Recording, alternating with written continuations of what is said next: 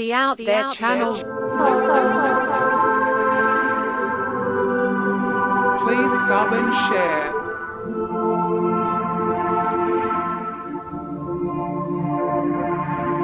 Searching for the truth. UFOs, aliens, greys and ufology.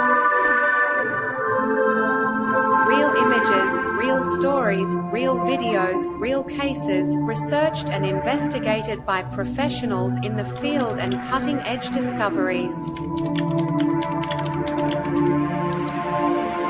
Multiple witnesses, abduction accounts brought to you by Team The Out There channel.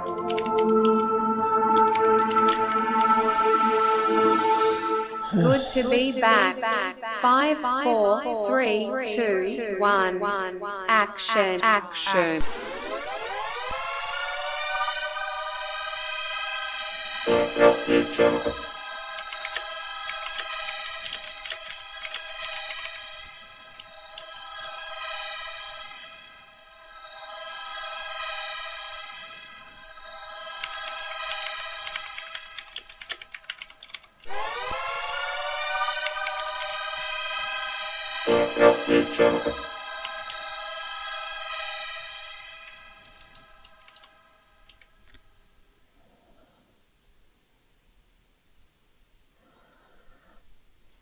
Okay, are we live? Yeah, looks like it's all working. Bit slow though. It's always like 30 seconds behind.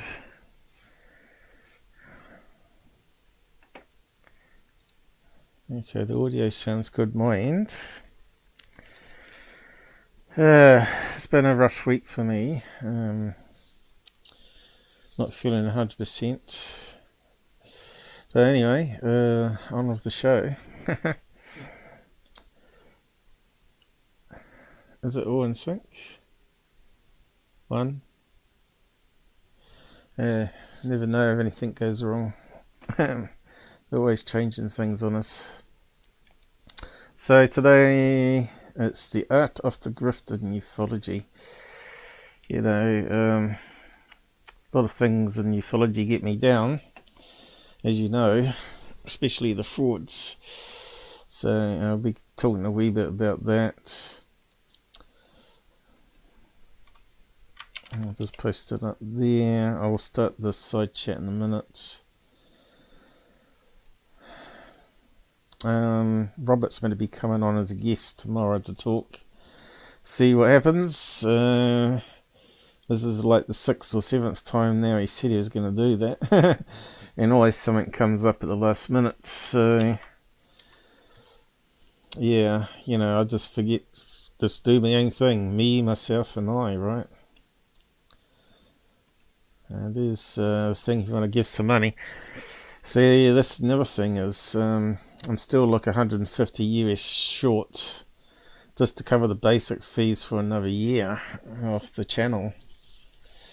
Yeah, just the grifters out there have money thrown at them and they add nothing to ufology apart from drama and hate and disinformation and their opinions, of course. It just doesn't sort of solve anything, does it? So yeah, we're going over that. You know, when you got people saying, oh, but this channel says it could be a balloon, it could be this, but they don't actually prove it. And that's the difference between them and me. At least if I say it could be this on the list, I will then try to prove it if I can. And then leave it at that and say, well, we've tried our best, move on. And until more information comes to light. So yeah, I'll just put up the free for all, but yeah, just let me try and say a few things and not talk over me too much if you can, and keep the swearing to basic swearing if you're going to do any swearing. I'll just post it up there. Avoid the bad words, because Google punishes us otherwise, unfortunately. And they don't do it in an obvious way either. They do it in a sneaky way. And they can turn off Hello? ads, of course. Hello. Hey, They mate. can turn off the ads. And it's really the ad money that keeps me going. It's not much. It might be $10 a month if I'm lucky. And that's putting 5 or 6 ads in an episode, right? But my episode's like... can you hear me okay, Gabber? Yeah, I can hear you fine. Right, okay. My ads are like 4 to 5 hours. My episodes are 4 to 5 hours long, so they're like 3 or 4 shows in one, isn't it? People complain how long they are, but that's why I put in chapters anyway. So yeah, not many people want to come on and talk anyway, but... Yeah, What are you doing today? The Art of the Grift, yeah, the title says. yeah. So we got some more UFO grifting videos to go over, obviously. So yeah, it's just we could also look at some MUFON stuff, maybe. Who knows? Haven't gone over what's there at the moment. Can only seem to access those. I don't think they've fixed UFO Stalker, have they? I filmed a nice flashing UFO last week ago. Gigantic, huge flashes. Not a satellite, not a plane. Yeah, but Gone did over you the get my footage information? Yeah, we can have a look. Gone over We the can have a footage. look at it. We can have a look at the end, maybe. But I probably I won't did have time. I did Then post. I gotta go for lunch with my mum in an hour. Oh, right, okay. Yeah, that's fine. Oh, we can have a look at it, I guess. Let me just quickly check this out first. Any of these working? No, it's not even hovering. Is it? Have they changed it again? It was like flashing like a plane would flash. And I thought it was a plane at first, but I always keep filming just in case. And then I noticed the flashes weren't like FFA light flashes. No. And then when I look over the video, the craft is like a tiny craft, and then the flashes are like gigantic, like nothing that like an aeroplane light would but do. we're in that month where we get meteorite showers, and they do show up as orange meteorites. What's the ones at the moment? This is white. These flashes were pure white. It was moving too slow to be a meteor, and it changed direction 2 times. It was flying north. We'll go over it because Yeah, we can go over and have a look. But like it changed direction twice while I was filming it. None of these got images. Stupid, isn't it? Satellites don't do like 90-degree right-hand turns and stuff, you know. Why does it do 90 degree? Does it do a 90-degree turn then? Does it? It does, because it was going north and heading up, going up in altitude. Then it started coming down in altitude, and then just like turned right and went east. Right. Yeah, at the end of the video. Let me just see if that one works.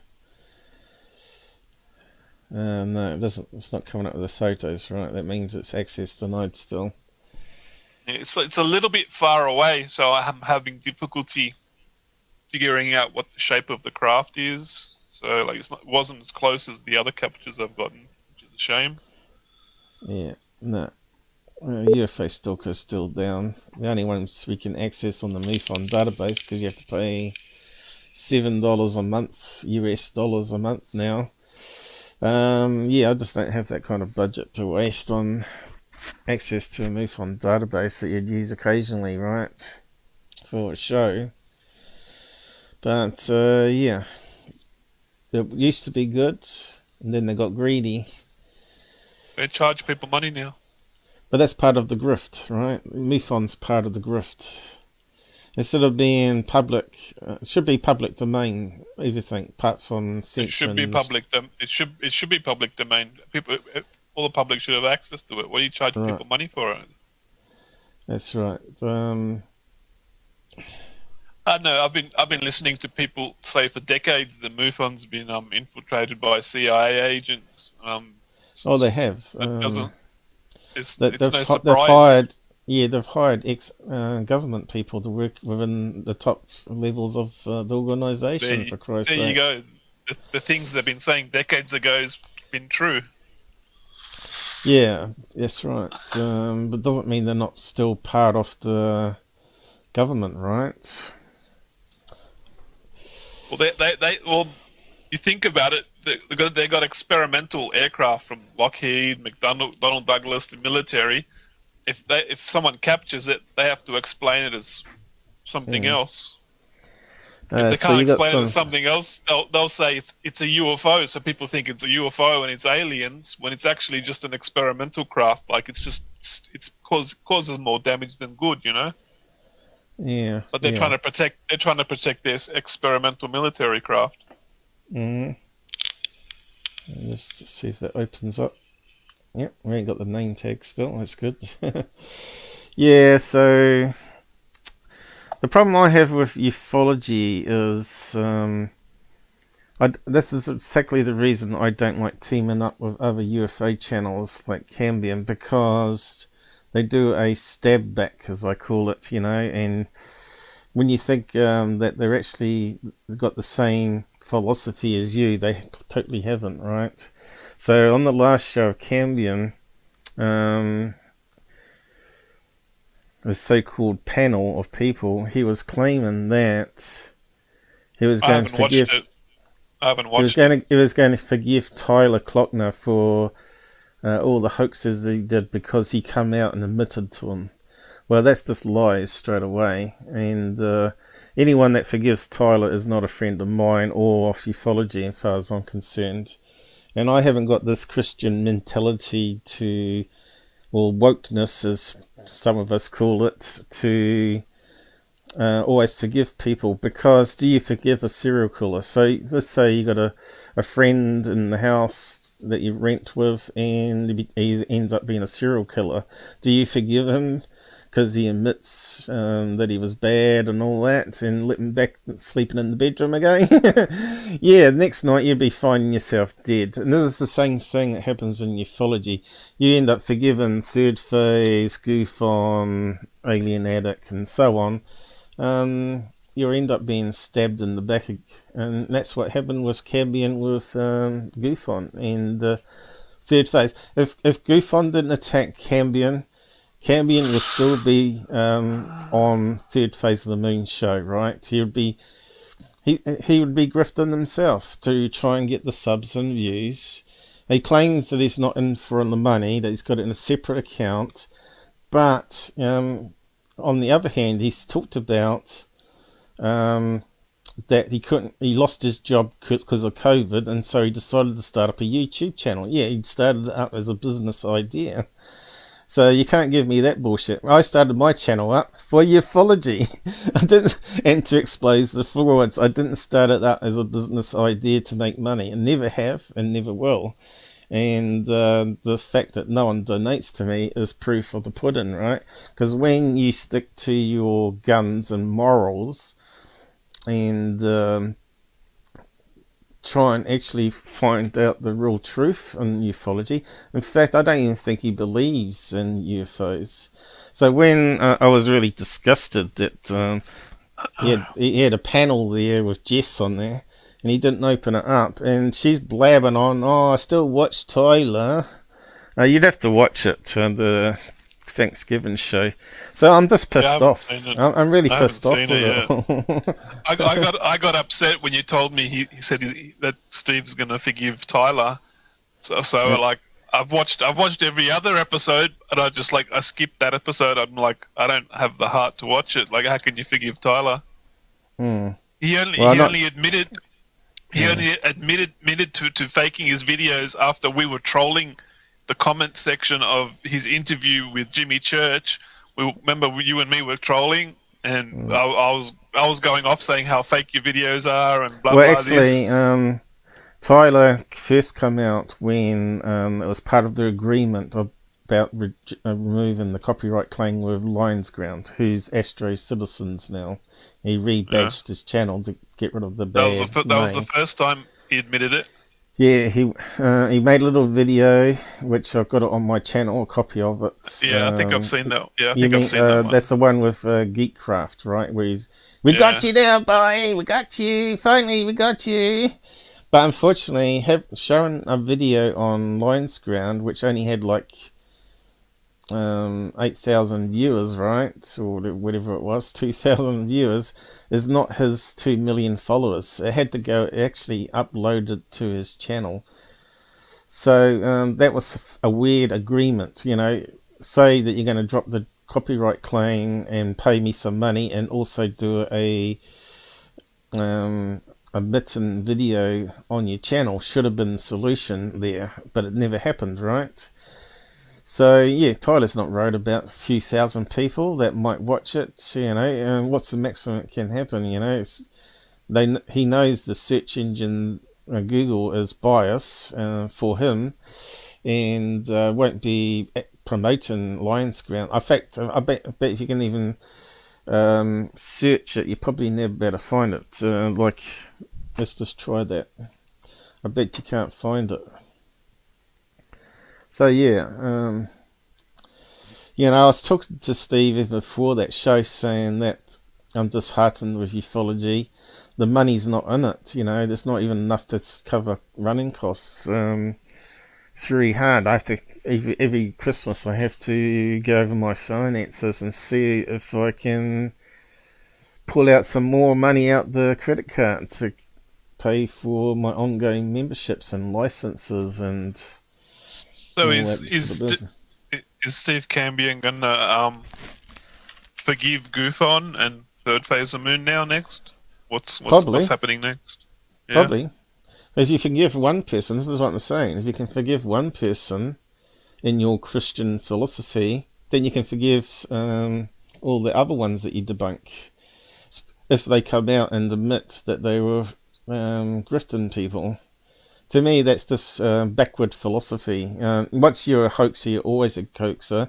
And we're seeing that with Third Phase, where for years now, for the last 3 years, all we've been hearing is they've changed, and yet we start seeing them put up CGI. And I don't understand either. I'm not very religious. You know, most religions teach faith through fear, so it doesn't make any sense to me at all. Like, I've studied a lot of religion. I went to a Christian school for like 3 years in high school. I had to read the Bible 3 times, but none of it makes sense to me, you know? Like, okay. So you've posted a link here to your video too. I'll just grab that. Yeah. In a minute. I haven't put the video in. It's just a link to my channel because I haven't uploaded the video yet. Alright, okay. Hey, Shogun wanted to see the video. Oh no! I'm not going to talk about. I'm not going to talk bad about religion. A lot of religions have a lot of bad things about it. We could tear them apart to shreds for hours on end. They've got better things to do than discuss religion. We're just talking about one aspect of it, forgiving people, right? Like but you don't forgive people that are going to then turn around and get you in the back. You know. The Pope knows all about aliens and UFOs. Do you think he's going to share that information with the people? No. He might even be a hybrid, you know. It wouldn't surprise me if he takes that hat off. He sees big elongated egg shape like an Anunnaki from Egypt. Yeah, true. I never thought about that. It wouldn't surprise me. Oh, yeah, let's see. Let's see what comes up. Secure team. 10 admits to hoaxing. Let's see what comes up. I bet hardly anything comes up apart from my stuff. And that would be a plain... Oh, right, shit. What's happened there? Oh, right. This is why I got onto the movie database. I actually... all good blood on their hands. It's good blood when the Pope makes a lot of money, steals everyone's gold, wipes out entire native populations in South America. Yeah, Pope's rich now. So, like I said, my one comes up first, and it's only because I managed to get onto the movie database where I listed some of my top episodes on there. And I'll tell you what, You that listed was your episodes on there. Yeah, because I'm a producer. I'm a producer, a YouTube producer, and it's a great way to get around Google's That's limitations. a good idea. Put it on IMDb. It's taken a year now to find me in searches like that, and you can see UFO Theatre is second in line. He used to be number one, but you can see. So if you want to go up the Google search engine, what you want to do is upload your videos to all different social medias. You know all the different social medias. You want to upload your links to every different social media: Instagram, Reddit, this, that. And Google likes links that are uploaded to different social medias. It'll see that, like it'll push you up the search list. That's what Tyler does. You look at Tyler's videos; they're all on these forums, all on these UFO forums all around the world, in different languages, and Google picks that up and sees all his links on all these different forums, and it bumps him up the list every time, you know? And there you go. We get a post that's 8 years old about Tyler. It's not even current. And that's Mr. Ken. Mr. Ken, so Dazzler the Kiwi is on there, and Reddit of all things. And we've got UFO Theatre as number 2, and me as number 1. But as you know, I debunk him as he puts out garbage every time. I gave his video expecting that it's going to be garbage. I don't even have to watch it because I know it's going to be garbage mostly, or it's going to be half garbage because you might get someone like 18 Wills.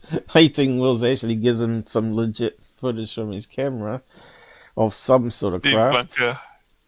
Debunker destroys Hoaxer secure Team 10 using science. Yeah, and that's 8 years old on Reddit, for Christ's sake. It doesn't make any sense, does it? This is a Google search. It's only found 28,000 results, and I bet most of them are garbage, right? John Austin reporter.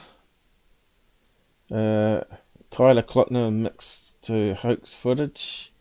Oh yeah, we know he's come out and said that now. Oh well, let's forgive him. So this is This is the problem with America. I find is that 50% of America, if they see someone that's down on their luck, they feel sorry for him, and they'll do whatever they can. And this thing of that Fetterman guy, he had a stroke and he couldn't talk or do anything, and he was voted in for a Senate seat of a senator. That makes no sense. And he can't even. How's he going to talk in the Senate when he can't? He's got a stroke and can't talk. This makes no sense to me, and people shouldn't be voting for Republican anyway, so they can sort out all this bullshit censorship of Google. Because they've got a bill that's lined up, ready to go, and because they didn't win the Senate, I suppose that's not going to happen now, you know, and all those people that have this anti-Trump mentality, instead of just voting for the best person, they vote left all their life, or they vote right all their life, but really they should be voting for the most honest person that's going to do better for your country, right? And that's the problem. American politics infiltrates ufology, and it's that mentality that crosses over. You know, GUFON, like I said, I haven't thrown him completely under the bus because he's not always wrong, and he's pretty much bang on about the politics side of things, right? And people hate him for that because they just refuse to watch the stuff that I watch, you know. It's so obvious, you know. You lead a horse to a thing and have a listen to this, and they won't listen to it, you know. Remember that cover-up they did with the laptop, Hunter Biden? Now they're coming out, because now some of the media have now seen that the country's going down the tubes. Now they're bringing out the Hunter Biden stuff. And who knows? We might get a Biden impeachment soon. Who knows? They're not going to impeach him. Daddy's going to protect him. Yeah, they tried everything under the sun to hassle Trump and impeach him, and they keep making up all these trumped-up charges about Russian collusion. Yeah, so if you think about it, if Russians can influence elections, can they influence US military policy as well and UFO research? Russia And don't care about American elections because the globalists rig the election to put who they want in there. So that doesn't matter. They can't rig it anyway because it's already pre-rigged. Yeah, it's just crazy though.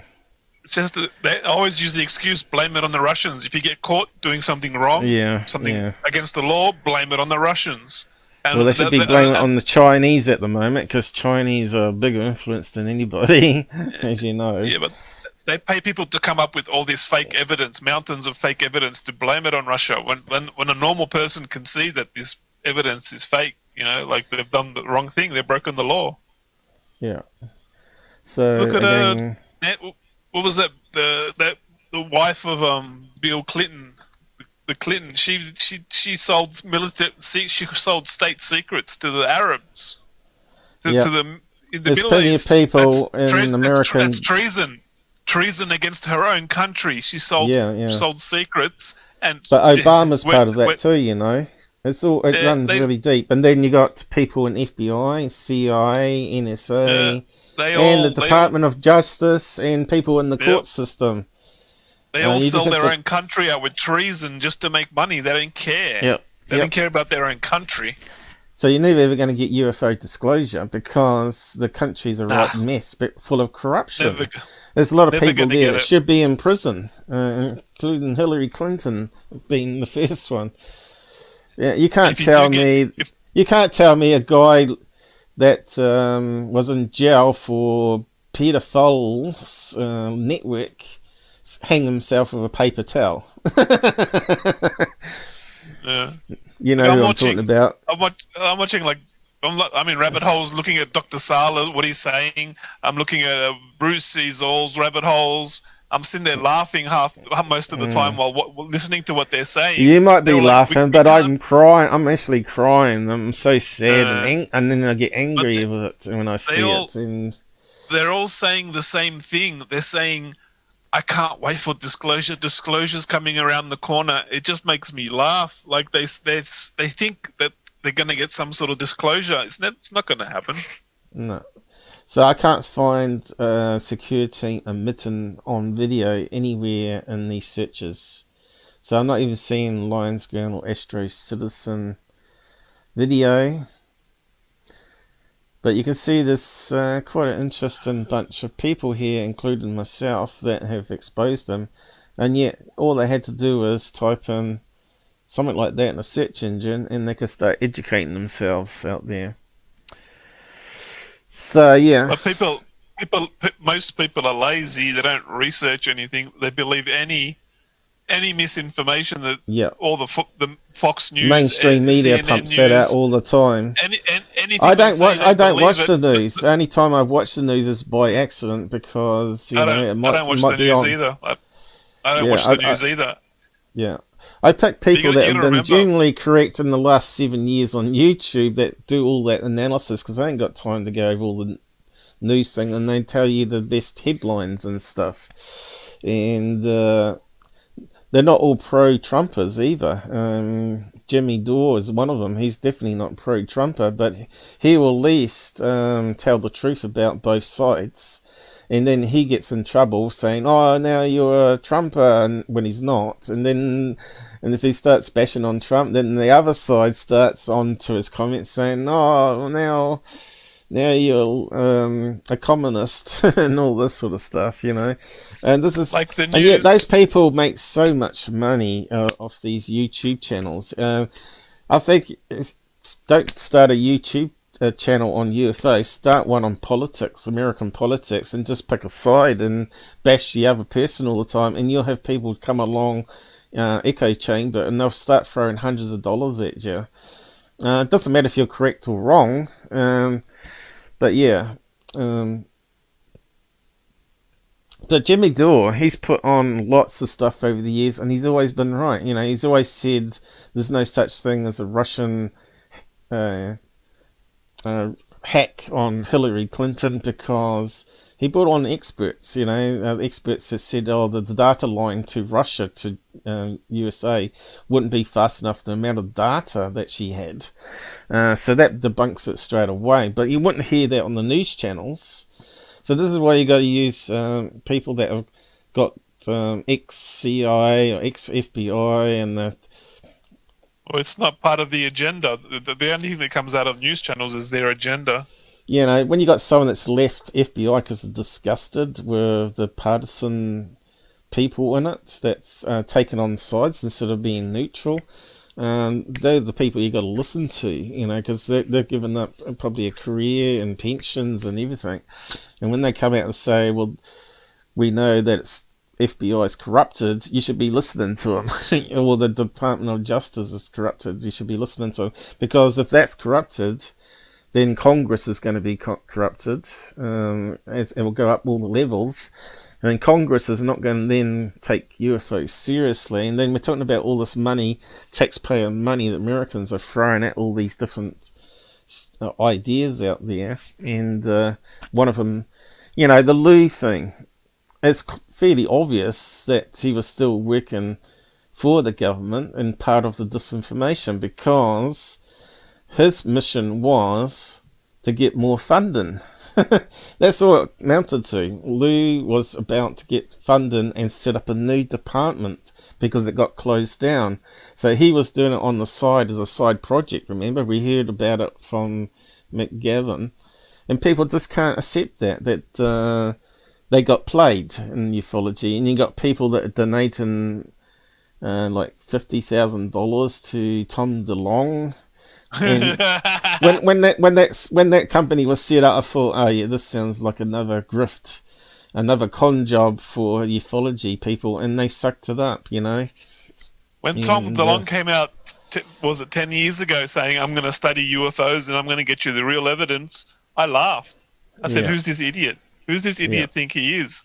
I don't know why anyone has believed anything he said. The first time he said that, I was like off it. I was off him. I didn't want nothing to do with him. I was like, I don't care what you say. I don't care what you're going to share. And I'm glad, because he never has shared anything, and he's never said anything that is useful. Right. Yeah. People just don't know how to judge people's characters and what their intentions are. Yeah. They listen to the BS that comes out of their mouth, and they believe it without questioning it, without doing any research. So I've been mucking around with shorts, right? I've been doing various ones. I got about 60 or 70 shorts up now. And let me just go to that. So this is an example of why we can't win. Well, my channel can't win, because as soon as I get over 10 plus 10, Google comes along with its bots and starts removing subs again, and I go backwards again. But yeah, I've tried listing all my best episodes, and you can see I've been busy during the week, even though I've been crook, not feeling too well, but I've been working pretty hard. They take a bit of time to set up all these shorts, and you know, I've got a whole mixture there. Bruce sees all has the same problem with not only subs disappearing, but views disappearing. He sits there and watches his live counter, and he watches it go backwards. Yeah. The problem is, though, I got some, what I thought were quite interesting shorts, right? A minute long, some are actually less. And I've tried all sorts of things, even my disco lights. I thought, well, maybe that's good for short attention spans. Let's see how well that does. And you can see it's only got 5 views, right? So the shorts are meant to be the answer to getting lots of views, and yet it's very strange which ones get promoted. And I did this one here on MT32 that made it up to 231. So yeah. And mostly it's how to do things. I got one here, which is my best performing one, of 843 views. for inside a lead USB keyboard when it went wrong when I spelt Coke on it. It was meant to be waterproof or splash proof. And I drained it off, and then all the lights died on it, and I knew straight away it wasn't waterproof, right? They lied, going in China. So I did this little short clip here, and that's the best one. But anything to do with UFOs or aliens. But I've got it all working, and how I got it working is I flexed the board. I noticed it was slightly bent. So what happened is the water, the fluid in the Coca-Cola and the acid probably caused some of the surface mounts to lift, right?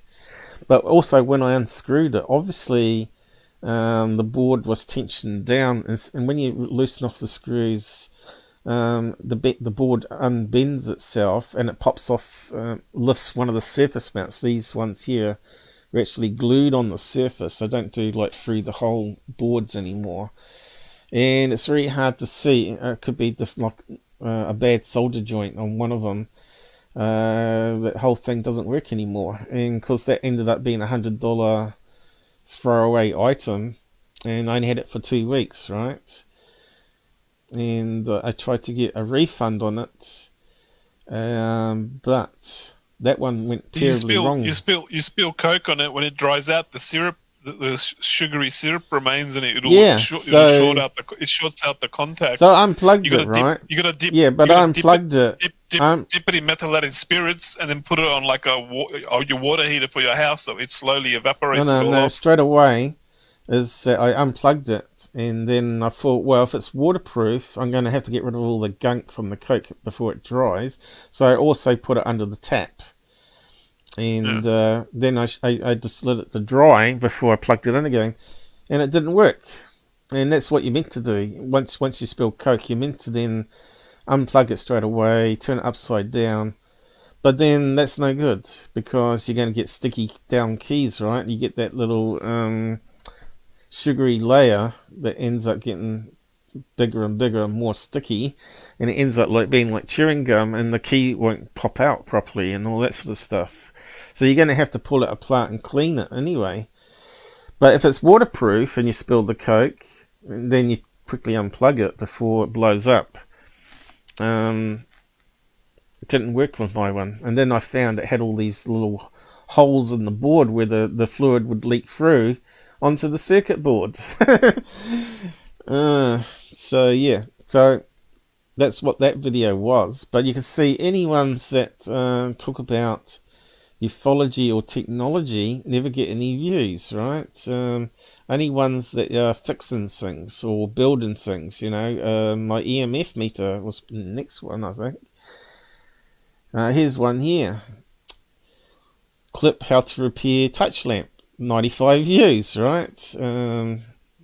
Maybe UFOs is not in YouTube's agenda, so they just suppress it. Yeah, some of the best top Charlie being idiot ones, you know, or being funny. Hardly any views whatsoever, you know. You think the dog ones, you know, low attention spans, and the ones they tend to share virally are normal animal ones where he's opening the sliding door, right? If I click on that one there. Johnny. It's not the best quality phone I had back then either, but yeah, you can see you only can do a minute clip, right? Daddy, come. Good boy. Now I did this invention of the rubber band so it self-closes, because in winter those doors end up being open. You get the big draft through that room there. Hey, so he's quite. See, it's not so stupid. So he's a quite clever dog. He worked out how to open up the sliding doors when he was a puppy at 2 months old during the big earthquake, and he saved himself pretty much because he was barricaded in the kitchen with a board, because he was only a puppy and he was peeing everywhere, right? So he had to sleep in the basket until he learnt to toilet train. And from that moment on, after the big earthquake, he learnt to slide open sliding doors to get out the house. And what happened was the earthquake unlatched the not these ones, but the outside double doors that slide open, and he pushed it open with his nose, and he's never forgotten after that. So we didn't find him during the earthquake for at least 45 minutes, right? And we found him pinned. Well, I did.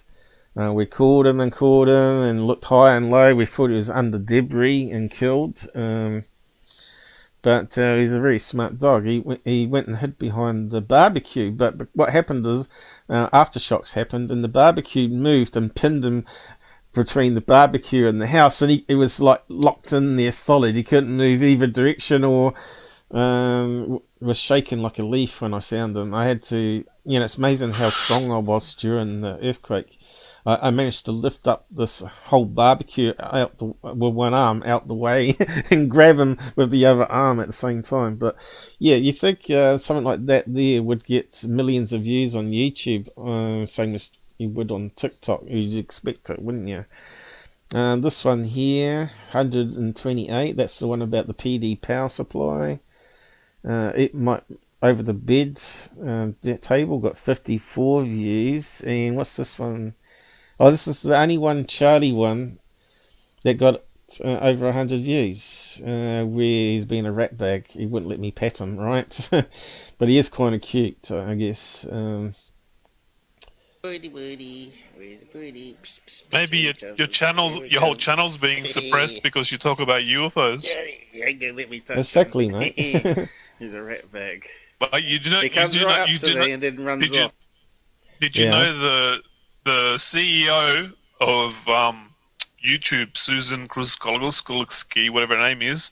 She was at the last WEF forum. The big forums they have. She was at the last WEF forum where all the globalists and the Illuminatis go, where they discuss what they're going to do next. And she said on the stage of the forum that YouTube is going to do everything they can to stop all disinformation coming out about any globalist agenda. Basically, what she was saying. So, like, if UFOs is not on the globalist agenda, then no one's going to find any information about UFOs on YouTube because it's not on their agenda. I just realised I forgot to set up the highlighter software so I can click on the comments to come up on the screen. It's not working because I forgot to do it. So YouTube's it's the globalist little mouthpiece. So like whatever topic is not part of their agenda that they're painting that week, then no one's going to be able to see any information. Actually, that's why so many people get shadow banned. So many people get their channels shut down because they speak badly about their Illuminati agendas. Like that William Cooper. I remember watching William Cooper videos on YouTube, and then 6 months later, every Bill Cooper video that where he talks about exposing the Illuminati and what their plans are and what all the things that they're doing and how they're connected to this and that, whatever, they would all be deleted. And then 6 months later, someone had recorded all of them and re-uploads them again. But like I was seeing over a 6 month period of every single video getting deleted because he was exposing Illuminati and globalist agendas. I was like, this YouTube's not very freedom of speech, Suppose we should look at your stuff. I just wonder if I can fix that highlighter problem. I think I have to restart manycam to do so because I haven't got a reload the web overlays function. It's always been missing, and the only way is to close it down and restart it.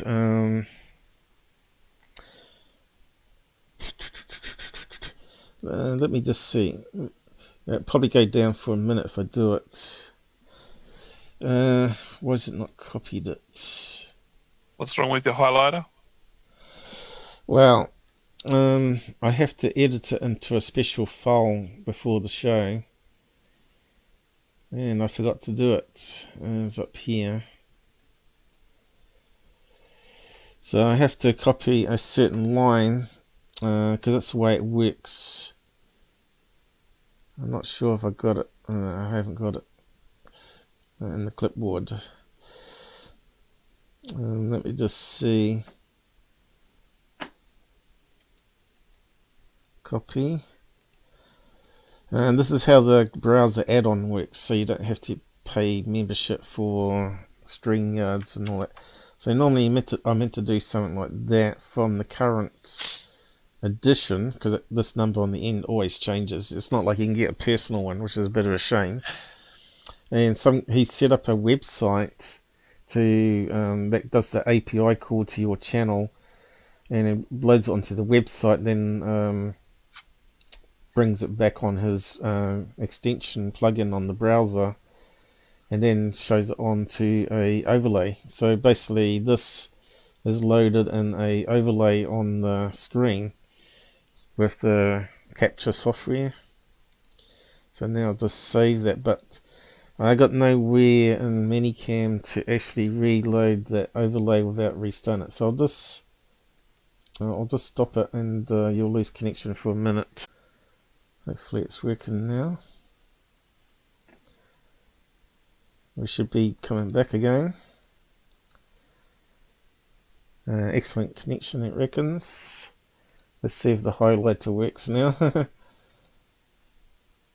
Is it working? Yep. Honesty is boring for young people. That's the truth there, right? So I got it working again. Are we back again, guys? Can you hear me? Yeah, we're back. I can hear you. Can you see and hear now? Yeah, so basically I was showing... The stream's running. Yeah. So that's how you can troubleshoot it, right? So yeah, I forgot I was on the wrong screen. So really, this file in the corner, I just have to paste in this here, which is my chat session at the moment. And there's no way we can get a personalized one on his channel unless he's changed it. This is the app writer. So as soon as the app writer's channel goes down, we're screwed. I wanted to find a way to actually grab the API code from him so we can talk directly to the extension ourselves, because I've got a web server that's running at the same time all the time. That's how I control down here, right? That's how I do all those functions. Like if you swear, I can do that, right? Hello? I'm here. Don't worry, I gotta go. Dr. Greer is here. Now who's the mouthy swearing my in this? mom's here. Don't worry, Dr. Greer is here. Now who's the mouthy swearing in this? Hot seats are live go. video I was chat. going to look at your stuff I am now. just here to remind you of... My mum just turned up and I gotta have lunch with her. Oh, right, okay. Right, so you're coming back. We'll do it next time. Yeah. How long's your lunch break? I'll probably be at least half an hour or something. We'll probably still be here. We can do your stuff after that. When you come back. If you're still here, I can share the videos in with you. We can talk about it and have a look at it. All right, see you, everybody. See you. Okay, see you, mate. We'll see you later. We'll carry on doing debunks, of course. Yeah. So it's all working.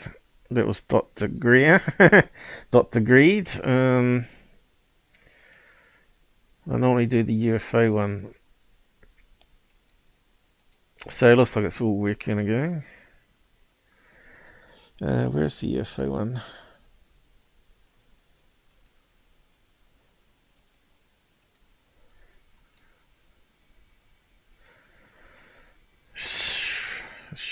I just can't see it. Whereabouts did I put it? Van Gogh, Giggle. Alien. Window. Yeah, it's all working. Green with envy, apparently. We're jealous of all the frauds.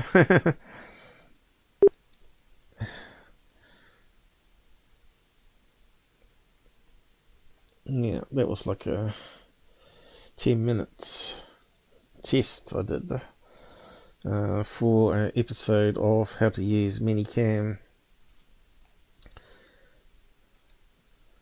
for streaming. But yeah, I was looking for the UFO one.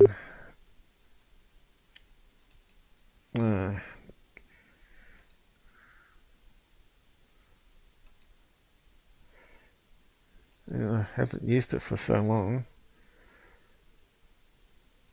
The cat lasers, yeah, that's when you have a little debate going. It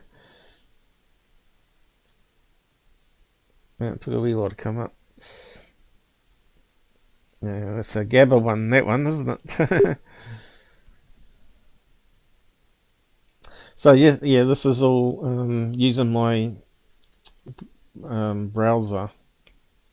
I mean my web server with browser plugins on the overlays of manycam. So I can actually control videos going to the screen just for my control panel here. And I can add more and more to it. I coded this in Audit 3. It 3, I should say. For what can I see it? Intro. Forward, and that's the stamp that I should be using for third phase and all that. Aliens. UFO jets, there it is. So it used to be over here, but I had to move around some of the buttons. So that's one of my better ones. But that's all done through my web server.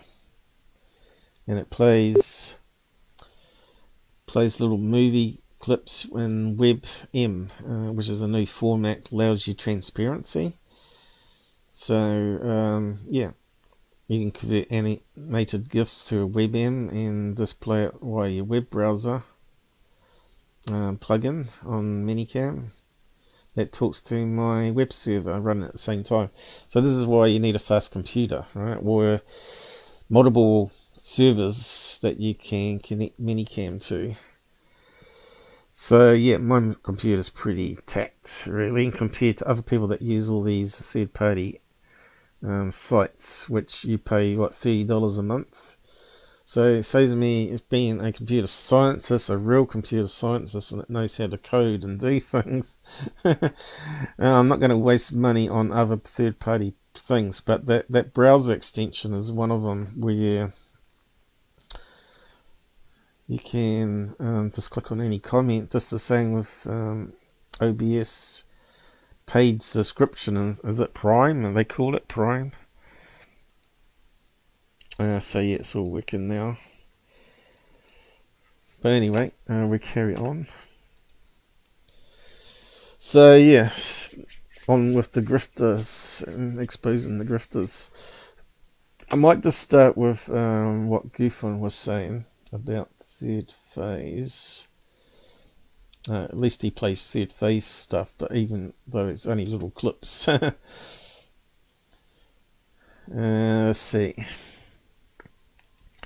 We've got all these different tabs now that we have to switch to. Looks like he's live, or was live, was it? What's that one he's just put up? So this is funny. He goes on here about Mick West, right? Mick West fooled us. So in that whole episode, he doesn't even talk about Mick West at all. It's in his title, but he doesn't even talk about Mick West. I did a search on that thing. Didn't find anything. FAA confirmed UAP sightings seen by numerous pilots. So that came out yesterday by Black Vault. So he's just using Black Vault stuff. But isn't that what Mick West debunked anyway? Like low on the horizon flares from Starlink, which is a new phenomenon that pilots are not used to seeing, so they get caught out by it. So Kansas, yeah. So Black Vault put out something like that the other day with a flight recorder, but isn't it the same one that Ben Hansen had? Perhaps we should look at Black Vault's thing.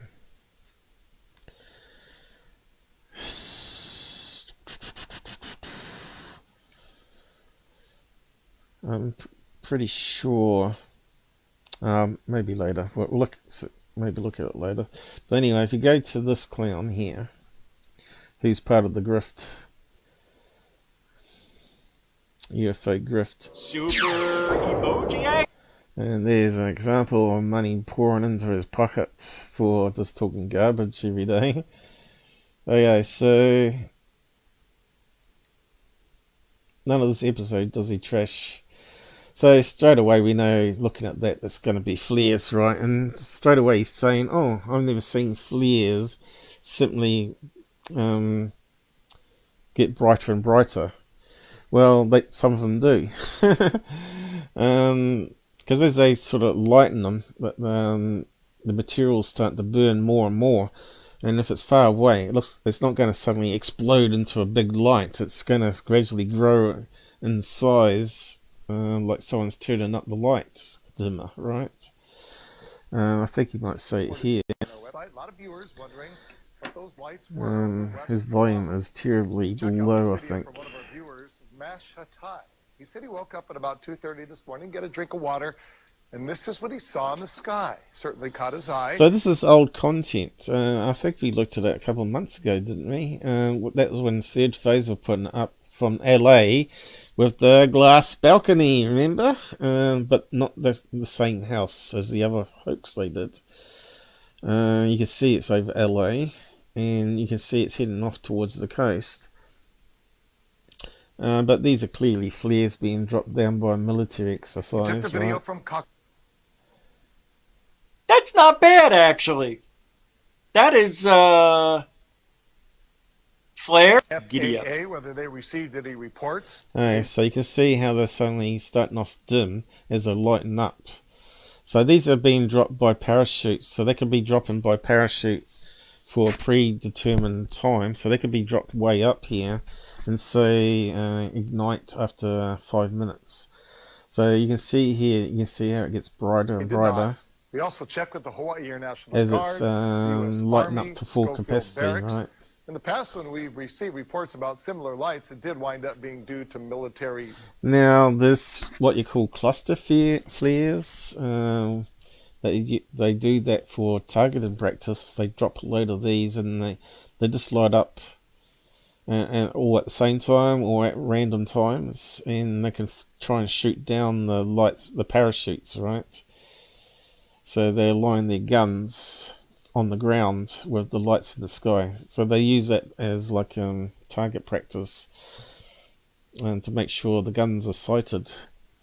So you often see a lot of UFO videos talking about stuff being dropped down from UFOs, right? So you get a big bright cluster of them lighting up here, and as they're firing their guns into it, you start seeing these other little white lights, red lights or white lights dropping down, like it's dropping off molten liquid or molten metal or whatever. Training. We're still waiting to hear. And you can see some of them went out there too. I think, was it that one there? Dims out. See reports about similar lights. It did wind up being due to military training. There you go. It's fading away. We're still. Which is what they do if they've been lit for about 4 to 5 minutes, right? They can set the size of them up too as well. But yeah, he's never seen it before, he says. What those lights are. When we do, we'll let you know. Look at that guy's name. Dashevsky. Very cool name. Dash Sky. Dashif Sky. It's Dashevsky. See, this is where the grifting comes in, because he'll say, "Oh, do flares actually line up like that?" You know, and it's putting doubt in people's minds that it's actually flares. FAA, whether they received any reports, they did not. Yeah, it could be. My camera, since it was so far away, but it was really. Hey, I want to see that, Nathan. I looked out my lanai, and it was literally the first thing I saw. I'll be the dinosaur. We did check today with the FAA whether they received any reports. They did not. We also checked with the Hawaii National Guard, the U.S. Army, Schofield Barracks. In the past, when we received reports about similar lights, it did wind up being due. So you can actually get those that fire from boats up into the air, and then they open up parachutes and then they slowly come down. So it could be Coast Guard, right? You have to ask everybody. It could be a boat in distress firing them up like a cargo ship. Remember, they got all those hundreds of ships off the coast at the moment too. Due to military training. We're still waiting to hear exactly what those lights are. When we do, we'll let you know. Look at that guy's name. Dashevsky. Very cool name. Dash Sky. Dashev Sky. It's Dashevsky. Where's he talking about it? Dun, dun, dun, dun. Don Mofo with the $3 super. Actually, that is. Oh, here we go. This people. This is really Grifts. Howard? Joe, that's the question. What was it? What did people see? What's the question, Johnny? A lot of reports via our reported feature on our website. A lot of you. See, just looking at a video and just saying it's flares and stuff doesn't really work, does it? That's the problem with these channels. They don't cut it out like I would and zoom in and amplify it up. But this is an old case that we've already looked at, so I'm not going to bother. What those lights were over West Oahu. Check out this video from one of our viewers, Mash Hatai. He said he woke up at about 2:30 this morning, get a drink of water, and this is what he saw in the sky. Certainly caught his eye. So you think people living in LA would know what flares look like, right? He took the video from That's not bad, actually. That is, flares? And looks like flares. Over. I'm going to put my cursor over it. And let's see if it moves to the right or the left, because this camera is stationary, right? So let's do it from here.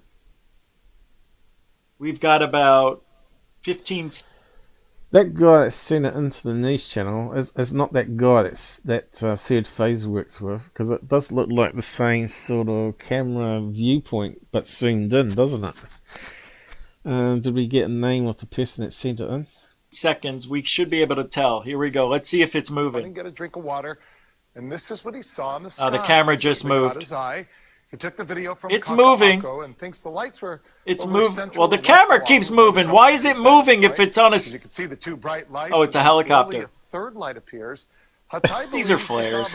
No, you don't have a helicopter inside a high-rise building while you're getting a drink. What's he talking about? Is he talking about that light over here being a helicopter? You can see the two bright lights. Pretty cool though, right? As you can see the two bright lights, and then do flares turn on like that? Hatai believes he's... See, he's meant to be an expert on this stuff for 17 years. He should know that flares turn on like that. You should be able to look up on YouTube and actually see how a flare lights up. And you can actually, if you zoom in that image, you can see a lot of smoke around it. Okay, this is an advantage of my super zoom, right? You can see it's all hazy around it. You can see the smoke trails coming off it. It's obviously quite a fair distance away from the camera, but still, it's fairly obvious what's going on there. He saw about 8 to 10 of the lights total. He says he believes... And you can see it flickering. Did you see how it came on? It looks like... As you can see, the two bright That's interesting. I've never seen them turn on like that. And well, that's what I mean. So, is he putting doubt in that people's heads that it's UFOs instead of it's actually flares? Flares lighting. Probably can find an example of that, right?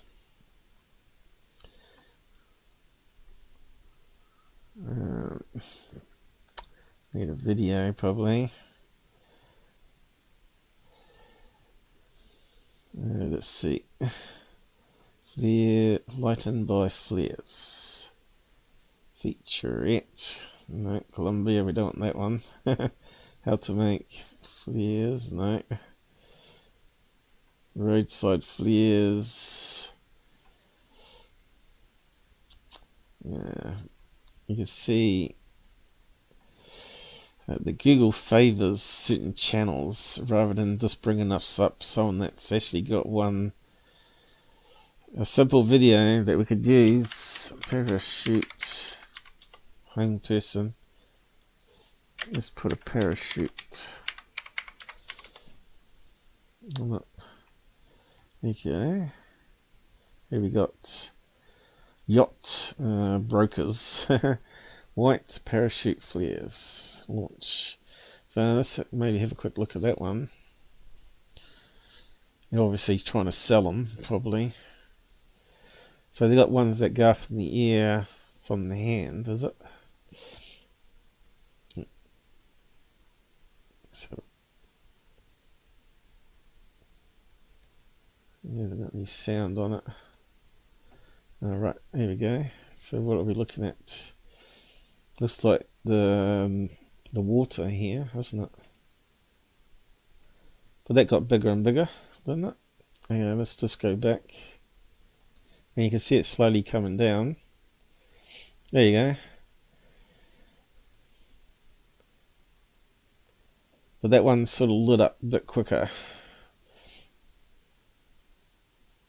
But then again, he's mucking around with the zoom, so that doesn't help.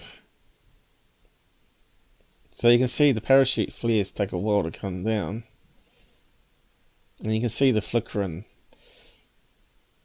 But you can see it's getting smaller and smaller slowly. And then fades out. And that was only, what, not even a minute. So that's a little handheld one. But you can see it slowly moving downwards too. But that did actually light up pretty quick into a big... so that's not really one we're after. Some do light up quicker than others. Rocket red. I don't know if you can see it in the daytime. We've got daytime footage here. Advertising site, is it?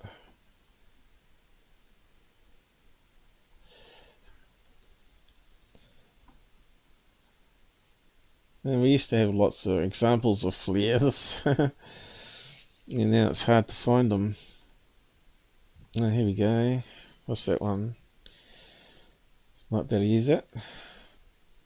Let's have a look at those ones. And you can now see the smoke trail, so he's pretty close.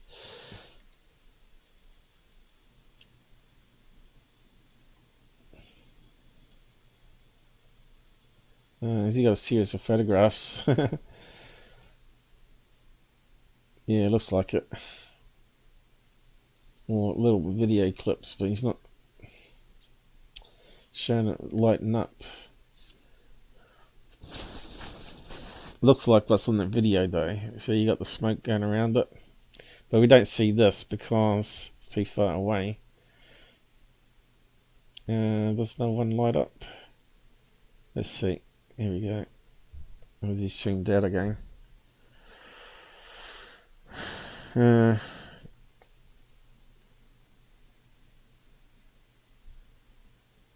There's something going on with that video editing there. Well, I thought that was going to solve the problem of the example.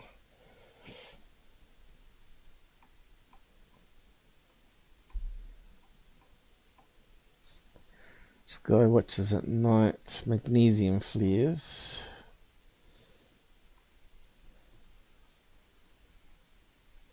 Handheld ones, is it?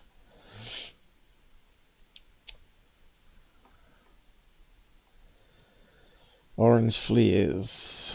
Okay. Who's doing that one? Blog TO. Facebook, so that's no good. Bonfire Night. Who's doing that one?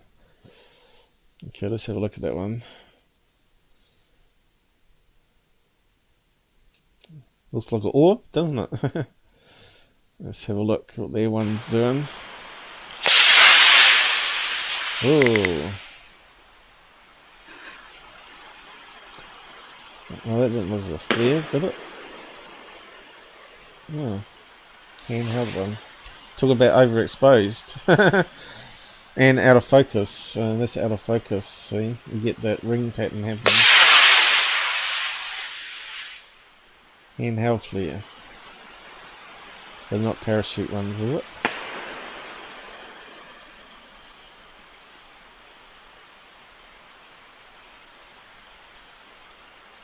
Oh yeah, it's definitely a parachute one, isn't it?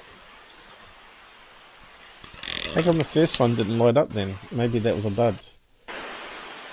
So, now let's see how it suddenly gets brighter.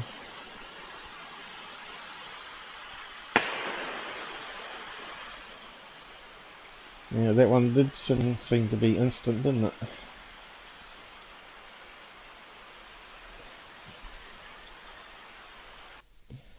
Yeah, but I have seen the slow burning ones. I think they're a special kind of flare. Military use for missile distraction, of course. But anyway, the one I want to get to here. Just carry on. So when he does third phase, of course. Okay, I think we're seeing this one on TV. Was it the proof is out there? This one? The expert zoomed in and enhanced it, and she said it was a bear swimming. I think that looked like a person's head. What is that? Birds, because bears will swim across a lake or in a lake to catch fish or whatever, but they swim across to get to the other side. You can see how blurry it is there. Typical bad camera. Now I'm seeing this on a bigger screen. That is a bizarre looking object. Yeah, I think it's a bear head. It looks like there's things protruding out of it, like two pointy ears. like a porcupine. Or you know those mines? See, this guy's clueless. Anyway, just carry on. Pretty sure it was on proof out there. Anyone watch that show can verify that. Okay. Terrible video though. So that's the bear head there. And they look like fishing buoys, as they call them. What's the American word? They say it different. But floats anyway. That hold up the net. They drop out a net. So maybe that bear's trying to steal fish from the net, right? What's that got to do with UFOs? I'm not too sure. But yes, terrible footage here. Yeah, we'll just carry on. Did today's one put that one up? Let's see. Is there bears swimming lake? Let's see what comes up. Videos. Giant swing. Bear lake. Oh well, there you go. Oh, here we go. Rope swing, no. Bear swim across lake. Bangor Daily News. Yes, that's safe to play. News should be alright, shouldn't it? Rope swing, Bear Lake. This server looks similar anyway. Let's see what happens. Oh yeah, looks the same quality, doesn't it?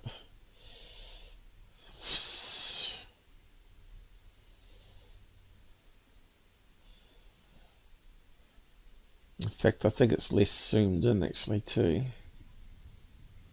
But yeah, there we go. I've dim the lights down. Again, I zoomed it in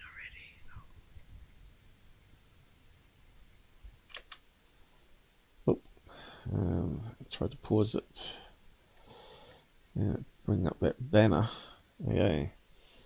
Kind of looks like a beaver to me, that one. But they reckon it's a bear, so I don't know. What's happened here? What is it? Alright, it's on a web page. Yeah, I'm not sure if that one's around.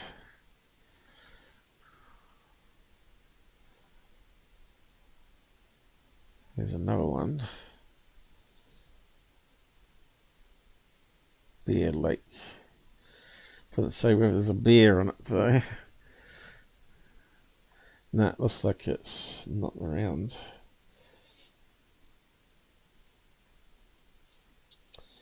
Yeah, we don't have bears in New Zealand, so we don't have to worry about anything out to kill you.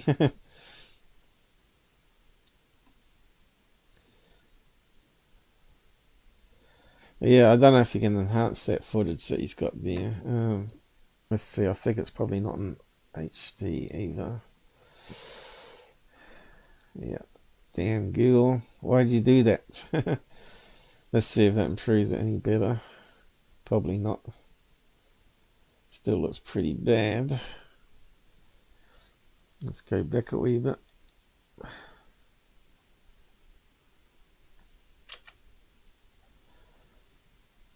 Mr. False Teeth Man.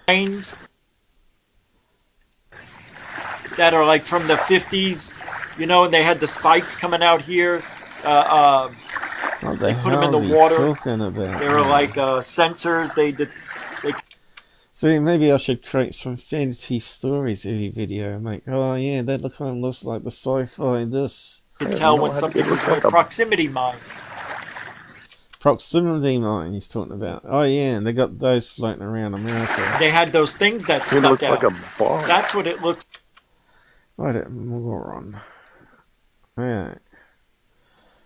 So is that it there? Where's it moving? Massive beach meatball! Now! Oh, she's already on it. She's on it, Heather. She saw your comment.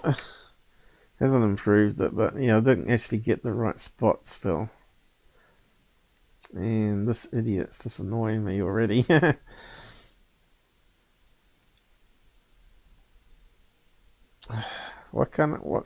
This is what I hate about YouTube. Their scroll bar is just waste of time.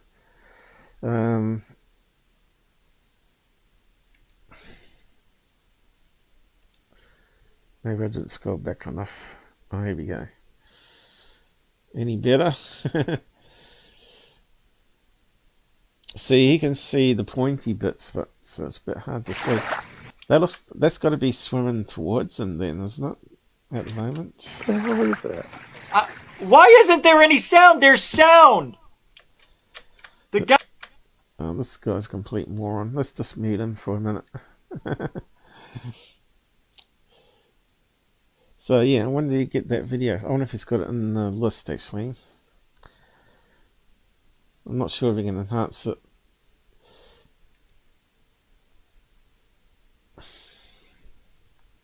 Doesn't look like it, does it, guys?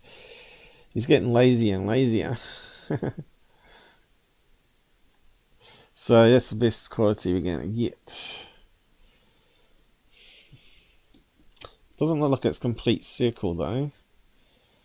So it can't be a buoy or what they call it. That sort of got away from the fishing line. Is it deforming? Is it swimming? Yeah, it is a wee bit.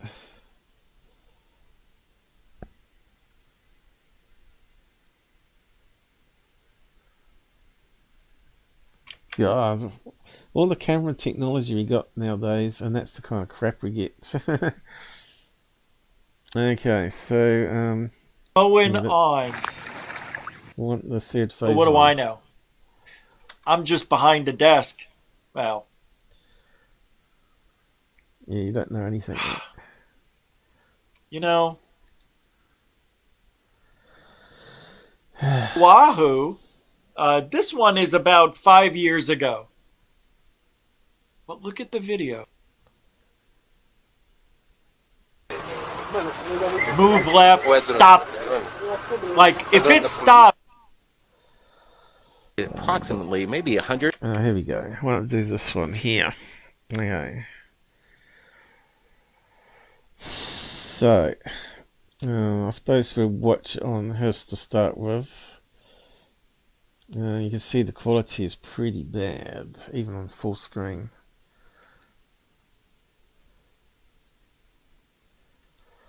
So, what is it going to be? Just hold on one guys? sec. We've got some new UFO sightings for you, so everybody buckle up. Buckle up, people. Let's get to the first video right now. Watch this.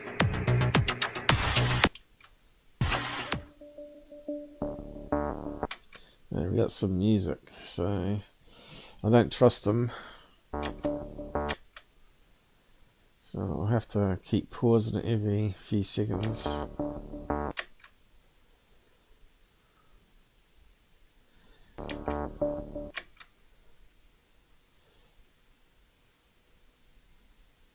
So yeah, the guy's got it. Whereabouts is that anyway? Orbs, South America? The balloon capital of UFOs?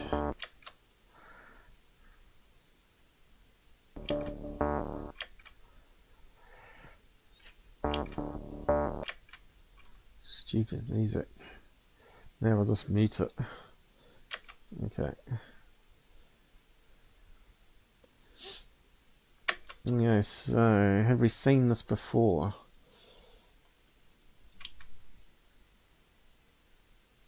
Really bad filming work. It's not really in focus, is it?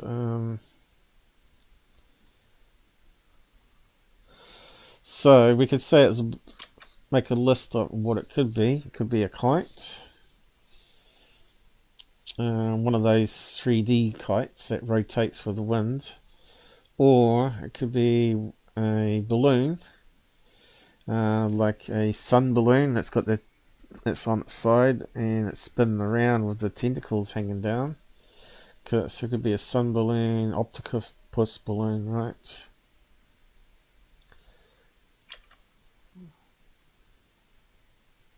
Hey, blue chickens. To me, that looks three-dimensional, doesn't it? On the side, it's on an angle, which kind of suggests it's moving with the wind. So we're looking for signatures. So it looks like it's on the edge here. So let's see if we can draw it. Yeah, blue chickens, how's it going?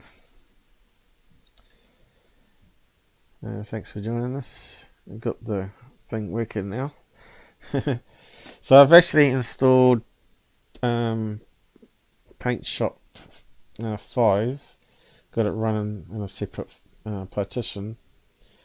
It's meant to have lots of improvements to it. I'm not sure if I should try it or not.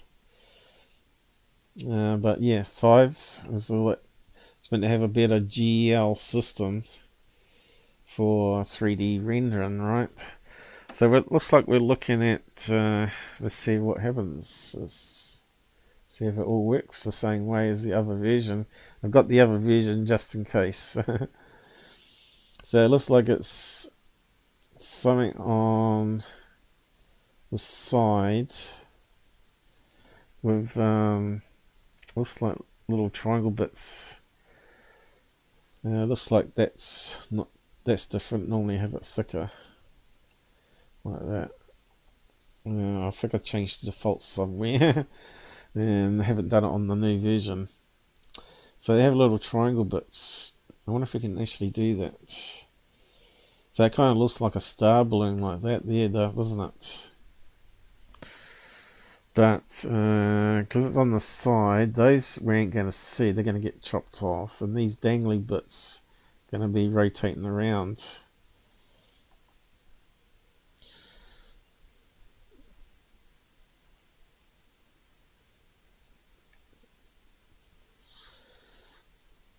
But we ain't got a 8-sided star, which is what we wanted, because that's generally 8 sides, 8 things or 10 things seems to be very common,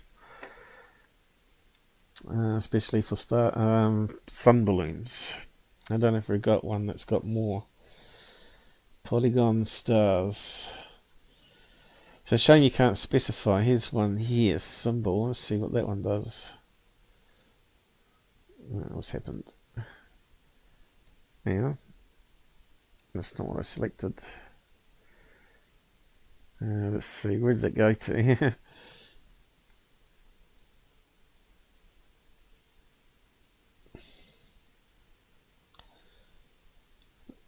Oh, I thought there was another one I chose. What's that one there? Call out. 5, 6, 7, 8. Let's have a look at that one. Alright. So it's not that. Octagon. Is there one down here? What's that one? What's happened? As soon as I got zoomed in. When you zoom it in, it doesn't select. No, it's not selecting it. I'll have to go out and then do it. Maybe these are double optin. It is. Octagons. It's already one up there. So the custom ones are ones you can actually people design them and you can actually import them in, which is what I found out.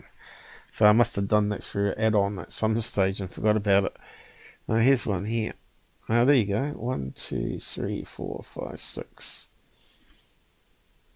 7. 1, 2, 3, 4, 5, 6, 7. It's not quite 8, but it's probably that one that was seen in the video, right? You should play with what? I tend to like open source stuff because you don't have to pay ongoing licenses, right? That's what's good about paint.net. Should play with Tinkered.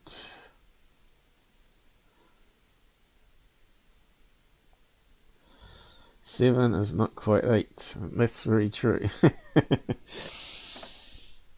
But yeah, we wanted one that was 10, didn't we? I don't know if there's anything there. I think we're at our limit of stars. There's the explosion, which is interesting.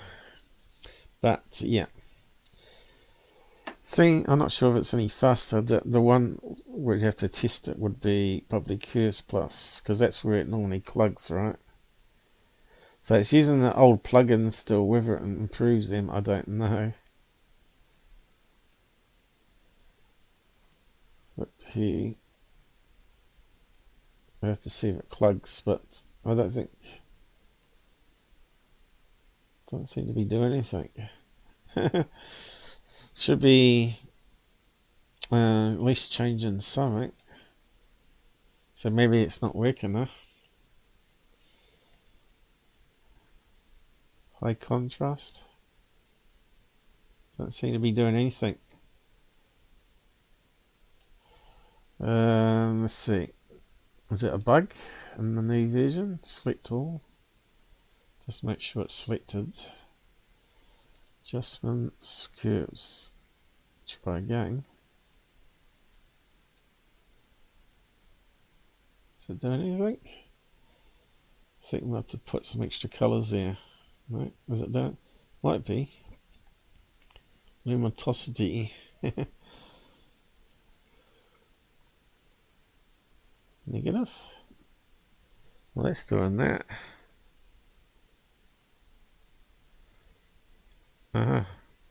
This we can. Maybe just needs some colours on there. Let's see. I'm sort of testing out this new version of paint.net, see if it was any faster, because it normally would clog our system. Try that. Does seem a wee bit faster, but there you go. So yeah, maybe we can switch over fully to it. Yeah, that's nice. Nice blue colour then. Yeah, it seems to be working. Seems faster. It does seem faster. But anyway, close it down.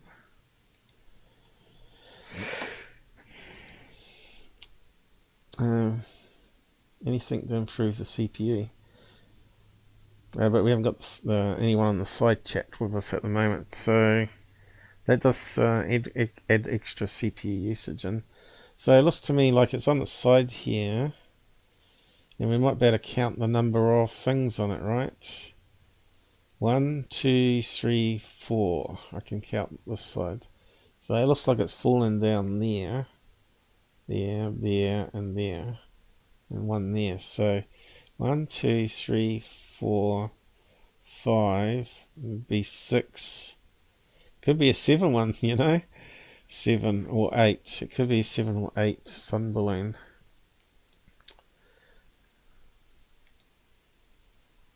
And they still got the music. So it's spinning, isn't it? Because we got the light, same as what we looked at last time with QVID, right? Between the spikes, we got dimples into the side of the balloon that absorb the light, and the peaks actually reflect the light, right? So it's making that sort of funny pattern. Now, did it just pop then? And then suddenly fall down and the camera didn't see it? Or what happened there? Or we went out of focus or moved the camera. We got no reference point here. So if he was using digital zoom and suddenly moved the camera, suddenly that would look like it disappeared. Oh, you're right. You can see he's moving the camera. He's got digital zoom on here, and it's out of focus. So it is actually there. Oh, damn music.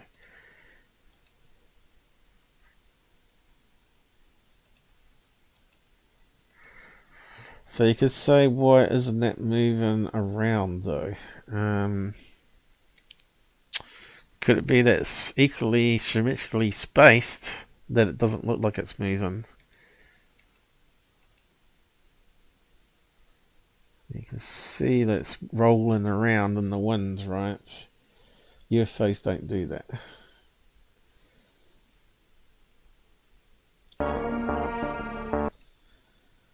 Yeah, still got this stupid music on it.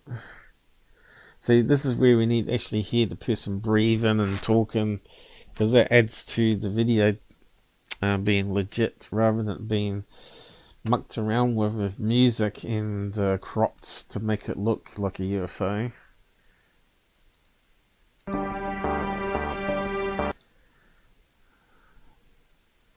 Looks like they're just repeating over a small clip. So that's another red flag there. You'd keep filming until you can't see it anymore, right?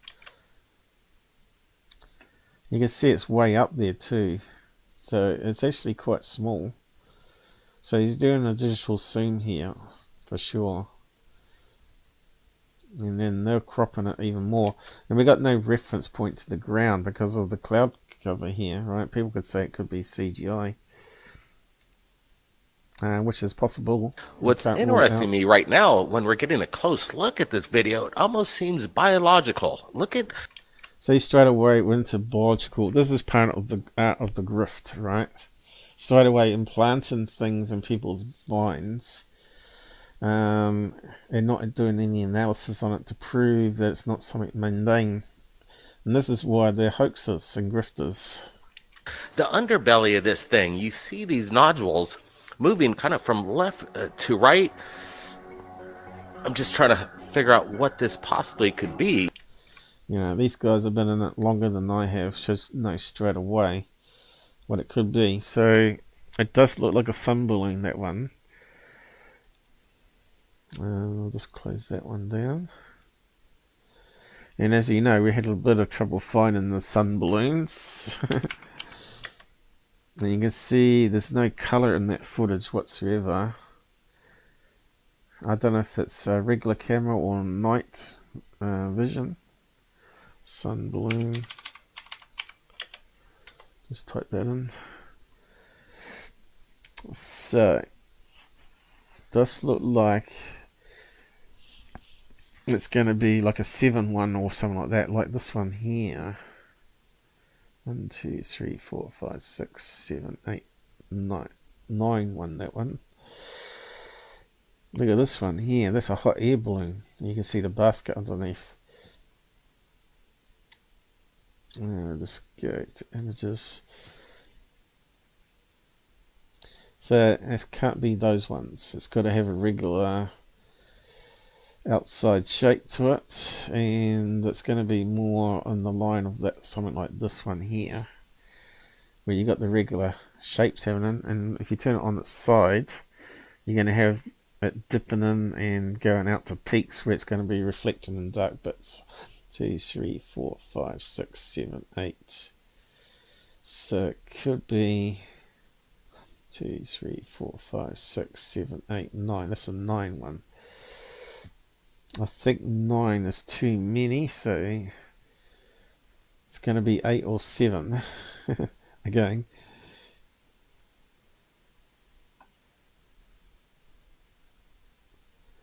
That's an interesting one here, and that's going to be quite a lot, isn't it? But that could fit it on the side. 1, 2, 3, 4, 5, 6, 7, 8, 9, 10, 11, 12, 13 maybe? Is that 13 or 14? Here we go. 1, 2, 3, 4, 5, 6, 7, 8, 9, 10, is it? 10, yeah. So that one's got too many, I think. But you can see there's lots of designs. Look at this crazy one. 1, 2, 3, 4, 5, 6, 7, 8. So that one's heading closer to it, but that's not that one, obviously. But I don't think so. Let's have a look again. It's out of focus. Could be inside a cloud. What do you call it? Fog. Yeah, that's. And we do know these balloons are quite thick. Seen any propeller blades here? Propeller blades? How stupid! This isn't your ordinary drone, guys. This is something strange indeed. So he straight away, this again part of the grift. He hasn't even gone straight to balloon. The other possibility could be a kite. Almost seems to morph at points as well. And the morphing thing straight away goes on to more likely a balloon, right? Again, is this maybe possibly some kind of massive hoax, CGI manipulated? I don't think so. I think what it went out of focus and he moved. We're looking at is legitimate footage. The 1, 2, 3. question is, what is it? 2, 3. Could it be a 6-1? I would like to know what the other one when we counted it. Hit that one there. It's like 1, 2, 3, 4, 5, 6, 7, 8. It does look like an 8-1 again. Looks very similar to what Cuvid had up there. Eyewitness thought. While they're seeing this, just hang up there in the sky, approximately maybe 100. The other possibility I forgot to look was octopus balloons, so we might just have a look, see if anything fits. Cuvid one, you know, as well from last week. I've got popping in and out there a few live shows going on. Oh yeah, I don't care about the other live shows. And all those other ones that interfere with me, doesn't really matter. People will watch mine later anyway. Gabber's coming back on to talk about his latest captures, so we'll do that if he comes back.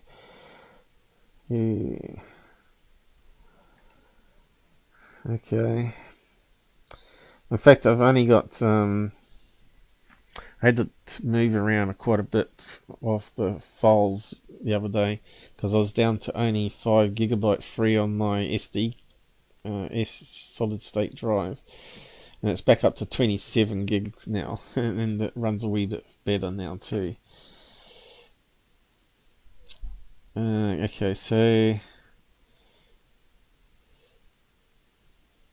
as you can see, there's a lot of balloon designs there, big, small.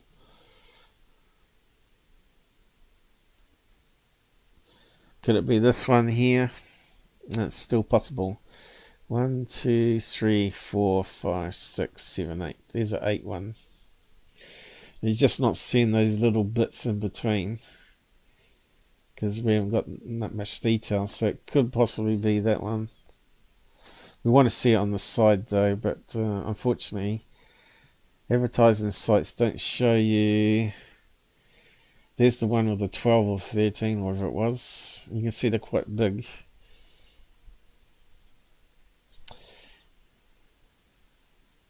And that's a hot air balloon, that's super big.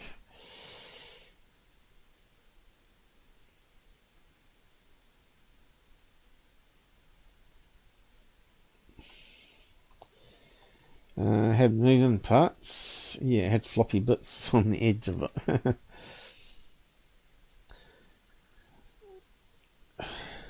Doesn't mean they're smack in the middle either. It looks like it was at the lower half. But when you flop something like that on the side,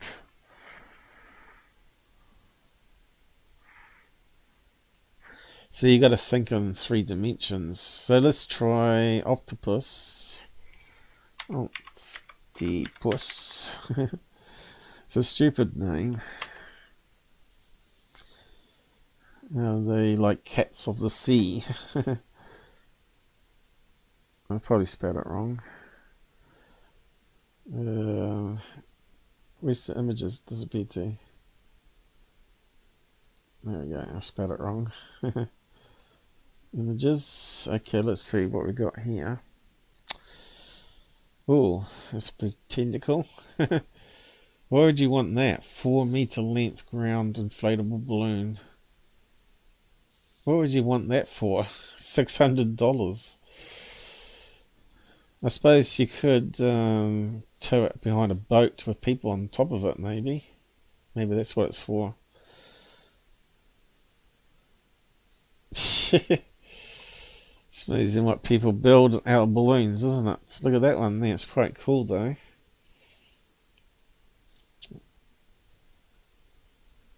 It looks like it's in a school, maybe, that one.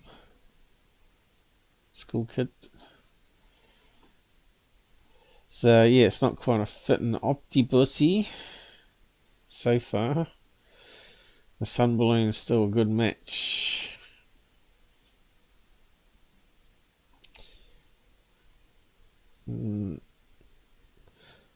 Although these ones do have the tentacles more at the bottom, you see. So we'll keep on looking. So it could be an octopus balloon. 1, 2, 3, 4, 5, 6, and that would go around the outside. That would have 8 at the bottom too.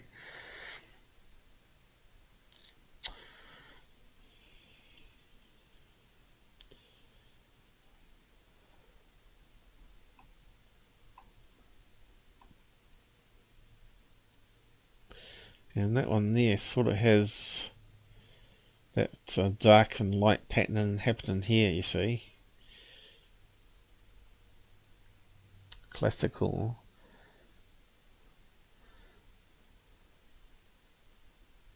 Yeah, you should see. Could it be something like that? They've made it out of long balloons. They've got little short tentacles on it instead. Is it pointy bits? Does it look like it's pointy or round bits is the question now. It's a bit hard to tell. It's very bad footage, isn't it? 100 to 150 feet. Now, so it could be an octopus balloon, right? So it's sort of got that sort of pattern happening. of the bumps, right? And it looks like they're at the bottom. Well, not that one, but it's not that one. It hasn't got that sort of pattern like some of them else the other ones had. That one there, Optimus balloon, 1, 2, 3, 4. So what goes around the outside? Because it's got to have 8 legs on it. Octopus is 8 legs. 1, 2, 3, 4, 5, 6, 7. I'm missing a leg here. It must be another one behind. Oh yeah, there we go. Okay, so it could be octopus because 8 does fit nicely. What's this one? Go and Merry Christmas. And it's got those ridges. Well, that's messy one.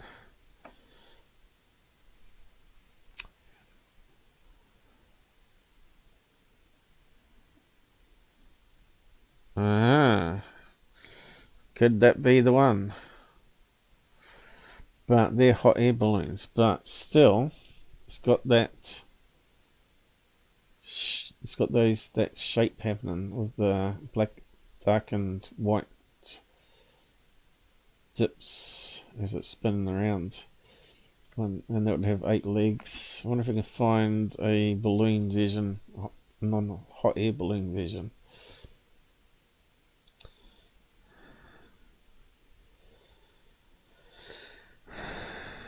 It's the closest one we've got so far, but the legs are too long.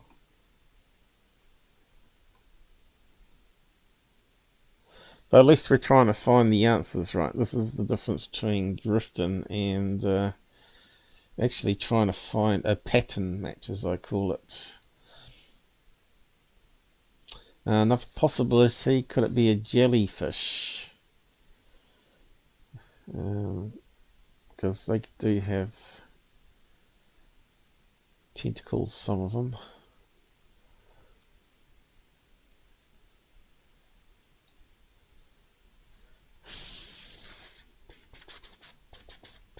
What's that one there? That one looks... So it could be... What's the difference between a squid that has 10 tentacles, doesn't it? This one here would be the best match, and it's a hot air balloon, damn it. It's got the right short legs on it.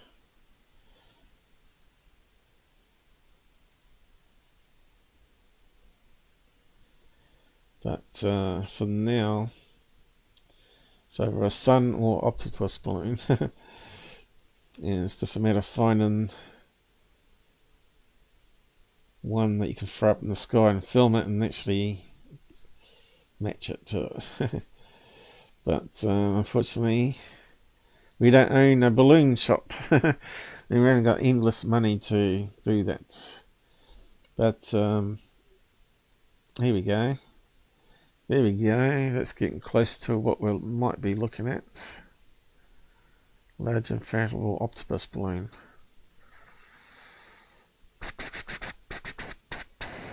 There you go.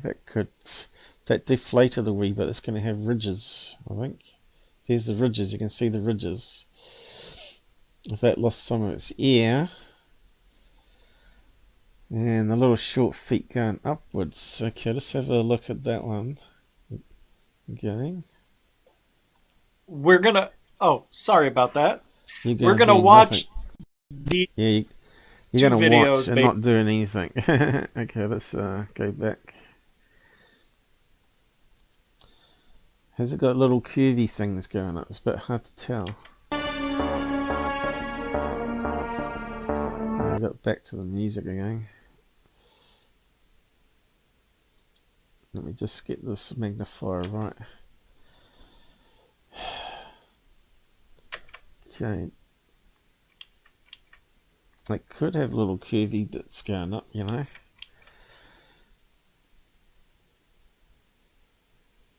If it got deflated, you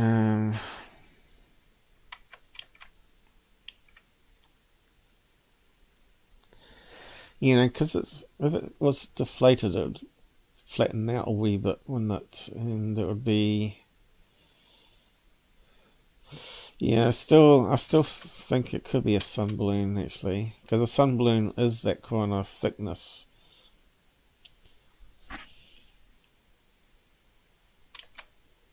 There's so many variations out there, so let's see what the next one he's got to put up here.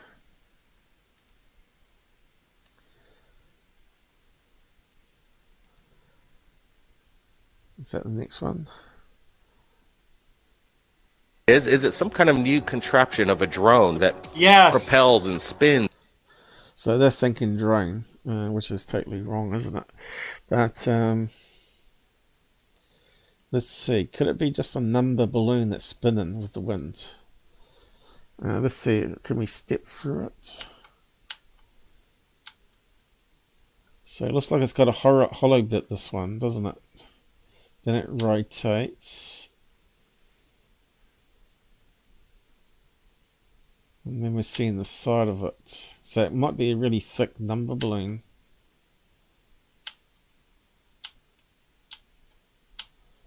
Letter O.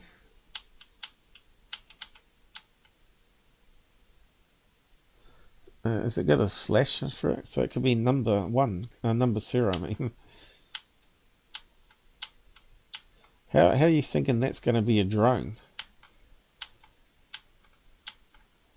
Looks like a number 0 balloon.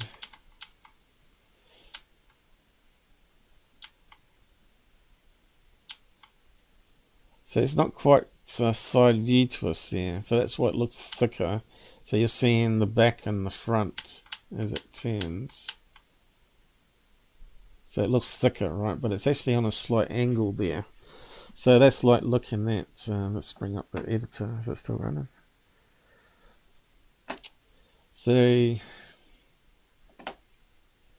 try the new version again. So that's like looking at a number 0 balloon.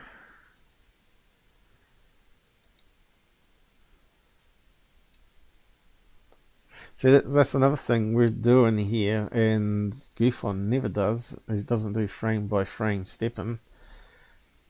So have we got a donut balloon here? Ah, this is a symbol that I was trying to get. What was that one here? Ah, there's a cog. I thought I saw something different there before. 1, 2, 3, 4, 5, 6, 7, 8.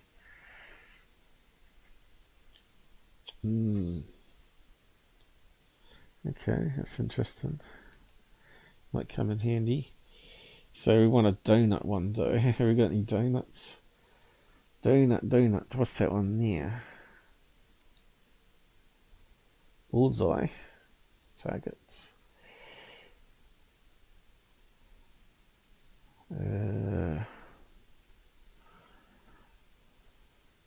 Let's have a donut, surely. So I must have done donut.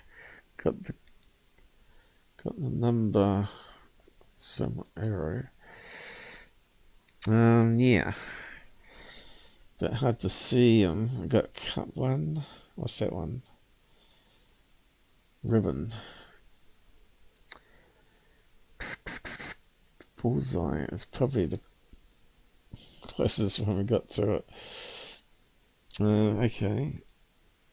I don't know if you can erase bits of it. Let's see. Can we do that?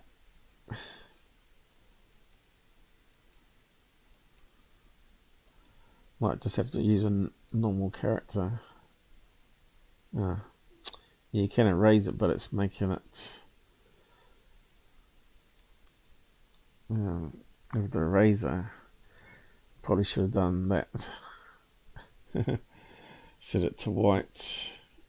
Anyway, it doesn't matter. So as that rotates around, it's a shame we can't do it.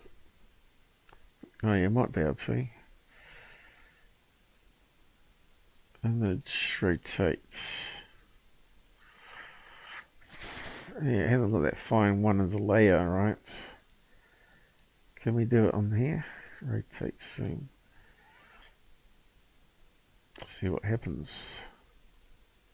Oh yeah. So yeah. So it's rotating around like that, right?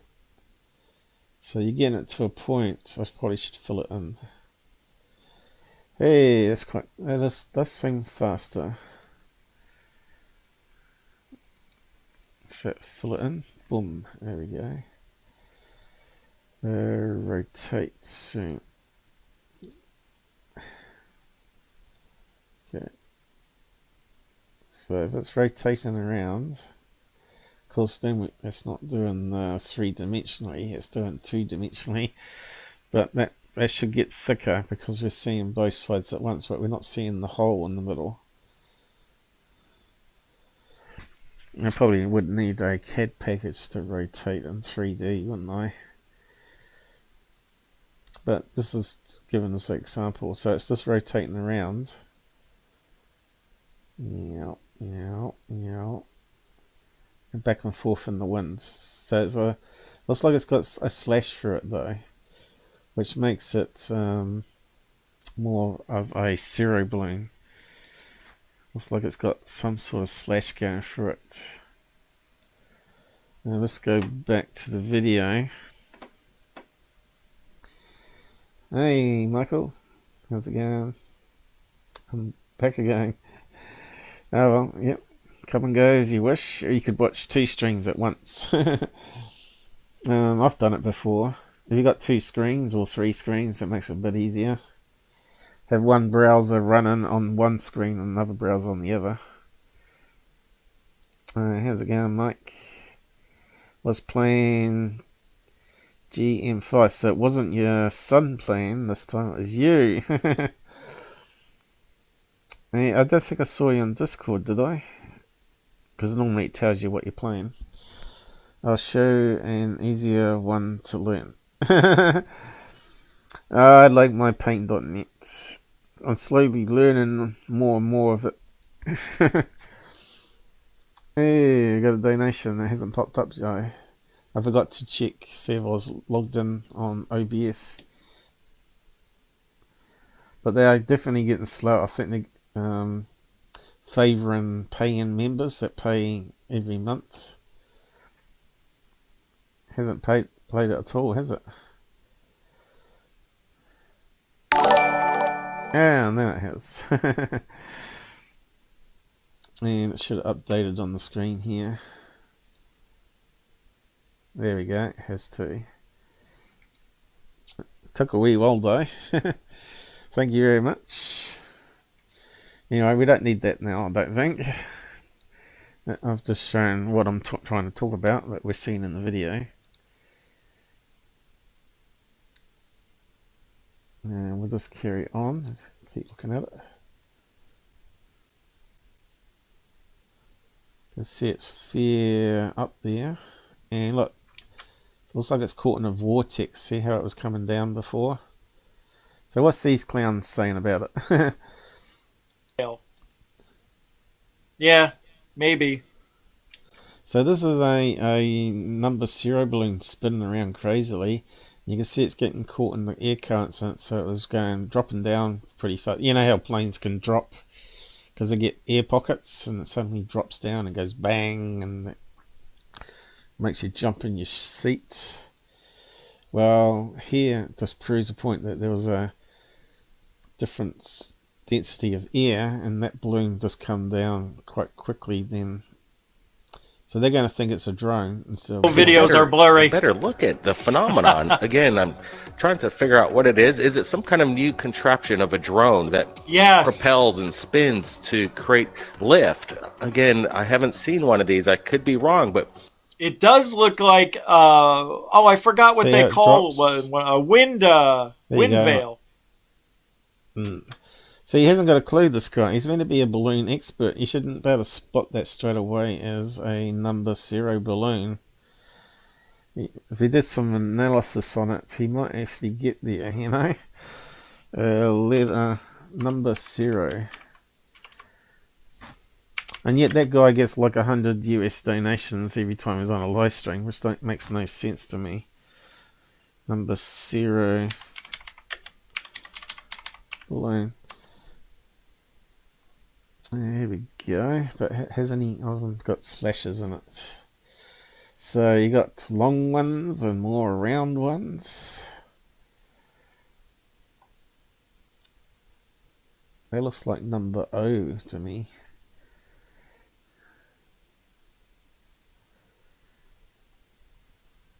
I know I have seen ones with a slash in it. But well, I'm about to find it. So it looks a wee bit like this one here.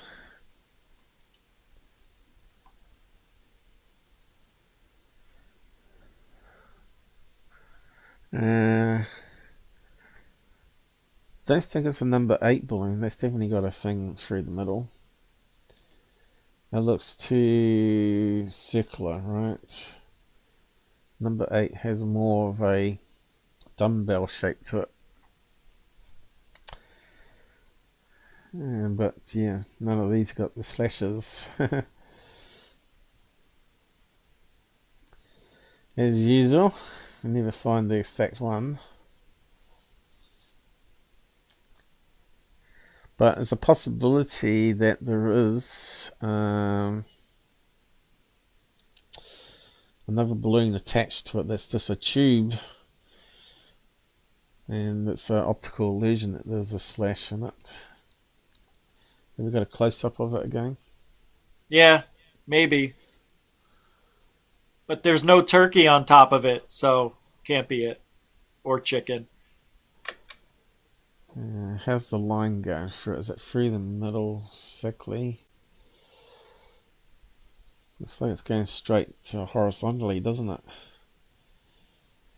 Doesn't look like a number 8, but right. Can't rule it out. Hey, no, it's gone again. Right, so could be on one we got side. that one. It could be on there. One side as it's rotating. And then check out this one. Yeah, it looked like a number O then. Could be something dangling down. That's what it looked like. Something that's sort of dangling down. Maybe a pop balloon that's creating this illusion that there's a slash in it. I forgot to get a drink, unfortunately, and now I've got a tickly throat. Now let's put a slash. I'm pretty sure they're out there. My throat's dried out.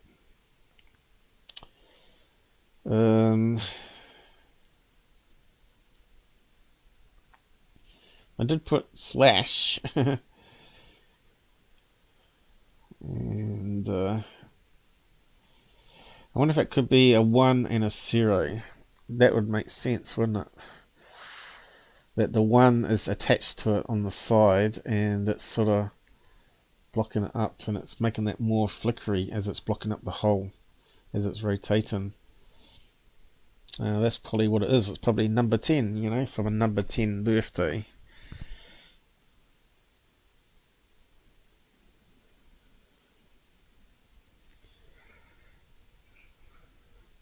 So those together, right? But not those particular balloons. Looks more like it's a bigger one, like that, with a 1 that might be sometimes going across that way and sometimes going that way if it's attached to it. I think that's what we're looking at.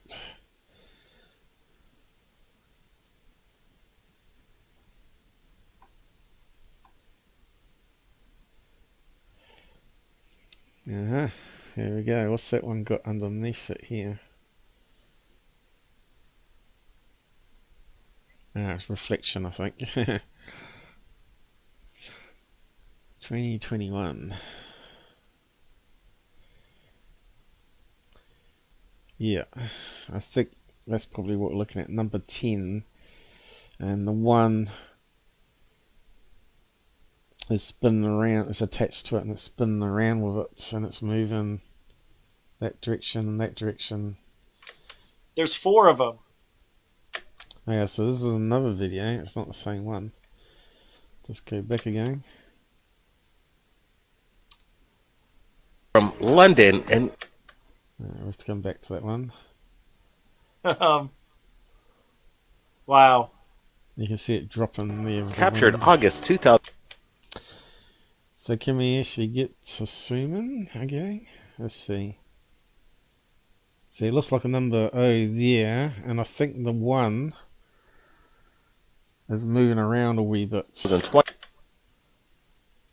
now that number 1 could be horizontal there, as it's flapping 22. around. Now it's sort of on an angle. Now it's disappeared, right? You can see it looks like a number O, 0. So it went to the 1 that goes across it. Even cleaner footage. This all is UFO videos are blurry. Better look at. Yeah, you can see it's definitely a number blue. The phenomenon. And there's that 1 where the bar goes across. So that's flapping around on one side. Okay, so let's move on to the next one. That one's solved then. No, we saw clearly it was a O shape, right? Definitely like that there. Sort of an oval, not quite circle. Phenomenon. Again, I'm trying to figure out what it is. Is it some kind of new contraption of a drone that propels and? So I'm surprised that these are meant to be, balloon experts. And he keeps on about it, that you can't see that as a number balloon. Spins to create lift. Again, I haven't seen one of these. I could be wrong, but it does look like. I forgot what they call a wind veil. Yeah, maybe. But there's no turkey on top of it, so. No, the turkey's the one that's talking. Can't be it. Or chicken. Right? So we got that one there, and then. So we solved the sun balloon, was most likely a number balloon, or number balloons. Then check out this one. There's 4 of them. Now this one here, let's see if we can suss this one out. You can see it's rotating around. Is it a number balloon again? We'll step it frame by frame. That looks like one of those tetrahedron balloons, doesn't it? And what's happening there with the video though? Motion blur.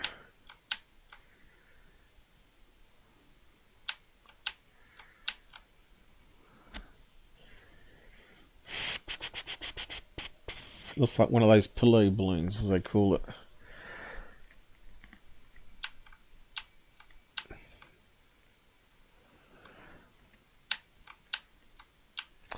Has it got little flappy bits attached to it though? That's the question. Was that just really strange ghosting?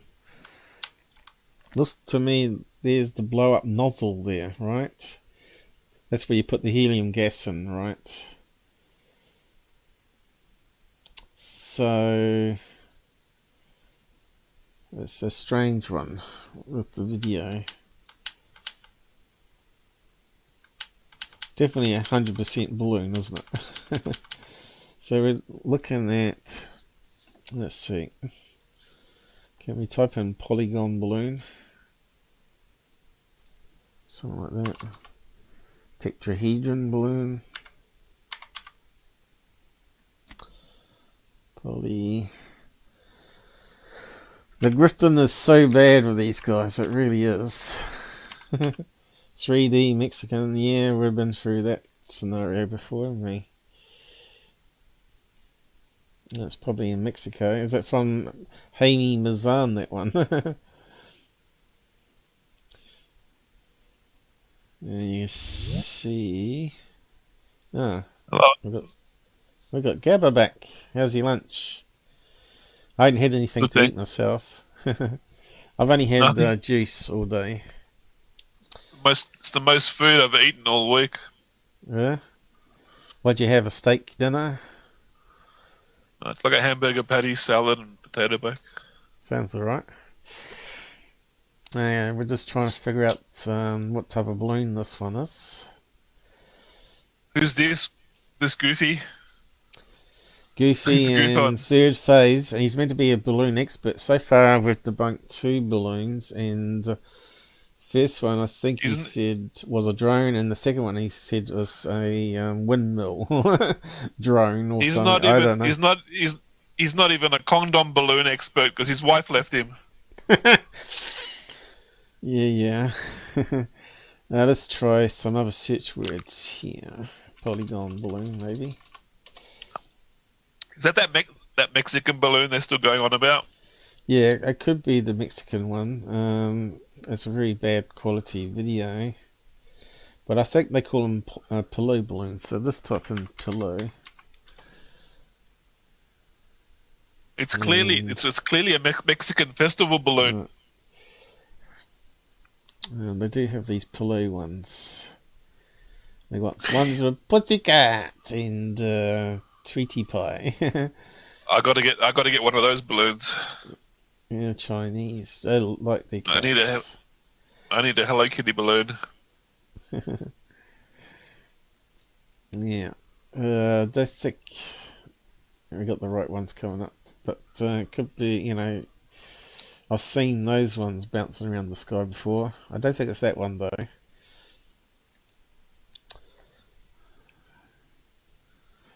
But you can see it looks like it's bad. Give them, I think, 3. Okay. Happy thanks. Unknown sender. All right, here's another one. Very similar, these 3 sightings. This one was from Austin, Texas. Okay, that's a number balloon again. We want the other one. This one here, is it? These are extraterrestrial. We're just... Okay, so is that...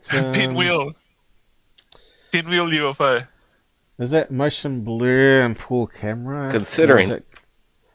Has it got something on attached? That whatever it is in the sky, at this moment, it's unidentified to what? You can see how much they're zooming in there. I'm not sure if that's digital zoom. I think that's like camera shake because they're not on the thing very long. Yeah, you can see it looks like it's like a double. And then they unzoom. That looks like it's just camera shake. Yeah, I think it might be. But I'm just trying to figure it out. That's what happens with camera shake. You get these like large elliptical, like fractal symmetry patterns. And because it's spinning really fast, so we got motion blur across the sensor. But I think it's one of these Mexican balloons, like you're saying. We can see the air vents on it. You can see the frame. Look at the frame around it. The frame that holds the balloon up, because they got to put a frame and then fill a balloon around it. You can see the framing. It looks like a balloon. That's motion. Yeah. That's the shake. That's camera shake. That's camera shake. Because you can see the object, and then you can see a second and third and fourth and fifth object from the shake of the camera, because it's not being held still. And it's a combination of digital zoom, I think, and hand movement, and that's when you get the little shaking with the digital zoom. The firmware in the camera is trying to enhance it to your screen and record at the same time, and the CPU is just not able to handle it. And I got my phone out the other night. I went 10 times zoom and I looked at the bright star, and I couldn't hold the thing straight with 10 times zoom. That looks like more than 10 times zoom. That would make it will increase the effect of the motion blur. Yeah. There's no way you can hold a camera past 10 times, even 5 times zoom. 10 times zoom, you can't hold it straight to an object that's far away. It's always going to be blurry. Yeah, so I was just trying to find the best place to pause it. If I see something, I'll prop the camera up on a fence paling or on a fence on something straight, or a handle. The handles for like a veranda that go around the veranda. I'll prop it up on that so it sits perfectly still. Then I'll zoom in. It's impossible to hold it in your hand to do it. Yeah. That's just camera shake to me. Camera shake, out of focus, and digital scene. Out of focus. Because the phone, you zoom in, it takes a couple seconds before it focuses in. And like they zoom in, then they zoom straight out again. So like the camera hasn't even had time to focus on the image, and they've already zoomed back out again. So they've just wasted their time zooming because they didn't wait for the autofocus to kick in. It's a tic tac. Come on now, you can see that's a tic tac.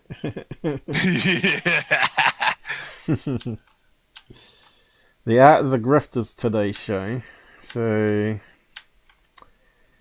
you can see how they talk about these things, and not once have I heard them mention it's a balloon. There's a possibility it's one of those crazy kites that spins around like a wind thing, because we ain't got no ground reference on this one. It looks like it's fairly high up there.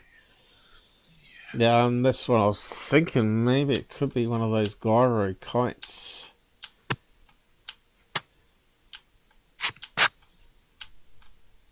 But yeah, it does look like a pill-shaped type balloon of some sort, doesn't it? Looks like it's got some, possibly, Ow.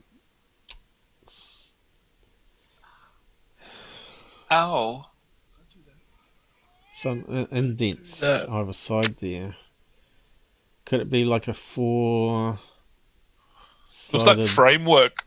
I don't know pill? what the vent is in. It looks like framework for a balloon. And they put the balloon around the framework so it makes a certain shape for whatever carnival or festival or... Could it still be a pillow balloon? Because that would make sense with the dents we're seeing. It looks square there. That could be a square pillow balloon. Yeah, it could be one of these ones here. It's more square, and it spins. Right? It spins on the side where it's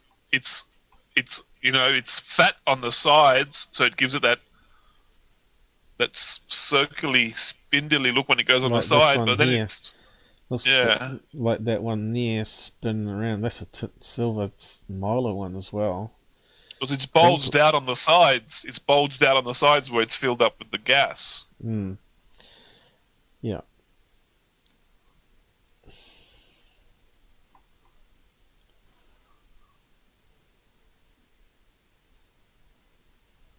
This is why this is the exact reason why GUFON says I have the best UFO video I've ever captured, and it's a CCD dome camera that he took a picture of. I know, he's hopeless, isn't he? This is the best footage I've ever gotten of a UFO CCD camera, dome camera. Like, this is exactly why. Let's see. Anyway, it could be a pillow balloon. But there's also 3D kites of all crazy designs, right? I've gone over it in the past, and there's some really clever ones where they spin around. 3D kite, wind turbine. What can we say? Yes, that's probably too many keywords. Yeah, it's looking at wind turbines instead. Stupid. 3D kite, wind turbine. That's what I said, and it's giving us all wind turbines. Here's one here, a long cylinder one. That spins around. You know, it's got rainbow colours, that one. Probably have to find video of them. But it's all sorts of crazy kites out there that have motion, right? And not just like flat triangle ones that fly into the wind. Now let's say 3D kite. I'll just keep it simple. Let's see what we got come up.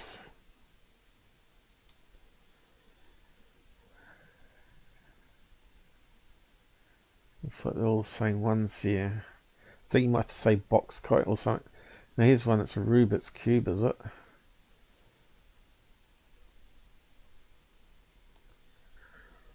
Kite Festival. Yeah, you'd have to use the right keywords really. And what's that one there? 3D box kite. That would spin around, cause a strange effect. Can we use it? Yeah, probably not. Don't like the name there. Now what have we got? Flying Dinosaur 3D Kites. Jim. Okay, that one's probably safe. Jim. Beam me up.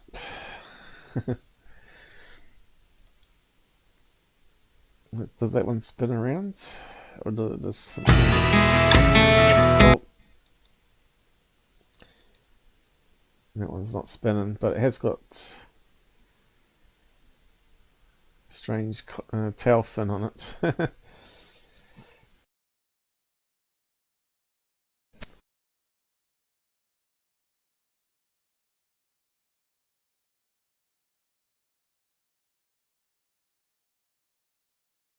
But, oh, what's happened? What did I click? Trying to get rid of that one. Free and ping, no. Custom 3D kite. What's that one say?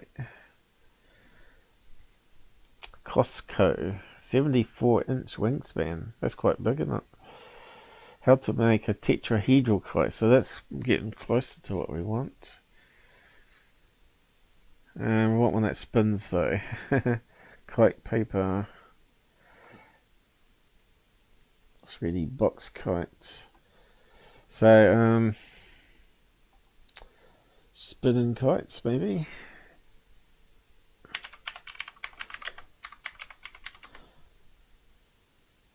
There we go. Aha! That one kind of looks similar to that first one we looked at. It looked like a sun balloon. So let's have a look at that one. Did you type 3D spinning kite? So that's going to be perfect for that one if it spins around. So it could have been the first one that we were looking at. Could be a 3D kite. Okay, let's have a look. Type 3D spinning kite anyway? in Google. Jim, you should be right. You should see all the pictures. All the pictures in that Google one. 3D spinning kite. Not doing much, that one.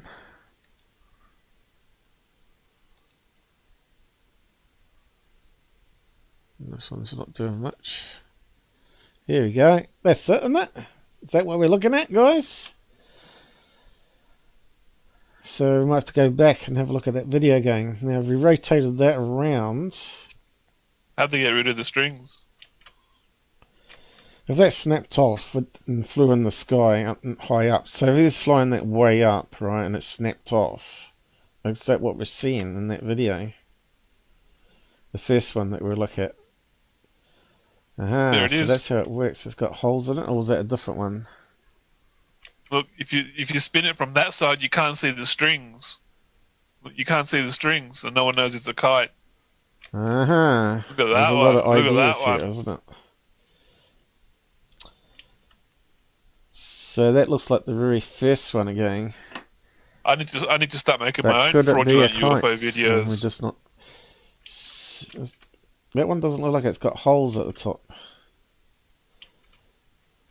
Well, you could get one But with holes obviously at the it top. has, right? I don't think we saw that in the video. So we have Can't to go even back see to the the first strings. one again.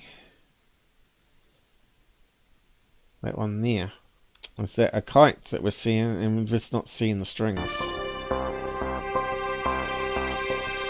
Of course, that might be holes. Holes in the kite, right? And it's spinning around. Ah, it's going to be a kite, isn't it? That one. Look at it. It's like a kite spinning. And Someone's filming a looking, kite out of we can't- focus. Where's the You can't faraway see the shot of it? strings. You can't see the strings because it's Yeah, not we're seeing the back here. end of the kite.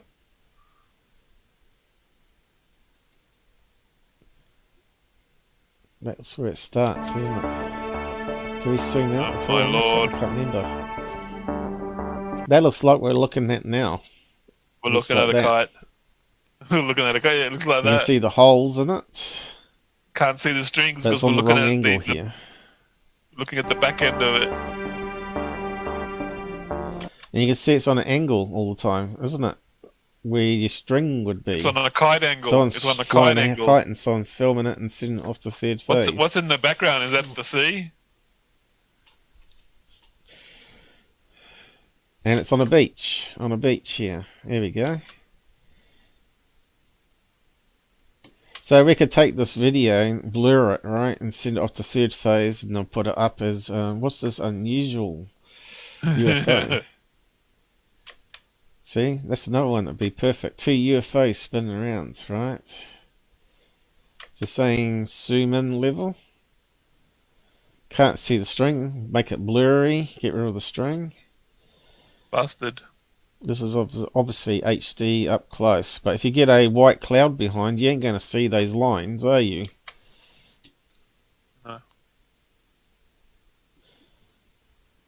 No. We got it solved. We got it solved. The first one's definitely going to be one of these kites anyway. The second one was definitely a letter O balloon. And a number 1 floating around. And the other one is a pillow balloon.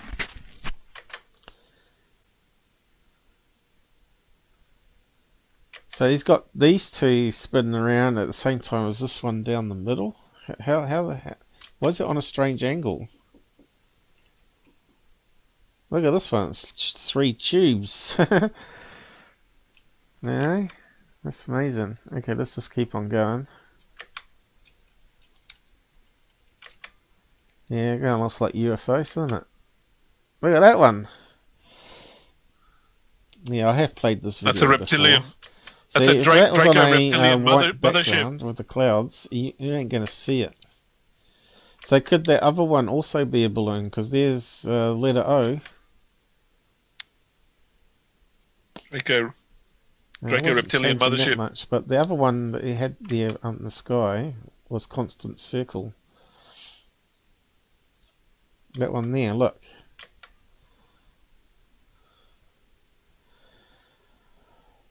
Someone just went to a beach festival of kites and filmed it and sent on to third phase. That's what we're looking at.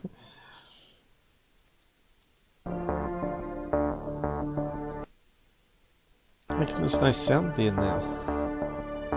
What did I do? Have we lost sound completely now? Are you there, Gabber? Hello? I can't hear you.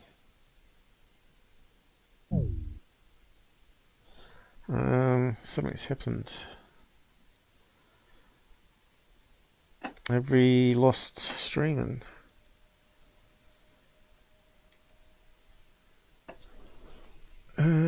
What's happened? I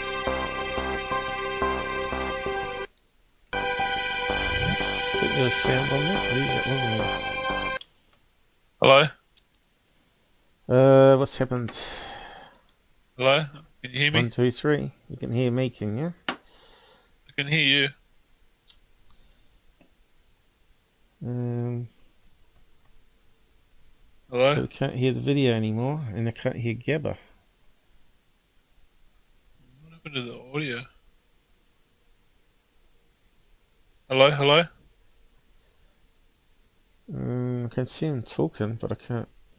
Have I lost it in my headset, maybe? Let me just maybe unplug and plug it in.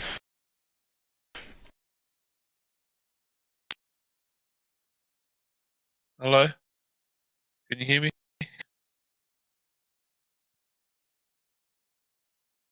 Hello? Hello, hello. You can hear me? These are CGI?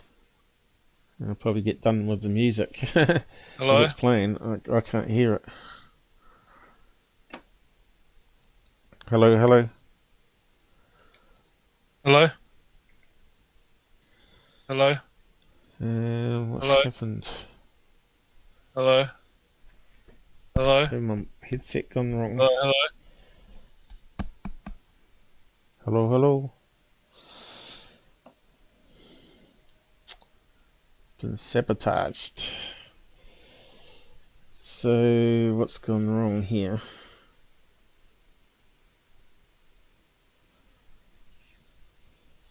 without me touching anything.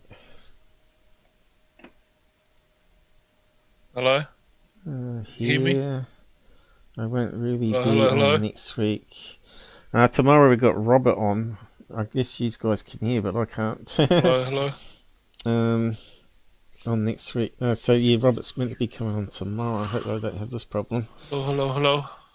Take a week off, no better though. Hello?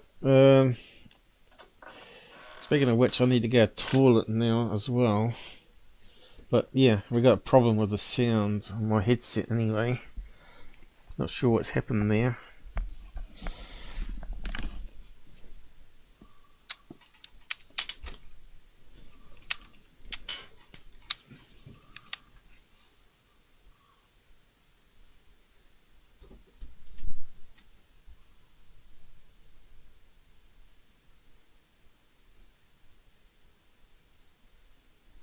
Hello? You can't hear me? My voice is coming over your stream. It's on the YouTube.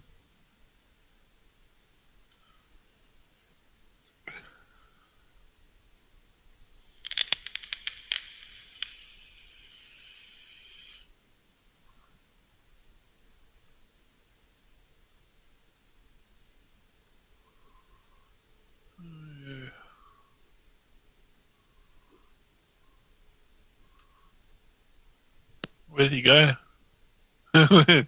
Where did Paul go? He's left me here. He paused the video. Paul left me here. I can sing a song. Paul messed up his headphones again. He can't hear my voice. He can't hear my voice. He messed up all his. He's got like 10 different inputs for microphones. He's on his laptop. He has like 10 different microphone inputs. I swear, it's true. Ask him. Yeah, he plugged the wrong microphone in.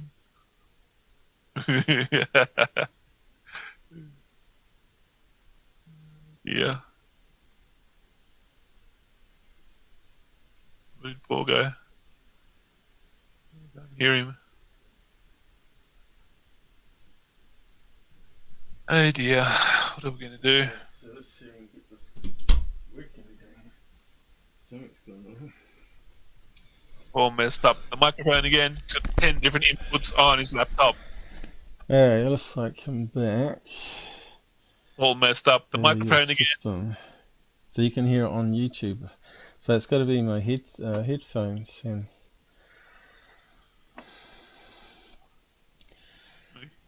let me just...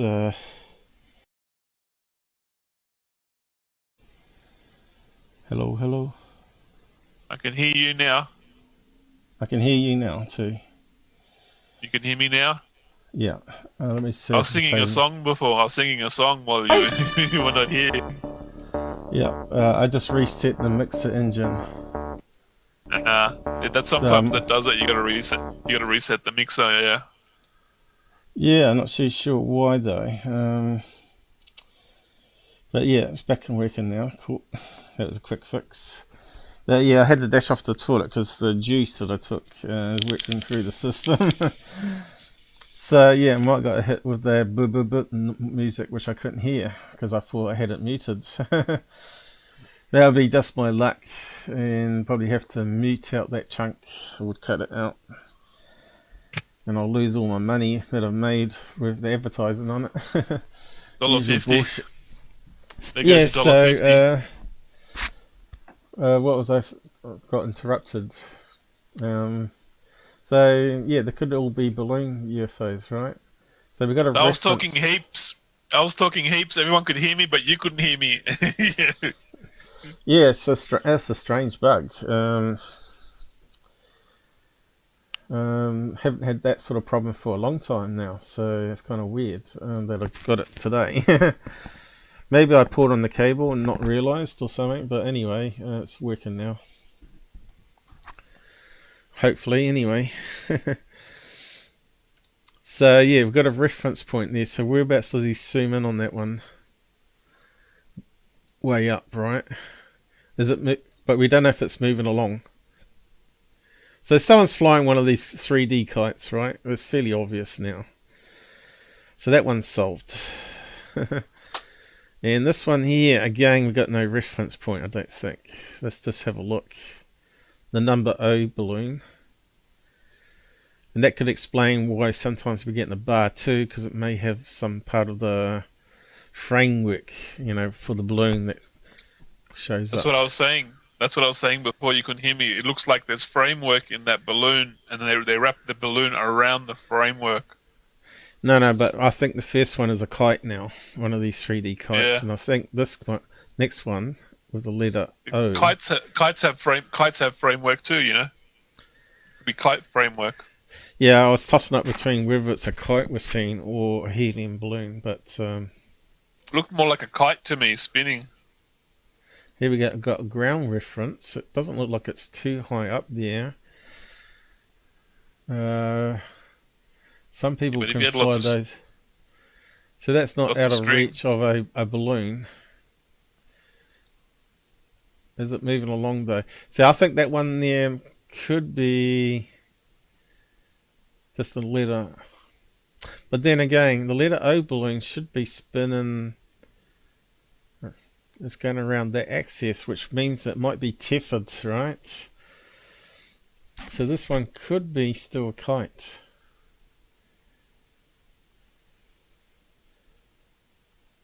Yeah, it looks like one of those kite balloons, doesn't it, now? Spinning around. It's got lights on it though, LEDs or something. And you can see it's panned back and it hasn't moved, right? So it's moving around and out the oh shit! What did I press now? What's this come up? What's that? Oh, you got to refresh. Yeah, you got to refresh the. I clicked on accidentally something and it's come up with a special mode. I haven't seen this before. YouTube does it to me all the time. I hate it. You got to refresh the whole browser tab. No, I'm not sure. Not sure how I got it now. Was it double click? Was it some new feature they've added? I don't want to know. I don't like it. How'd you get it up? I can't get it up now. But yeah, so all these could be kite 3D balloons, right? This one could be one of these ones that's spinning around horizontally. And that could explain why it's a bit blurry, because it's probably multiple colours. See, that looks like it could be one of these 3D kites as well. Let's see, how far up is it? See, we don't pan right down to the ground, so it could be kite length there. Some people fly these kites right up. Chinese love their kites like this. So just a bunch of kite balloons, and it's all in this video. All of them are debunking it. Let's just have a look. Let's go. Have we got any more?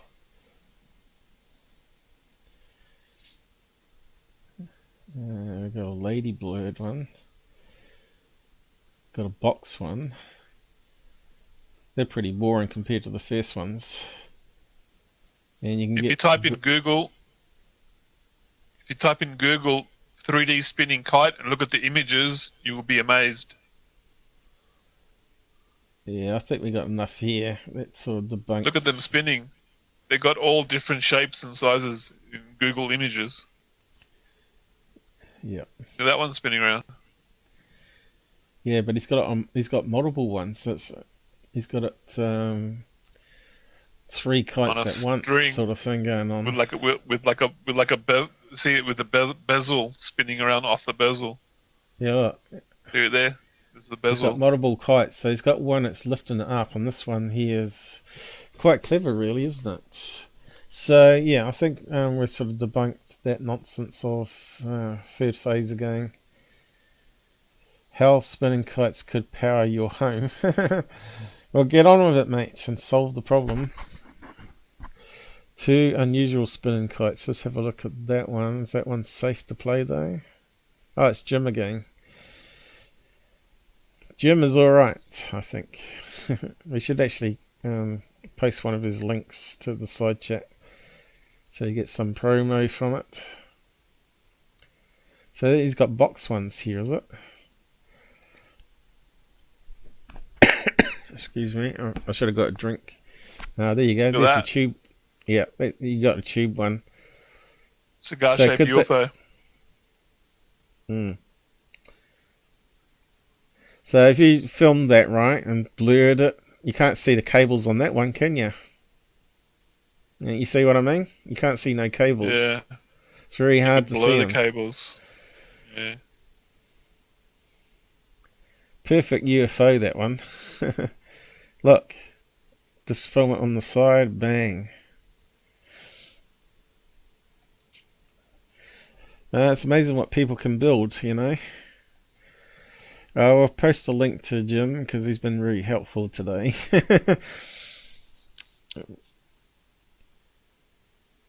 What if he's got any UFO kites? That would be interesting. Jim's kites. So that's why GUFON couldn't solve it. He's not a kite expert.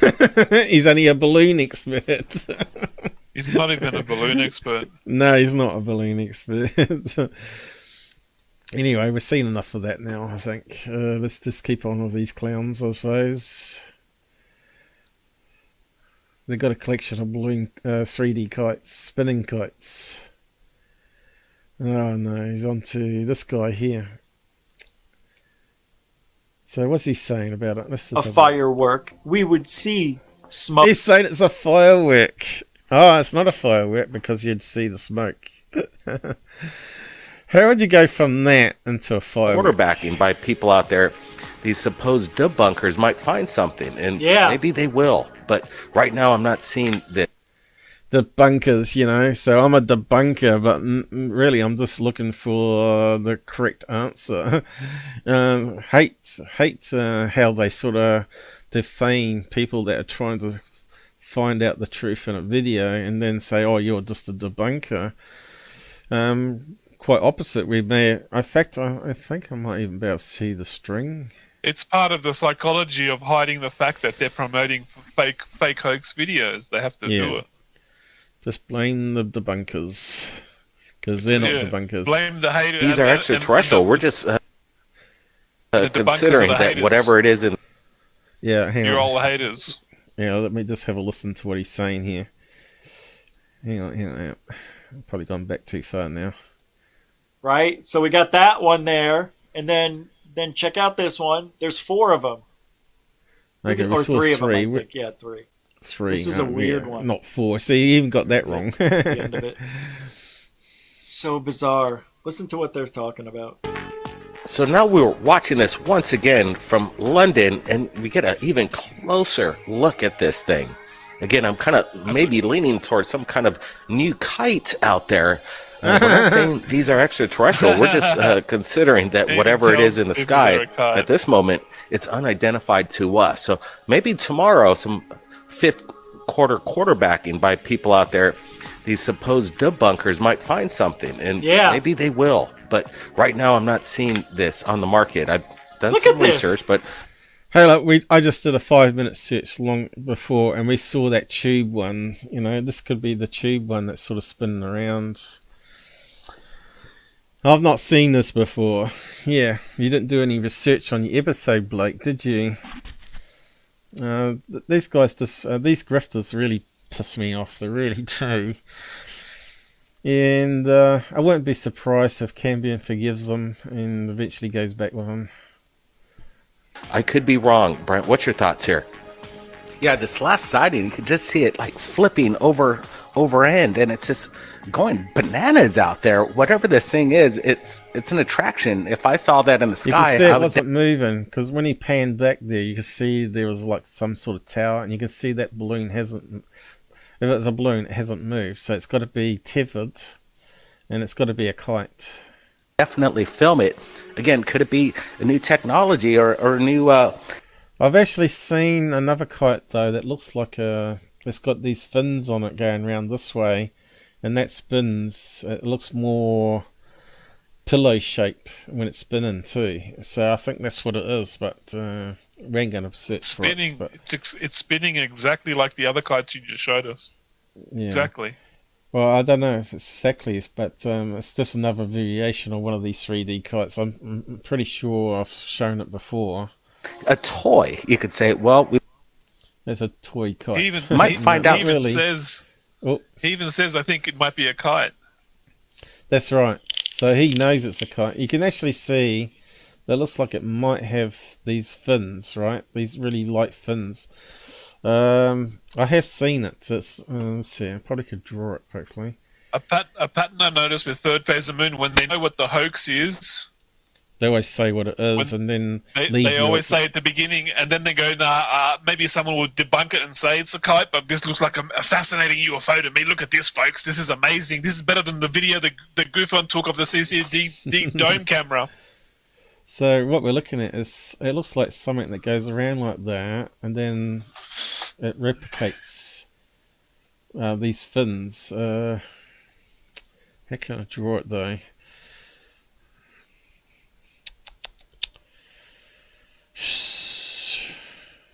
It's really hard to draw. So if you got it shaped like that, right, it's obviously going to be shaped like that, and then you want to replicate it, but they're all different colors, like the rainbow color one. So that would be like smack in the middle. Oh, trying to grab the handle, you dumb shit. Come on. So it might be like 4 fins, something like that. And of course, if that's spinning around, you know, you got the center bit going down here, and that the wind's catching it, because then they got the line attached to it, and the wind's spinning it around like a wind. What do you call it? Wind turbine. So there'd actually be another 1 or 2 of these ones. Different angle. In the center. How can I draw it though? I have seen them, and they sort of spin around in the wind, going around that way. Let's see, around that way, right? So it's like a kite's wind thing, and that's what we're seeing. What we're thinking is like hand movement, is these little thin fins spinning. I don't know if we can find it. Let's see. Wind. I suppose it's worth finding it. Wind. What do you call it? Chime. Wind. Fan. Kite. I don't know. They have a special name for them. Just need a picture of one.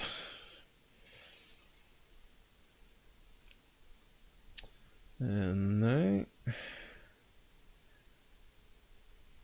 Nazi symbols here.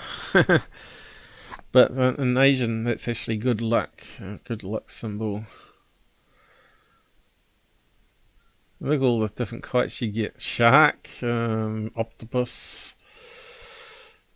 But yeah, I'm not finding the wind turbine one.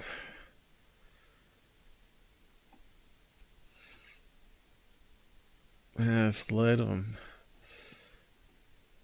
There's that tube one again. I think, is it? Oh no, it might be a surf kite. Yeah, surf kite one.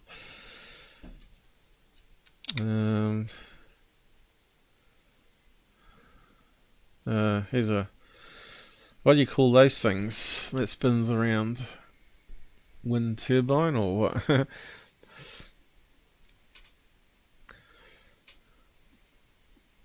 Yeah, I don't know if I can find it very quickly, but yeah, I've sort of drawn what I've seen before, but finding that one it's going to be very hard to find without the right keywords, I guess.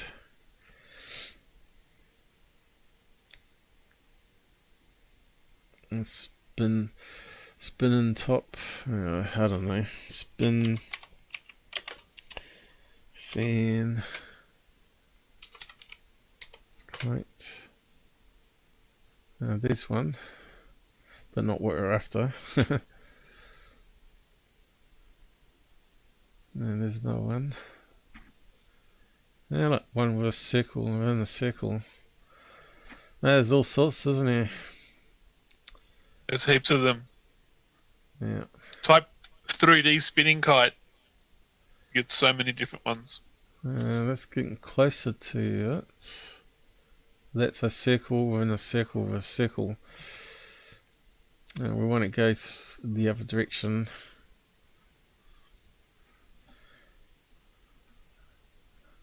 Try searching 3D spinning kite. I saw heaps come up in Google Images.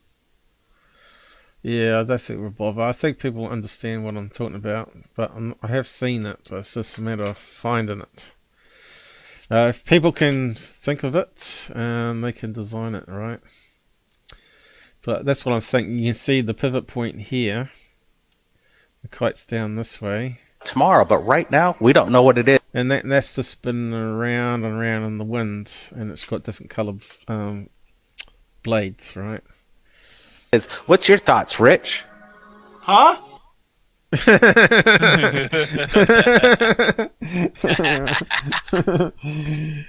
Michael, he is a balloon. Is that coming up still, or is that screwed up? Let's see, have I got that going? Yep. That's still working good. Thanks, guys. You know, it doesn't matter if you're in this field 5 days, 5 years, or 20 years. It always gives you something you've never seen before. I've never... A kite. Yeah, if he watched my channel, he certainly would have seen it before. I have covered it over the years multiple times. The art. This is the art of the grift. The art of the grift. So, is it a new kite? Is it a firework? Yeah, not a new kite. It's he even says it. The first thing he says, is it a new kite? They know what it is. That's why they say it as the first thing, and then they go on how it's an amazing UFO. But what I'm pointing out is they don't do any analysis on their show. Well, they don't do it before the show and say, well, this is what I analysed, this is enhancements I did. That's what I would do, you know, but I'm now do it live as much as I can so people can see how I'm looking at things. But, yeah. So he's talking about Fugal now, is it? Remember that that guy from Skinwalker Ranch, Brandon Fugal? Well, he got conned by a con man. Did you know that? Some con man was saying, yeah, was trying to say that he could build a UFO, and he actually financed it.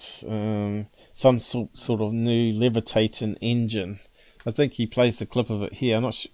I don't think he's added the links to it, else we could play it separately, probably. Don't see it in the list, right? He hasn't. He's just useless. Showing great progress. Its potential was not realized. He claims so he's playing someone else's documentary about Brandon. To have since continued to work on his device, which he now calls the accelerometer, and will reveal it to the world in 2023. There it is. Now, is that Brandon? Where's Brandon on it? Younger Days Brandon. Let's see. Have I missed it? Uh-oh. That looks just like...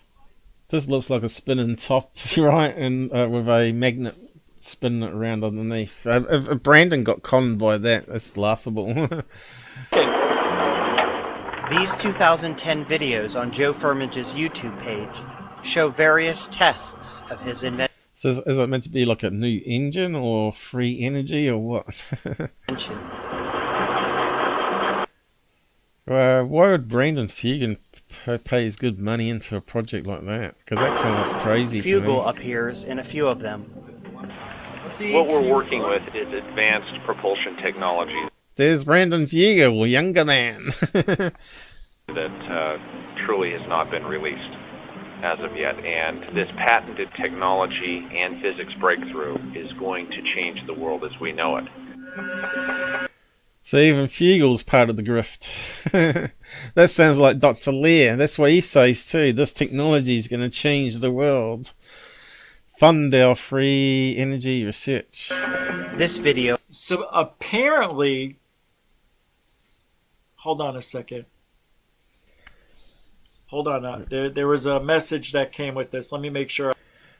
Oh God. Anyway, we'll just carry on from this idiot. I think that's all we got of that on his show anyway. But yeah, it's worth playing that little clip as well.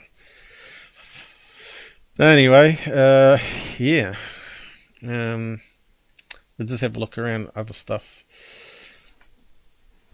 Now, I don't think Tyler's put up anything, but we'll just have a quick look just in case. Normally puts up something around about now, doesn't he? No, he's still got that one. So, how many videos a week is he putting up now? 11 days ago. So, is he getting lazier and lazier? Is it one video every 3 weeks now, is it? Now, let's go back and have a look at third phase again.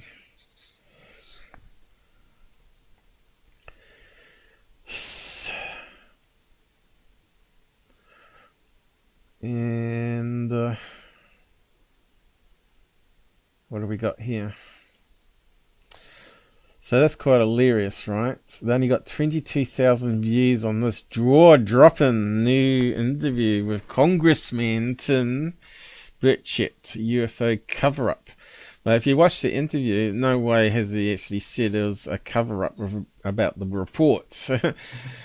He was saying that back in the old days when they modularized the nuclear program, people were working on a certain part of the nuclear program and they didn't know what the whole project was, because it's like you in a factory that are putting together maybe the seat of a jet fighter that's top secret. You only know about the seat, you don't know what it's going to be used for. So it's quite easy to break down any sort of project and even have multiple... Compartmentalize it. Well, you can even compartmentalize every job. Bigelow could be working on building wings, right? And then Lockheed Martin could be working on the engines, and then they get the parts from each of those factories and then put it all together, right? So it could even be down to that level as well, where you got multiple subcontractors building a certain part for some black ops that you're working on. Then they put it all together at Area 51 or whatever. So what have we got? Jellyfish UFO. Okay, what's that sound like? That sounds like what we just looked at, right? And there we go. We've got a thumbnail of it. So 2 days ago, he's using a video from them. They haven't put up anything new either, bollocks. So I'll just reload just to double check.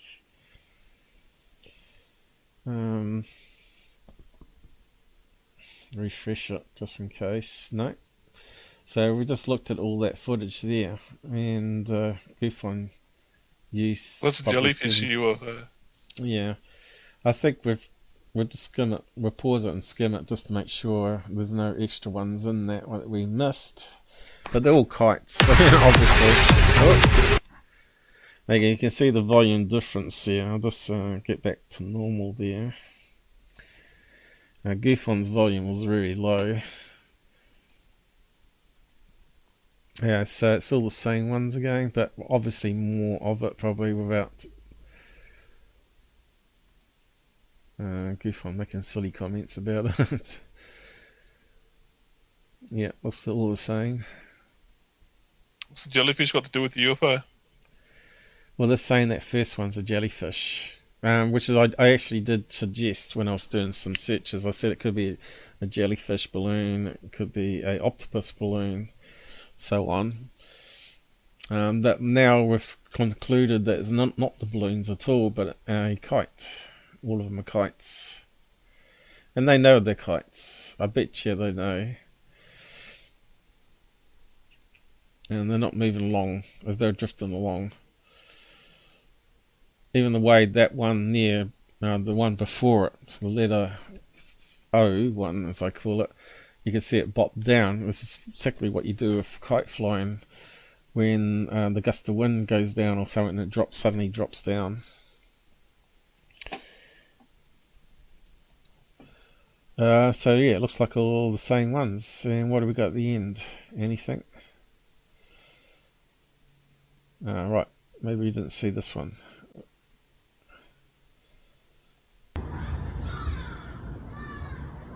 It looks pretty shit too, doesn't it? A distant light, is it? Kind of looks like a plane. Es un disco, exactamente. Oh, is that one? It could be those starlight satellites flaring, right? Let me just zoom in there. It's right in the lower horizon. Let's see. Keep it in focus. I can hear planes in the background. Can you hear planes? I turned it down. Yeah. Sí, mami, está girando. Unless they're cars driving past. Yeah, it could be like could be a top of a mountain range here with the cars going around a circle, right? Yeah. I'd have to listen to the engine noise carefully. Ay, padre, qué miedo. I think they're just repeating it here. Sí, ahí está. Sí, mamá, sí lo está grabando. Yeah, it could be car noises. Yeah, it sounds like car noises. So that could be on the top of a mountain range that's got fog here. Who knows, really? Could be Starlink, because Starlink were doing that for the pilots, though, wasn't it? Is that the one Mick West looked at from Haney Nizam?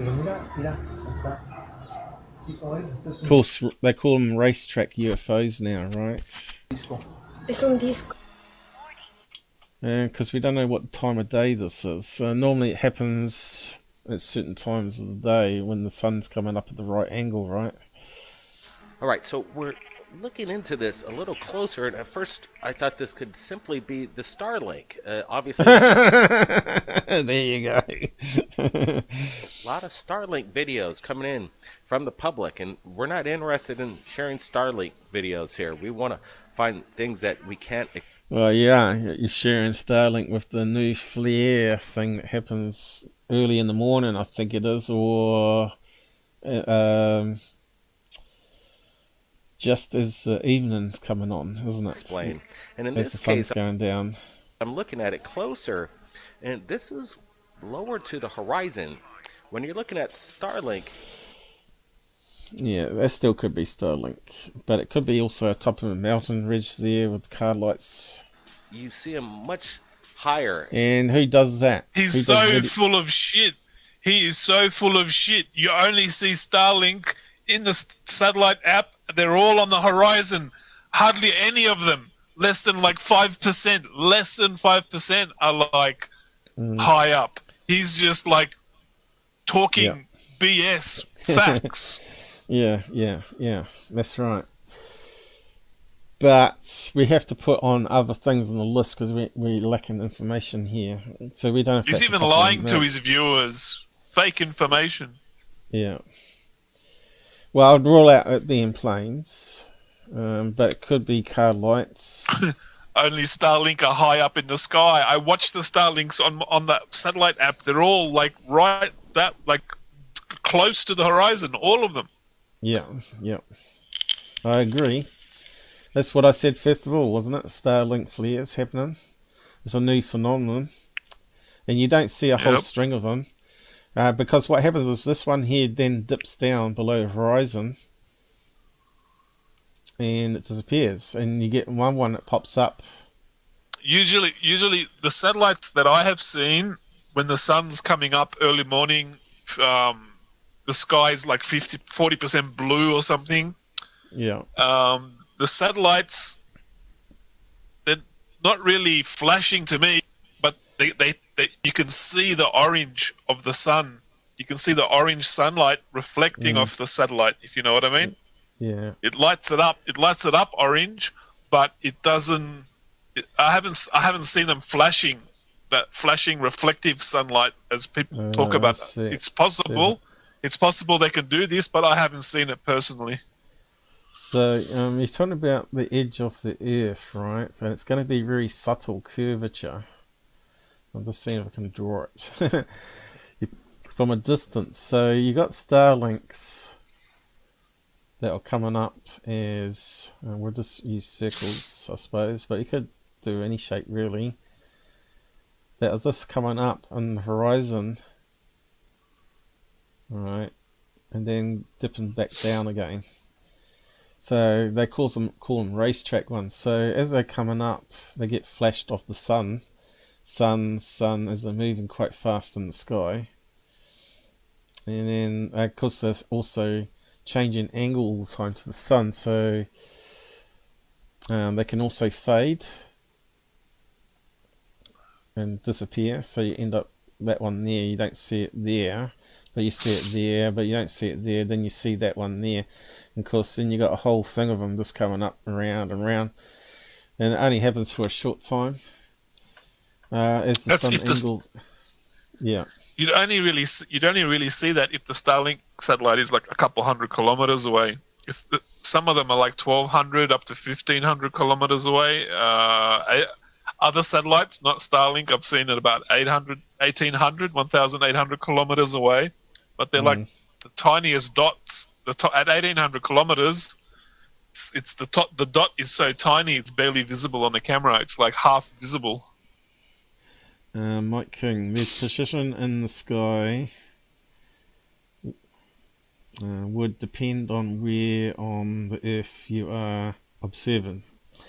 From close to the crater, it would be lighter up. In Britain, it's low in the sky. Yeah. So there's a lot of factors in there that we don't have. But it could easily be just the top of a mountain range here, and they've got cars just changing angle towards where you got the lights towards you or whatever. Or a bunch of motorbikes or whatever. It's too low, in my opinion, for these lights to be there through the atmosphere of Earth. It would basically be... Well, we know he's wrong because we know they're just below the cloud cover layer on the pilot videos that we saw. But this, again, I have no explanation. Again, I'm rolling out Starlink. It's not... So that could easily be cars as well, It right? almost looks like coming it around could a be bend one craft on top of a mountain range, going around and bending away again. And these stream of lights are circling around the circumference of an object that's quite large. You could see it's pretty off there in the distance. If this was one craft and So the problem with these videos, we never see them keep filming until they disappear, and we just see it repeated over and over again. So there's a lot of red flags here. So it could easily be a reflection in a window too, you know, with rotating LED lights. So we can never rule out that, even though they sound like there might be genuine people on the video. A lot of them do fake stuff and send it off to Hammy Mazan because they get a lot of their stuff from Hammy Mazan. It's a good way to make $300, you know. Alright, here we got a video of a UFO, do you want to buy it? So that's why they do it, you know, you see. And because people don't see it that side. They think, oh, they're genuine people, just got a smartphone, started videoing. But you don't think that the hoaxer and stuff just to send it to Jamie Mazan. been in unison here. I don't think this is space debris. I think what we're looking at... Look how blurry and crappy the footage is, and it looks like they might... I don't think it's space debris. I'm seeing, like, could be reflections through a window here, right? It looks like it could be. It's so low quality, though. That looks like a reflection there. And a reflection here, right? Could be a massive craft. Brett, what's your thought? And it could be a reflection of them mucking with LEDs, so we can't rule it out. So a possibility is Starlink flares, cars. What do Starlink flares? What do Starlink flares look like? Like, what do the Iridium flares look like? But like those pilot ones, obviously, you know. Remember the pilot one? Like an aeroplane flare, like an F-18 Hornet coming out, dropping flares to make the missile go away. Those type of flares. Yeah, you know, the racetrack ones. You remember? They call it racetrack UFOs now. Are the flares on a parachute? No. They just drop the flare and it just falls down. What are you talking about now? But I'm iridium flares, satellite flares. No, that's just some of them do spin, and they sort of reflect the pulse. But those ones didn't look like they were pulsing; they looked like they were just turning into the sun and then fading away again. But wouldn't then smoke be coming off the flare as it's burning the iridium? Flares is different though. If you're talking about flare dropped by a jet going across. Yeah, I don't think they're flares because I would have said so. So the satellite flares, are they the same flares as the aeroplane? So they can't be flares because they're too level.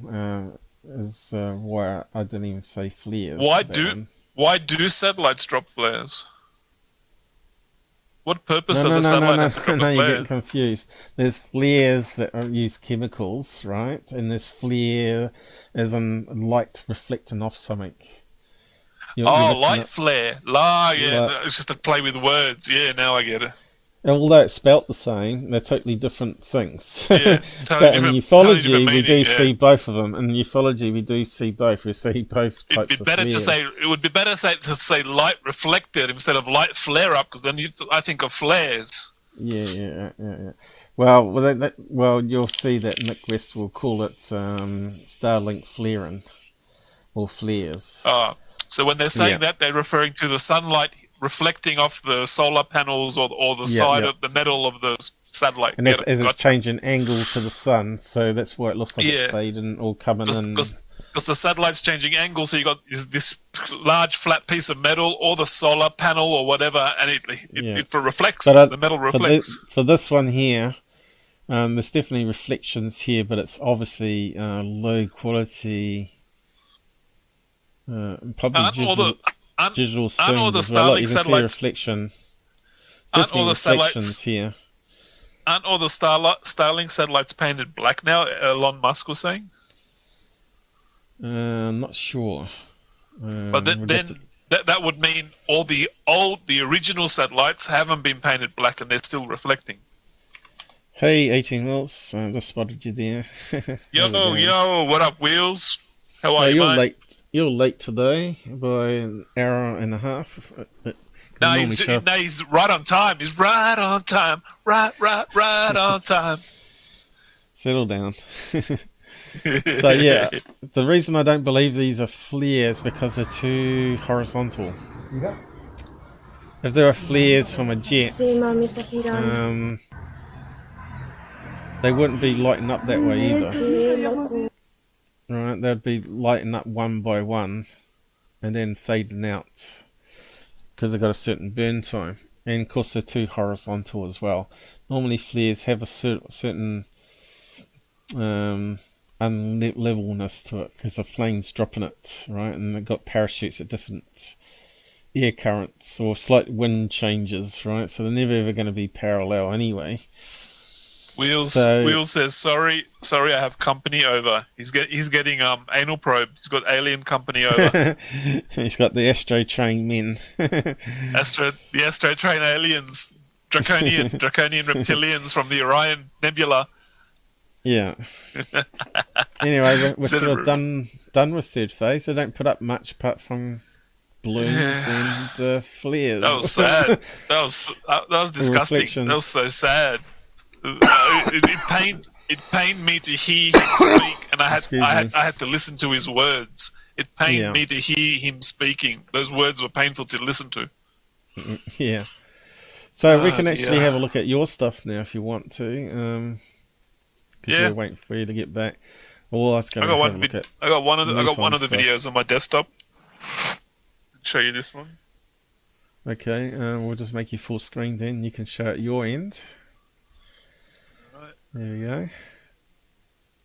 What's it? I look very handsome in full screen. You look a bit pixelated, I thought. I got a $400 4K webcam camera, and like Jitsu like lowers the bitrate for my camera. Yeah. Since I've taken these new pills, I'm getting more coughing too, I noticed. Yeah, but the new pills haven't actually been working as good. They're not as bad as the other ones, but they're still bad. Make your screen quick. 1. Allow. That should be the screen sharing. Yep, we can see you. Okay, and you can see your mouse. Yeah, I got halfway to editing this, but then my cat died, and like every time I go to edit it, I load this up and I load up the satellite video to do the side by side comparison. I just start feeling sick. I'm just like, all I have to do is press record, talk for 3 minutes, and show that it's not a satellite, and I just get violently ill. So until I get over this, I can't complete it. Hopefully I can do it in the next couple of days by the end of the week. Right. So that's where the video starts. I did one video already. I'll quickly show this. It's on my D drive. Yes. All right. Here's the plane. Just mute it. This is the flight radar. There's the video. So we got the time there, showing the time on the video. Then, then showing the time there. It's 11 hours backwards.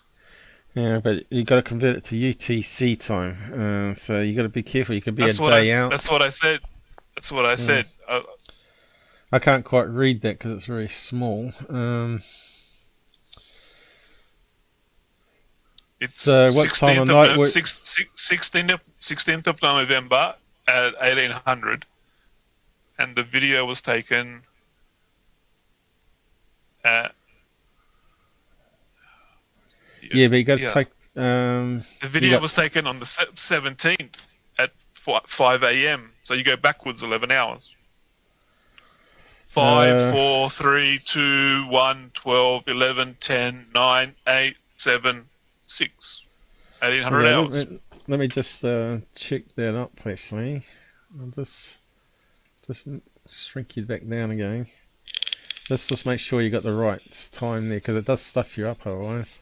So you're in New South Wales, is it? Yeah, so UTC to Sydney time conversion. UTC time. New South Wales, Australia.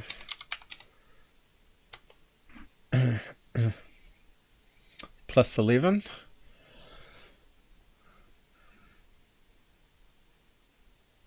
Plus 11. So does it mean you subtract 11?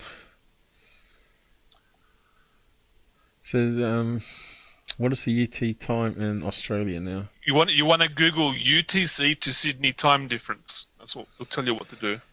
Okay, so at the moment it's 5:30 p.m.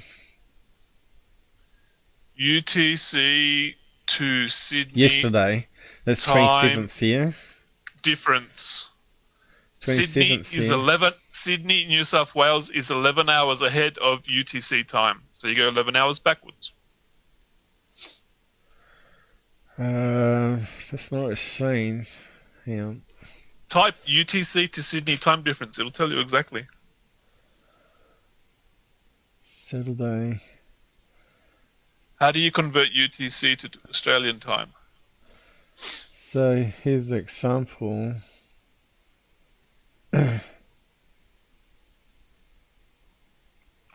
That's 6 a.m. there and 5 p.m. there. So that's going back 12 hours, is it? 11 hours. 12 hours would be... You got daylight savings here?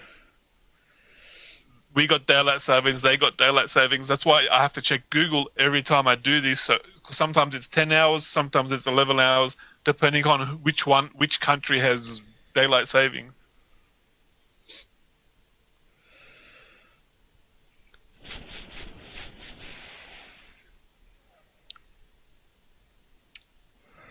So that looks like it's gone back 11 hours. 11 yeah. hours. Yeah, it's gone back 11, isn't it? Makes it 6:30 a.m. for 5 p.m. So what time were you filming? 5 p.m. or was it 5 a.m.? 5 a.m. We went back to 6 p.m. Hang on, next day though. The next day. Sydney is 11 hours ahead of UTC. So to get UTC time, you got to go backwards 11 hours because UTC is 11 hours behind Sydney. So Sydney has New Year's Eve, the New Year's Eve countdown. 11 hours later, UTC has the... Well, this is a good example. So if you were filming at 5 a.m., that means it would have gone back at 5 a.m. You'd have to go back 11. We need actually old clock face, so you can just count it backwards. So if it's 12 hours back, that would make it 6 p.m. the next day. Make it next day. So it would be November the 25th. If it was filming at 6 a.m. If it's 12 hours back, and make it 6 p.m. But that would have to be the next day because it's the start of the day here. If it's 6 p.m. the same day, it would be still 6 p.m. But in this case, it would have to go back past midnight, which means it would go back to early evening. Yep. So what time did you have set up again? Let's just bring it up. 11 hours. I go 11 hours backwards. So you said you're filming at 5 a.m. was it? And on here, if we can actually see it. Yeah. It was 5 a.m. when I filmed it on the time. It should be the next day. Previous day at 6 p.m. Yeah. So that's what we got here, is it? Let me just see. That's what we got. You got 16th of November. And when did you film it? 17th at 5 a.m. 17th. We go back. So that looks like it's correct. Okay. Yeah. Okay. So yeah, we verified what you're doing. I'm drawing. I always draw where my camera's pointing. So my camera would be like looking like this triangle. Yeah. Northwest. And so where's all the planes? There's only one plane here going to Sydney. I zoom out to go further. The plane going to Sydney. It doesn't look like enough planes. So I just wonder if you got some other filter set. There. Now you got to wait for it to load. This thing here, while that's spinning, it means it's loading the data, and then now the data's loaded. See, bang! You can see all the planes in Melbourne. Some planes out here. Okay, there's a plane that's directly in front of you here, though, isn't it? Isn't that directly in front? That one there. Northwest. My camera's pointing here. It's not even. My camera wouldn't see it because the camera only sees a certain angle. But you're on top of a mountain ridge there. So that means you could be looking closer to that plane that's higher altitude. Okay, I'll get a pen out so I can describe what I'm doing. Just load my pen that's up. the problem though. We haven't actually got a compass on the screen here, so we could match it to your compass heading on your camera, because that would help. Obviously, you don't need to. I call out when I see something. I call out. It's coming from the north. It's coming from the south. It's heading east. Then I call out all the directions while I'm doing it. How far away would that plane there be to you? I'm down here. My camera's pointing northwest. This plane is flying here. My camera would see this much, and the UFO is flying north and then goes east. Right. So it's not even in the way, and my camera's not even seeing this. My camera can only see. Unless it's a military plane, of course, that's got the call sign off, so it's not going to be on this map, because this is not radar map. Remember, it's call sign tracking. What they call ADS. The problem is how big the flashes are compared to the size of the craft.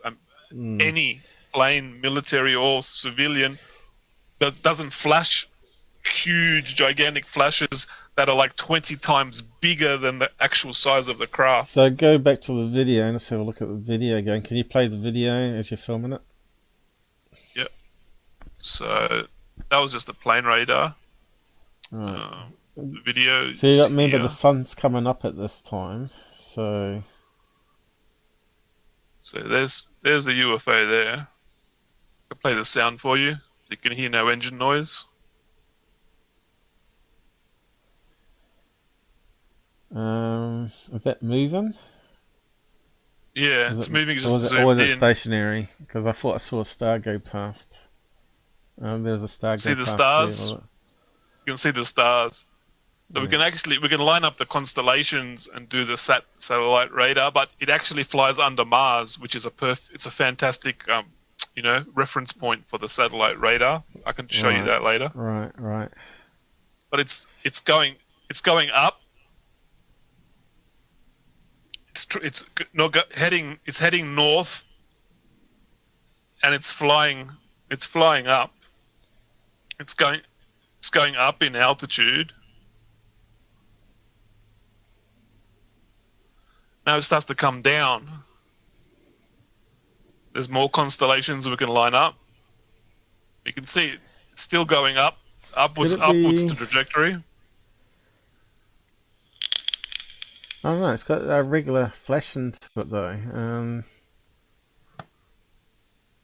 That kind of looks like it could be a aircraft of some kind, or helicopter even. No engine noise. Yeah, but it looks like it could be a fair distance away.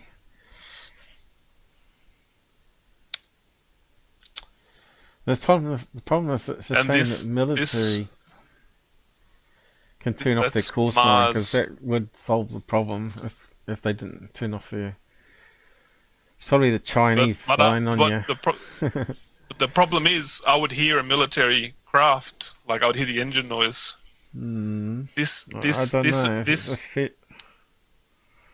I don't know, because I hear that could everything. That could easily be 200 I hear kilometers everything. away. This is Mars here.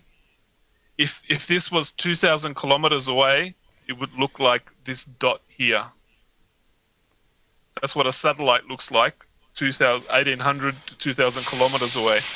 That's about 15 times bigger than something that's 2,000 kilometers away. How regular is the pulsing happening there? Is there a time? Let's have a look. Can we measure the time between pulses? Is it like 2 seconds? Because that's definitely aircraft then, isn't it? It's different. It does little flashes and then this huge flash. Look at the huge flash it does. Yeah, but you're moving it at the same time. This is on a tripod though, isn't it? Now it's leveled out. Now it's coming down in altitude. Just as it's hit Mars, it's done a right-hand turn. Now it's heading eastwards. So it was going north, and now it's like going up. It was going up, going north. Then it's came down, and it's done a right-hand turn. It's going towards the east. I don't know. It still looks like a bloody plane to me, I'm afraid. If it was a bloody plane, I'd hear the bloody engine. I'm telling you. No, I live on a mountain. I live on a mountaintop. I can hear. You can't hear nothing. There's no noise. No one lives here. It's a tiny little town. Was it windy no one's that making night? any noise. Which way was the wind going? Nah, there's no. You'd hear the wind on. You would hear the wind. It wasn't windy. You would hear the wind on the sound. If it was windy, it would be like it picks all the wind up. I think the pulsing's regular there, though. Just because the pulsing is regular does not mean it's an aeroplane. You need look how small it is. Look how tiny it is. Yeah, that's what I'm saying. Look how tiny the object. Look how tiny. Look how. When it flashes, it gets overexposed. Right, keep on going. It flashes like huge, like enormous, gigantic. It doesn't flashes. even look like a regular circle there. All right, it looks like it's got some different shape to it, angular shape to it. I can zoom in on it if you want me to zoom in. Zoom function on. I could zoom right in on it. There it is there. Look at it frame by frame.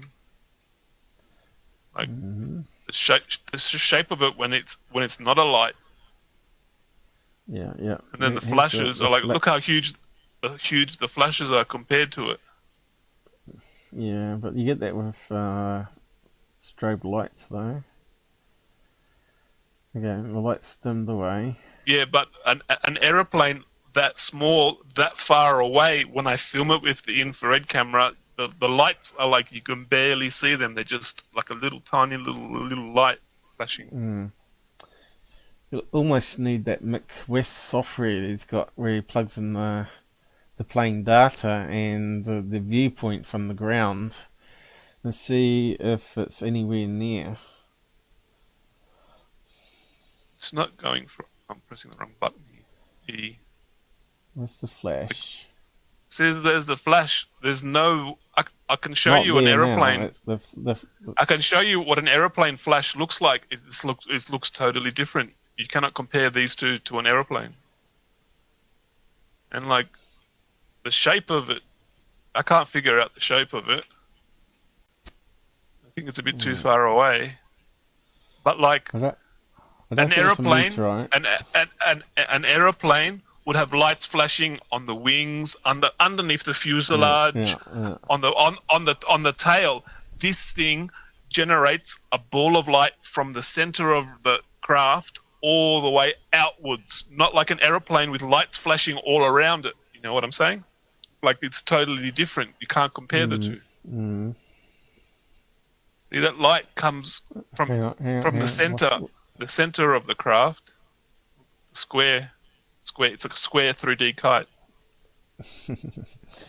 No, it does have plane shapes to it though. No, it's a triangle. Yeah, but it's so far away. We're just looking at 1080p pixelation. You know, it's not close enough to get a really clear picture of the shape. I just don't know the camera angle, and then we need to map it to the flight radar and see any plane in that tracking. There was no planes. I just showed the radar app. Would you like me to show you a video of an aeroplane flying past to see the difference in how the lights flash? And you'll be like, doesn't. Yeah, but see, an aeroplane. See, and if this can I do Control Z? That's better. If this was an aeroplane, I'm just going to draw a silly little aeroplane. If this was an aeroplane, right? We would have a light flashing here, a light flashing here, a light flashing there, and a light flashing there. And you can see the individual lights flashing at the different parts of the aeroplane. Depending if it's got the angle like that, but if the wings are level to you, and there is no aeroplane. I'll change the color. There is no aeroplane that I have ever seen or recorded in 2-3 years now. Have you got the P1000 at the same time aimed at that thing going across? I suppose you ain't got two cameras. Like how does there are no airplanes that make a ball of light. So what camera is this on? This is on your night vision one. Infrared. It's the infrared. What's it called? What's the brand? Bushnell Equinox Z2. Sounds like a mouthful. Hey, One Life Man. I think we've seen you around here for a while. Welcome. You got Satan's agreeing with you. Of course he would. Skywatcher, long way away. I could film aeroplanes all day long and upload 1,000 videos. It's like, I just don't. See, the light is not coming from the left of the craft, right of the craft, behind the craft, or underneath the fuselage like an aeroplane. It comes from the center, and it's gigantic, the ball. Like, it's just... Considering how far away it is, how small the craft is, That ball of light is gigantic. It's a gigantic flash. And look how bright it is. Well, I'm not convinced this is anything alien technology at the moment. I never said it was alien. It could be experiment. It could be experimental military craft. The problem is Australia doesn't have any aerospace industries. We don't have no Lockheed Martin. We don't have no McDonnell Douglas. We don't build no experimental aircraft. And Air Force wise, we have like 150 fighter jets. We don't have no experimental craft. Like, they're all in America. Unless America had some reason to fly a top secret experimental craft all the way to Australia so that the whole world could see them flying it over here to test something in Australia. That's just too far-fetched. That's something GUFON would say. No, we haven't looked into satellites at this stage either. See how bright that is? Like, yeah, could that be a satellite spinning in space, right? You got some corruption happening there. All right, let's get the satellite up out. Let's try it. I'll turn this zoom off. Yeah, but we can't. But you ain't gonna know about spy satellites. They won't have spy satellites on there. So could it be a spy satellite? Why would a spy satellite be emitting a ball of light 20 times bigger than the satellite so everyone can see the Well, it's early in the morning, satellite? right? This is where you get the flaring happening. That's not flaring. That is not flaring. There's no way that's flaring because it's a time. Look at the timing on it. Look at the timing. But could flaring it be one would of be these... uneven. Flaring would be uneven. Look at the timing on it. Not necessarily. If it's spinning and moving, it's lower in the morning where you're going to get... It's not a satellite because it does a right-hand turn. It goes up, comes down, and then does a right-hand turn. It changes direction. It goes east. Satellite wouldn't do that. Well, they do have satellites that move. But that spy satellites, they do move in orbit. But... Why would your spy satellite be lighting up like a Christmas tree? Where does it change? Keep it going. Let's see. So it's going north. That's Mars. About here it starts to turn right. It's starting to turn right underneath Mars. That's Mars. Right.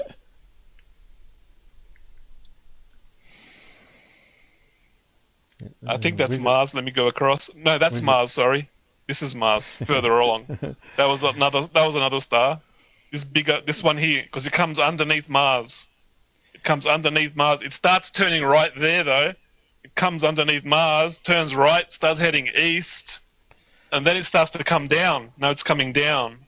It's coming down in altitude. Yeah, it's a bit hard to tell because you're zooming in at the same time, but... I drew an arrow at the beginning of the video and you could see it clearly going up. I'll draw another arrow now and you'll see it's clearly going down. Let's draw an arrow. Just draw a straight arrow, if you like. Turn that off. Got an arrow. And you see it starts to go down. See? Now it's going down.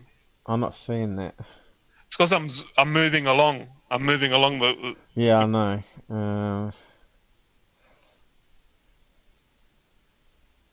But it's coming down.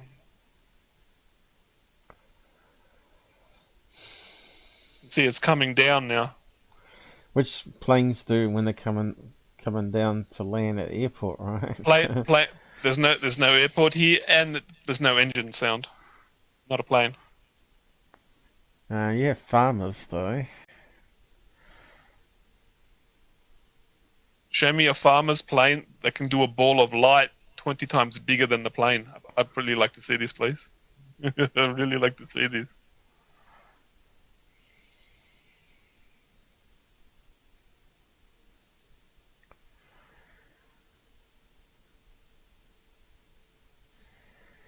Yeah, I'm not convinced. That's another one that comes up. This is another light that comes up that's not on the satellite map. And it just shoots straight upwards. This one here. This one here shoots straight up. So I move the camera onto this one. This one's moving up here. That's not a satellite either. I checked the satellite app. There's a second light that popped. But this is the flashing one. that's coming so down now and setting east. This one, it's coming down. Where does it disappear to, though? Do you keep filming until it disappears? There was a tree in my way, and I filmed it all the way to the tree. And where that tree is basically east. Where you look at the tree. Elon satellite flare that's happening. That's the tree. Tree goes behind. That's east, basically. Is it going in a curve orbit? It was going up and then it comes down. Is it a curvature to it, like you would have with an Elon Starlink satellite?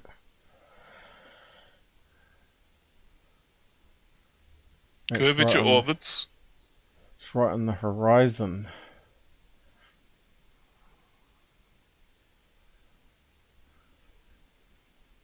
So yeah, but the satellites, a Starlink satellite is like usually 1,000 kilometers away, 1,200 kilometers away.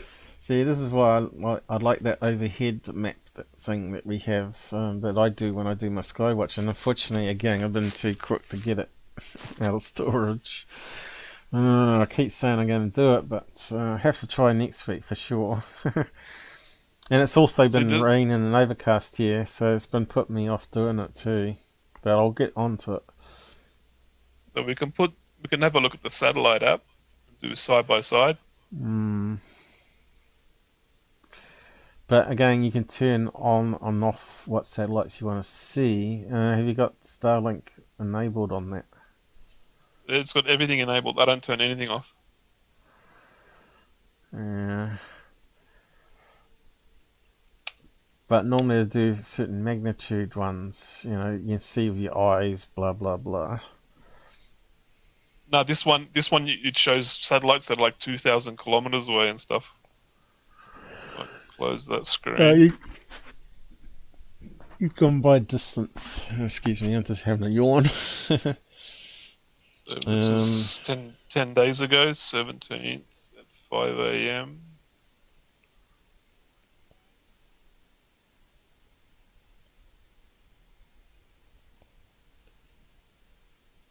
Starts at about 30.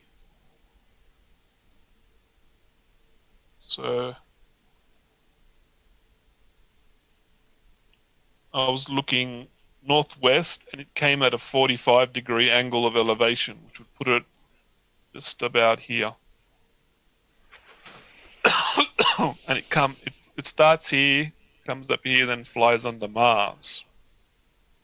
I think that was Alberon was that first star we saw. So it shows the satellites there. You click on the satellite. That tells me, look, 2,700 kilometers away. The camera won't even see that. It's too far away, that. So start it here. We can even look at the stars and sort of figure out where it starts from. We've got the 3 stars there, so it's like there's 3 stars there, so it probably starts around about here. Yeah. All right. We can zoom in. There's a Starlink there up the top. It's 1,000 kilometers away. If that was a Starlink at about 1,000 kilometers away, it would look like a tiny dot like that. One of these tiny dots. It's unless bigger. it's flaring, of course. The flaring's a new phenomenon that's only shown early in the morning and when the sun's setting. Okay, let's just say it's flaring in the sun. Let's just say, then we have to find the satellite that lines up with it. So we have to find the satellite first. So we click play here, click play here. Oh, we've got a satellite and it's moving the same direction. Unfortunately, it's 1,000 kilometers away. That's impossible. So this is one that you should give to Mick West. He can plug it into all his software and say... This satellite is moving across the horizon, whereas this light is moving upwards. It's just too big. And if we go across to when it starts coming down, we can go forward in time. We can go forward in time. It's just going across the sky. But that one's coming lower and lower down. See that? Yeah, but he's the, look where it is. Look where it is. Do you see how it's above Mars? This one goes below Mars. That's why I said Mars is a fantastic reference point. This goes above Mars. See, we go below Mars here. Here's Mars. Is that Mars? Or was it the next one? No, that was the Mars one. So here, we go below Mars. This goes above Mars. So it's clearly not the same.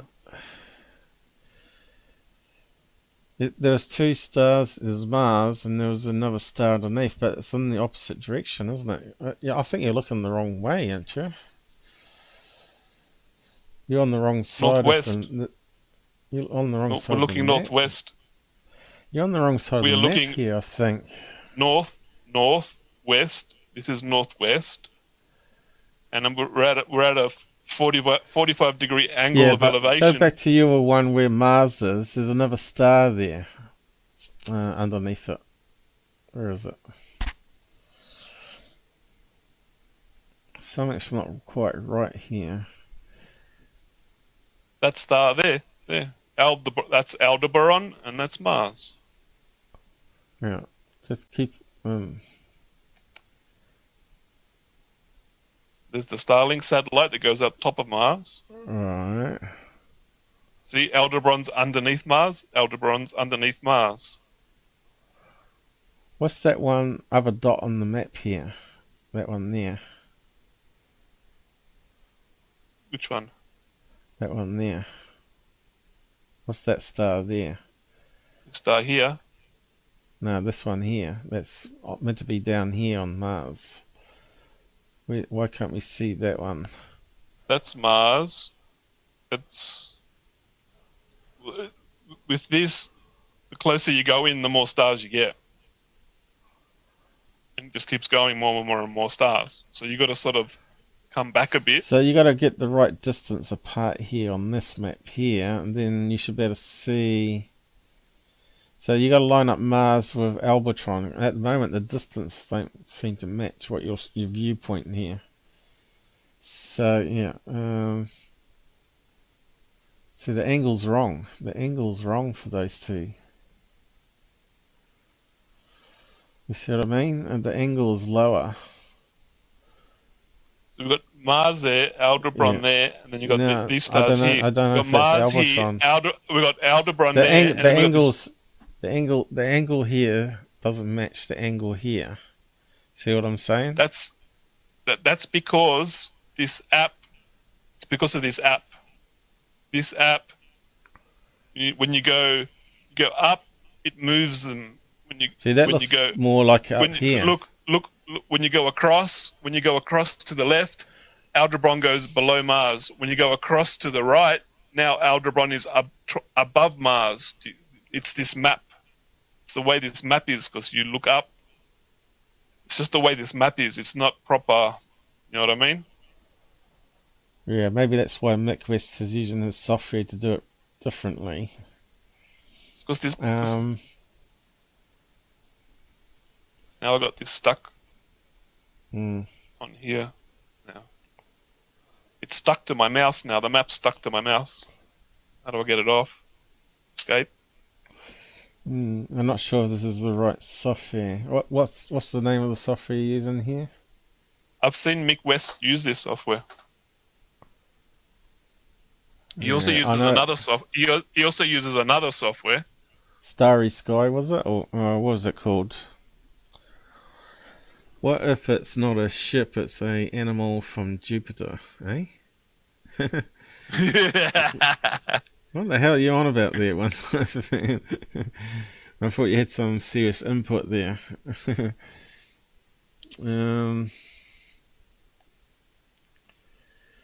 So it'd be good if you can match up the angles like Mick West does there with the star map and your footage. But there's we do. We have Aldebaran. We have Mars, and we have this. Then once you got it lined up properly, then you should be able to get the right satellite views then. And at the moment, it's not lining up. We have these stars here. Look, there's Mars. There's Aldebaran. Yeah. There's those stars. Yeah. Yeah. You can see them. Yeah. They're lined up. Constellation, Mars, Aldebaran. Where's Aldebaran's the UFO below Mars. one? Aldebaran's below Mars. Yeah, that's the UFO there. Yeah. Circle. So that lines up with that one there on the map. What's the other one there? There. It's right underneath the X your screen there. on. Which one are you talking about? That one there. What's that one there? Where my cursor That's is? Aldebaran. That's Aldebaran. No, Star it's system not. Aldebaran. Well, it does match up with the other crosses then in that case. Aldebaran, also known as Alpha Tauri, 66 light years away. Well, then you should have 5 crosses then. But you only got... So you're saying that's a UFO there. No, Can't there's be Albatron. There's the UFO there. I made a mistake. Oh, right. The UFO was hidden. Okay, was hidden behind the pink. It was hidden behind the pink X. We've also got a star here. We've got a star there. Another star there. But I've set my camera up so it runs 30 frames per second. So it's not picking up all the light. But if I run the camera at 7 frames per second, it'll pick up all the stars in the background because it lets more light into the camera, into the lens. But then we're at 7 frames a second, and I'm filming a fast-moving object. It's going to be blurry, so I don't use 7 frames per second because it'll make the fast-moving object blurry, and we'll never get a good frame or a good picture out of it. So that's why I run at 30 frames per second and have less stars showing. Yeah. This is why we need more cameras looking at the same viewpoint in the sky. We do. Well. You see how long the video is? It's like 3 minutes long. Yeah, how would So the P1000 see that light in the sky that you're saying is a craft? It would just see it. It would just see it as a flashing light, and then the small craft that it shrinks down to. But it's a shame you haven't got a locked off tripod aimed at that sky at the same time that you could then use that image side by side with the night vision. Could do it. I could do that with the side by side. The problem is when it's zoomed all the way out, it doesn't pick up the light flashing. But I was practicing the other night, pointing my laser beam and just using the P1000 with lights or satellites coming over the top. I haven't checked if they're satellites or yet. I haven't checked to see what they are yet. But I was practicing, and what I have to do is I have to point the laser beam at the light, line up the camera, and I don't have enough hands to do what I'm doing. So with my left hand, I'm lining up the camera. I zoom in a bit, and when I zoom in a bit, then the camera picks it up. Then I have to go up a bit more, left a bit more, right a bit more, line it up in the middle. Then I got to hit zoom on my. I got to use it on my remote control. So I need 3 hands to do this. I'm doing this with 2 hands, holding the laser pointer, lining it up with the remote control in the same hand, while my other hand's moving the 3-geared axis of the tripod, 3-geared tripod head I have, trying to line it up, and I'm sort of getting the hang of it. Yeah. But I have to do all of this because every time I touch the tripod, I'm getting lens bounce. But I was practicing just taking photos while doing this and video. The ISS did a flyover, and I did the same thing. I started practicing. Maybe you need to. Yeah, I have to try that out. I'll get one of these night vision fisheye cameras, but maybe if you had a fisheye camera aimed upwards, how would that work? I wonder. I'm going to have to try it out myself. One of these fisheye cameras I've got. I'm going to stick it on the tripod in the yard at the same time I got the other one going. Yeah, there's lots of stuff we're going to have to experiment with. See, flaring from a satellite would be like the satellite changing angles and light reflecting off it, whereas this light's like a constant timing. Whereas a satellite was turning, it would turn. It would reflect light at different times as it's reflecting different angles, and then. See, that's the thing with military planes, though. They don't have to have call sign on, but they could have they could turn off any or but one light source on it. But I would hear, unless they have a silencer on the back of their engine, I would hear their jet turbine engine. Not if it's 100 kilometers away. You ain't going to hear the engine. So if it's show 100 us, kilometers, okay, if show it's 100 plane kilometers video away, then. Show us what a plane looks like on this camera. I'll just grab the memory card out of my camera. Be a second. Let's see. What's Satan saying? What's the recorded towards the Big Dipper? Well, we have different stars down here, don't we? What are we talking about here? So he's talking about Mars, because you're in the southern hemisphere, right? So it's going to be different to what you're used to up there in the north hemisphere. Need to ask Santa for more hands for Christmas. Yeah, it'd be good to have 2 cameras or 3 cameras on a same tripod. That's sort of, I know some guy tried to do that with MUFON, right? And it looked like a crazy system he had set up there, but it sort of worked. Fresh Jesse, yeah. Paul Skinner, that's me. Yeah, what do you want to know? If you watch the videos on my channel, I do many examples of airplanes and show the difference in my videos on my channel. Yeah. So let's find where an aeroplane. It's not the aeroplane. No. It's not the aeroplane. It's not the aeroplane. Still not the aeroplane. I think we'll go back a day. This one. There's an aeroplane. See how it's got lights on the wings? Hang on. Why is it not green though? Like the other one. It's darker. Look at the time. It's 3 o'clock in the morning. The sun's not up. Right. We want one roughly at the same time to be able to compare it though. But you can see the light on the aeroplane. This is like directly above me. If you got more light source that blinds that out though. This is directly above me, and it's at about 34,000 feet. When I checked, I checked the flight radar. Yeah, but you don't hear it though, do you? You don't hear it. I hear it. I can hear it. Go on. Okay, let's put the audio on then. Let's test the audio. Can we hear the aeroplane? Can we hear this aeroplane above my house? Can't hear anything. I don't think we're getting audio from it. I can't hear. I can hear the engine. I can hear the engine. I can't hear anything. I'm not sure if the audio is coming through because it's only screen capture. It's not audio capture, is it? Unless you got it connected to your microphone. Yeah. I can clearly hear the engine noise right now. Well, we can't hear it on your screen sharing. You can't hear it? No. You'd have to route the audio through your microphone there. Right. Through the mixer. But anyway.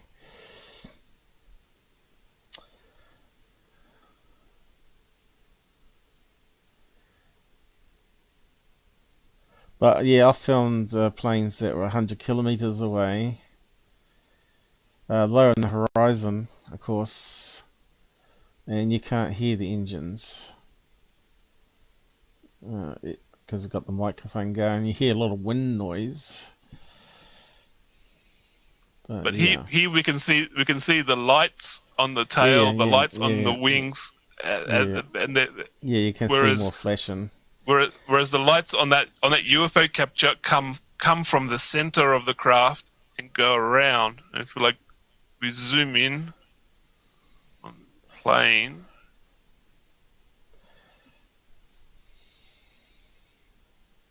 And unlike the plasma ball one, you can see how the lights. it's light. Yeah, you can see how it's lighting up different. the orbs. It's all random compared to the other one. There's the one light on the tail, but that's still that light lights up on the tail. You can see in the video that it's light, and the lights that are lighting up, flashing there on the side on the wings. Whereas if the other UFO, if that was a plane, we would see a differentiation because the lights are different. You know, the wings are apart. Fuselage is different. Like got different distance between the lights. I'd still like to see a plane at the same time of day and see 5 o'clock in the morning. Yeah. If it was 5 o'clock in the morning, you would probably see the wing. You can see the wings. When I've done it before, when I've seen a plane at 5 o'clock in the morning, you can see an outline of the wings and an outline of the fuselage because the sunlight is lighting up the shape of the aeroplane.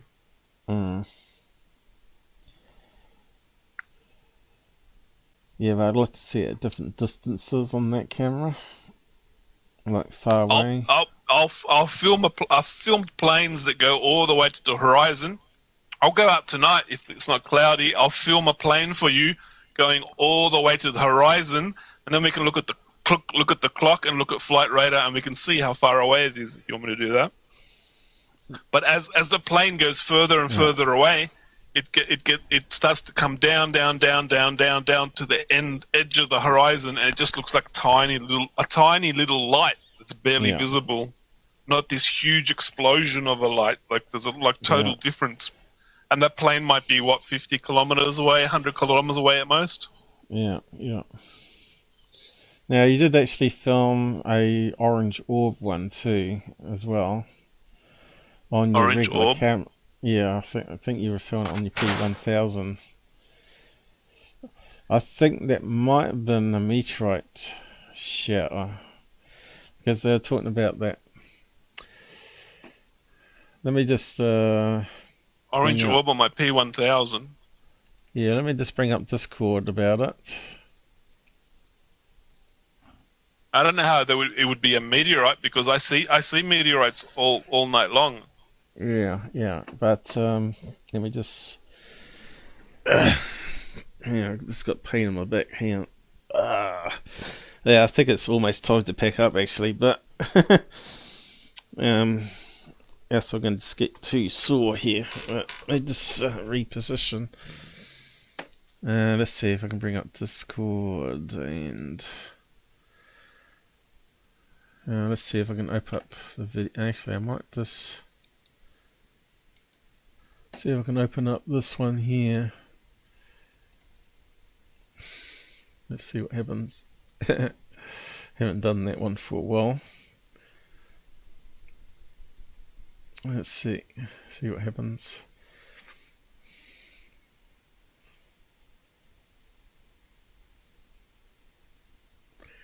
Don't know if it's going to muck up the microphones or not. It's a lot slower loading it through the browser.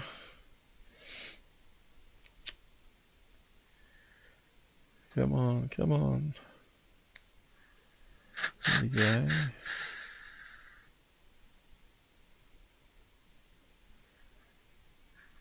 Like when I saw this in the sky, it was like as small as a golf ball. That's how small it looked to me. It was like a golf ball, and then the big light flashing. Yeah. That's how big it looked to me when I was looking at it. Get rid of the side panel. Alright, so let's go down to your room. All thread, Gabber. There we go.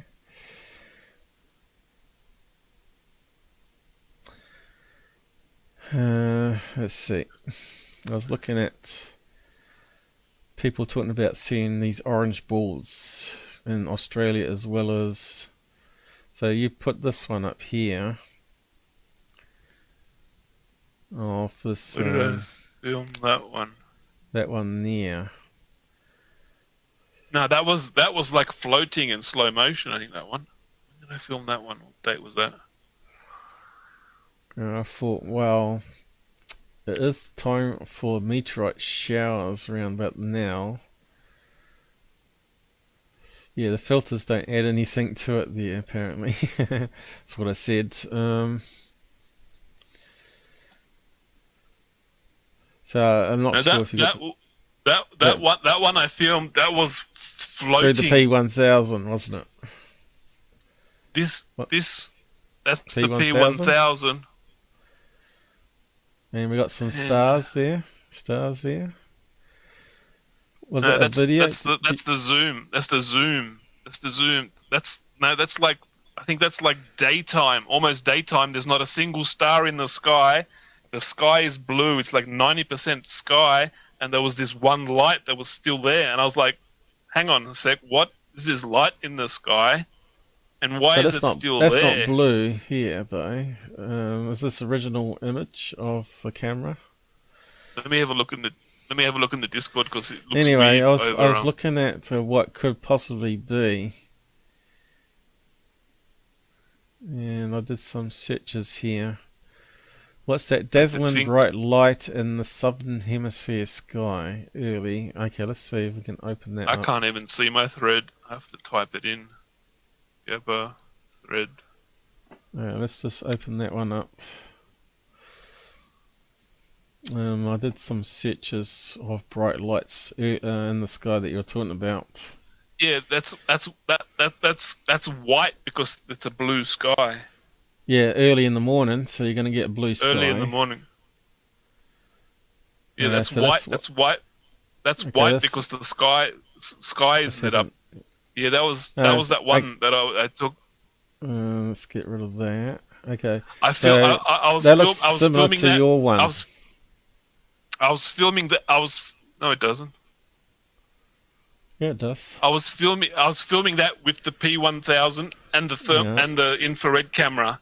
I think that's on the P1000, is it? What's the really bright light in the morning sky? Venus is shining brightly before sunrise. That's Venus.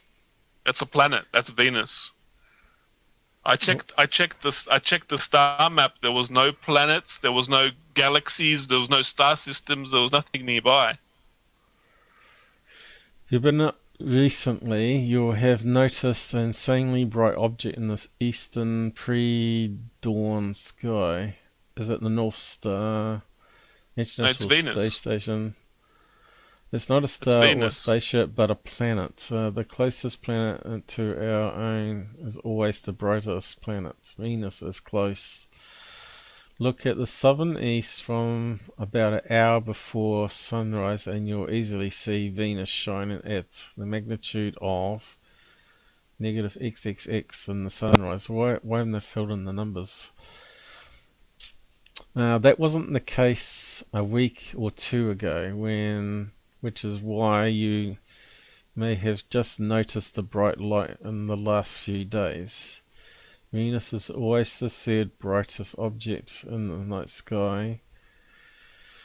I know where every single planet is in the sky because I look at the star map and I go outside and I look at the star map and I see where all the planets are before I go out. So when I sit there for 4 hours, I can see the planets going past in slow motion.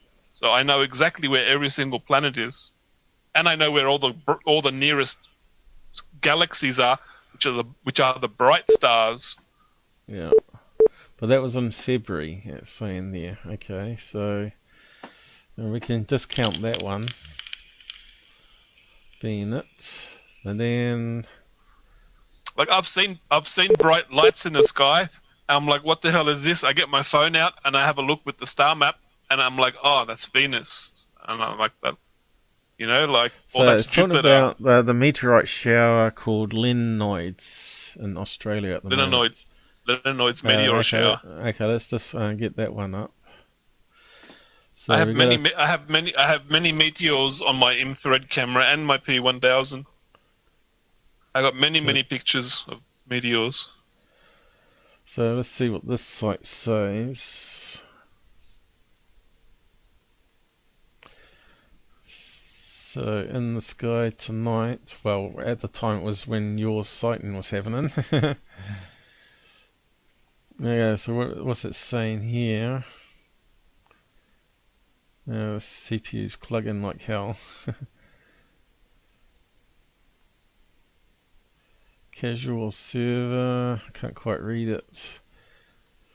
As the seasons of Canberang continues, we experience more warm days here on the ground with the rains. So where's that? Canberang. Looking up, Scorpius on the west makes its departure. So it's talking about other planets here. Taurus, Mars. Yeah, you talked about Mars. Sky for those up a little later at night. Mars, Jupiter and Saturn are also out of for most of the night. So you're getting that at the moment. Here in Western Australia, we only catch the last few minutes of totality as the moon rises. Okay, so what's he got here? Okay, he's got that's the eclipse. They're talking about the eclipse. They only see the edge of the eclipse. Yeah. Okay, so that was around about the time you were filming too, wasn't it? The eclipse. During the lunar eclipse, Earth's atmosphere acts like a filter and removes high energy blue light. Okay, so now it's talking about the Leonids here. The Leonid meteorite shower occurs this month, peaking around about 17th of November. I think that's when you took the image on this round about then, wasn't it?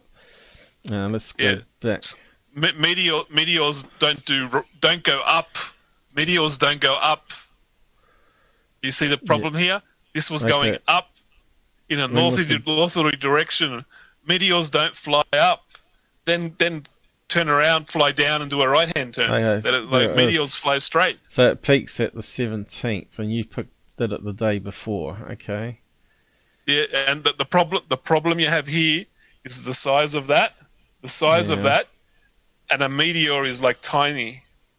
And in the video, I filmed that for like half an hour or an hour. It's like moving in slow motion. So let's see what it's saying. The Leonard's meteorite shower occurs this month, peaking at 17th of November. So you did it on the 16th. The best time to see this is before sunrise, which is your time you're filming. In the northern eastern sky, in good viewing conditions, you might expect to see 10 to 15 meteors per hour. However, the shower is prone to sporadic specular outbursts, with records of some showers peaking at thousands of meteorites per hour. Wow. It would certainly be a showstopper if that happened again. And can you see a meteor when there's no stars in the sky? Can you see a meteor when there's no stars in the sky because there's too much sunlight? Right, here's an example of it here. Yeah. And there's the moon. I took that photo when the sun was up. There was no stars in the sky. You cannot see a meteor if the sun is up and the sky is blue. Image meteorite shower will appear to emanate from above the northern east horizon before sunrise. So it's before sunrise and is joined by a waning moon. Yeah, so I don't know if you had a moon in your picture. I don't know if you had a moon reference. That's a video. Actually, that's a frame of a video that's been taken when it's sunlight. There is no stars in the sky. The sky is blue. All the stars have gone. So there you go. It looks like an orb. It looks like it's got a bit of a tail to it there. Okay. What are you talking about?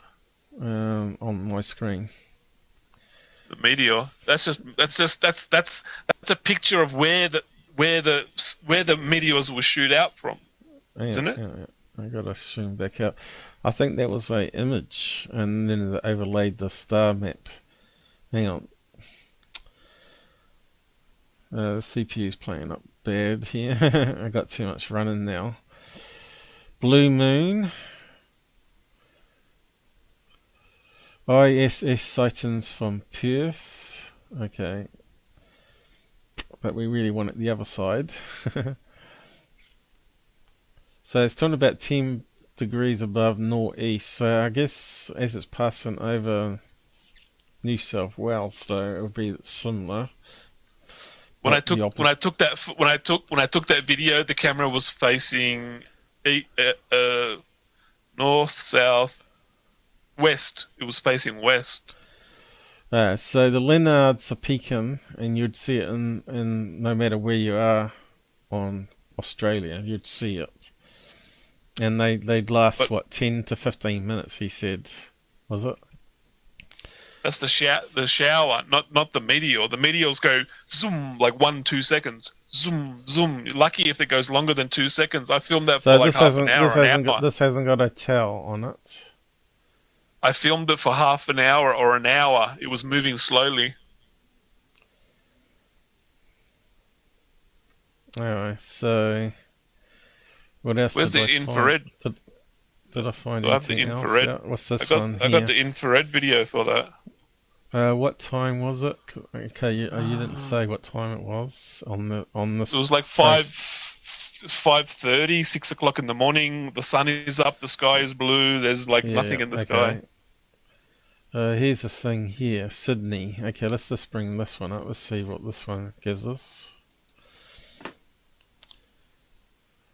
Might actually be a good one, actually. Let's have a look at this one.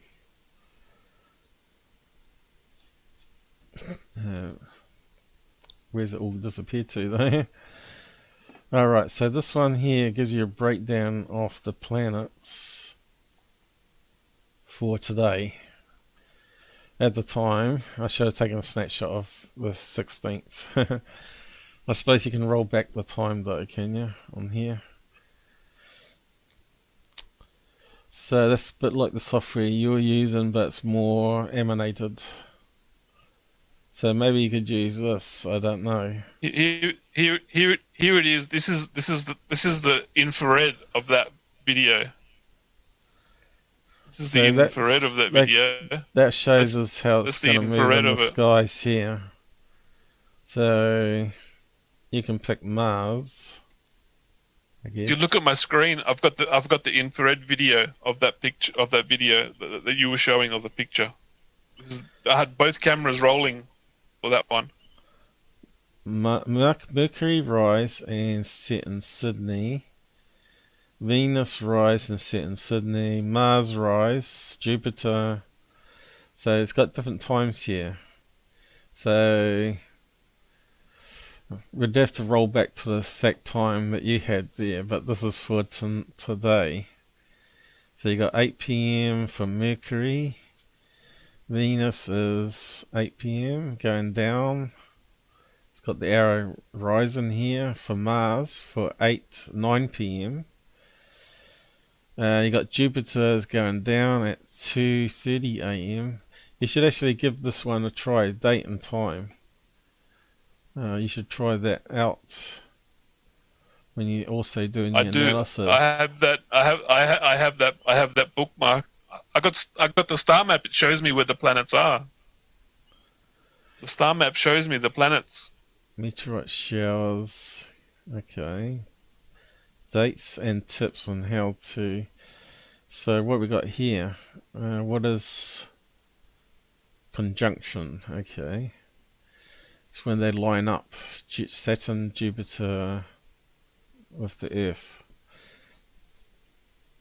So could that would create a bright light in the sky if they're lined up, right? But if they were lined up, the star map would say, "Hello, this is Jupiter." I would see it. I would see it on the star map. The star map would show me, "Hey, you're looking at a planet." So what are you saying? You're saying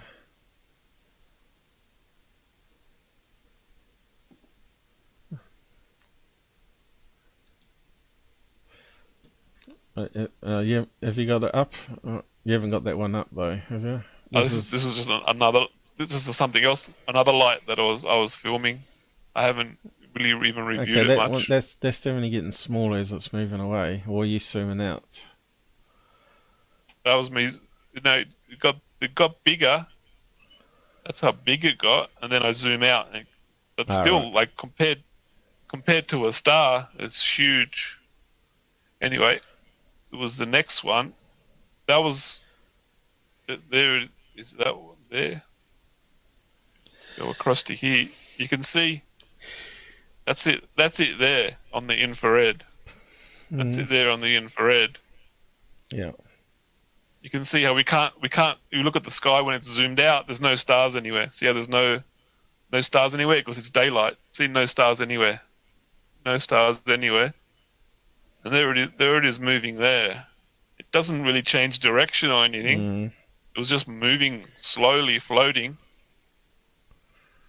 Is that the plasma? That's not the plasma ball one, is it, by any chance? No, that's the picture you would just the picture that you showed on the Discord. This one there. All right. And I'm just doing the focusing it in. I got the focus sort of dialed in. That's as focused as I can get it. And I can zoom in if you want me to zoom in because it looks a bit tiny.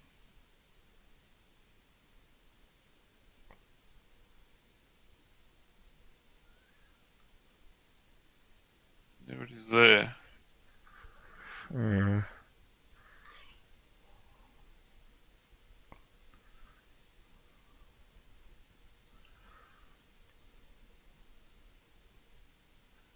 And if you look at the stars, if you look at the star map and the stars, if I get my pen, if we could see a star over time, the stars would be moving in this direction. They would all be moving in this direction as the stars go past over time, whereas this is going in the opposite direction. Is this time lapsed or is this regular speed here? Regular speed here. Because you said it was in the same place for an hour. Well, this is moving. It was in the same place but moving slowly. So could that be a hot air, high altitude weather balloon? Because it's not flashing. The sun's bouncing off it, right? What time was it? 5 in the morning, was it? Where's the timestamp? Could that be a weather balloon? Like 5:30 in the morning. It's like the sky's blue. There's not a single. You cannot see the planet. All the planets are gone. All the stars are gone. This is the only light in the sky, and it was like huge and bright. And I was like, "That's odd. Why?" Well, I thought it was odd. It was like, "Hang on a second. That's no planet. That's no star system. No star system that I know." 5:30. Could that be a weather balloon? This one. That's the picture. That's the picture from the Discord. The picture on the Discord is the P1000. Is it still playing, or have you got it paused? You got it paused, didn't you? I got it paused. Oh, yeah, can you unpause it? Oh, you're zooming in again.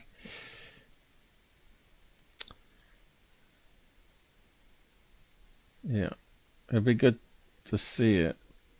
Because on the P1000, it's a ball of light too. There's no like. Why would the P1000 show it as a huge ball of light as well? But if it's a weather balloon that the sun's reflecting off early in the morning, and it would be moving slow, because normally the winds are lower before the sun comes up, right? That's why the audio. It's windy. That makes sense why they would launch it then.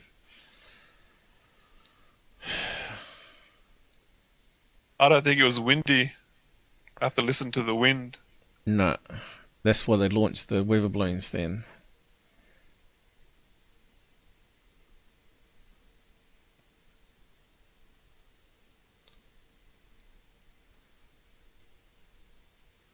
I bet if you look at the weather balloon, I don't know if you can find out the weather balloon launches or not.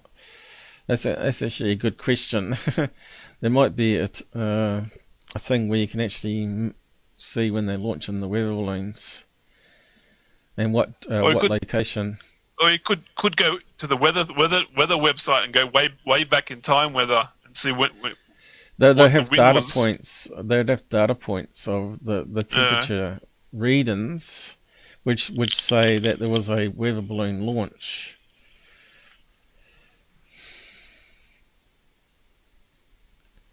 Yeah, yeah.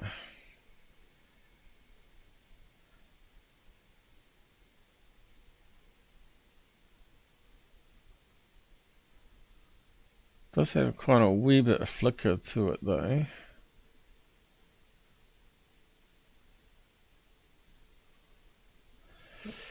Yeah, I don't know. It could be a weather balloon. Is it going up all the time? Is it gradually going up?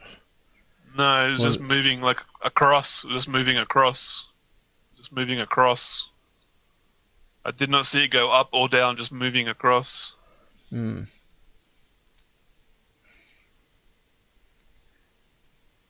But I filmed it. I filmed it with my P1000 as well, and I lined them up perfectly. Yeah. You know what the problem is? In the P1000, it's moving to the left. In my infrared camera, it's moving to the right. And I sat there looking at both cameras going, what?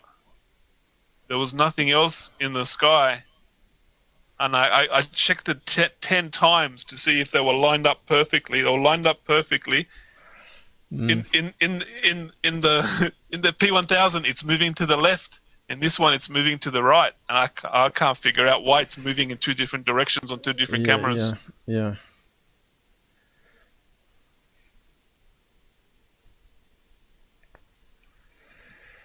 Yeah, if that suddenly stopped and then suddenly yes, it needs to change direction or stop, or like a lot of the times they don't.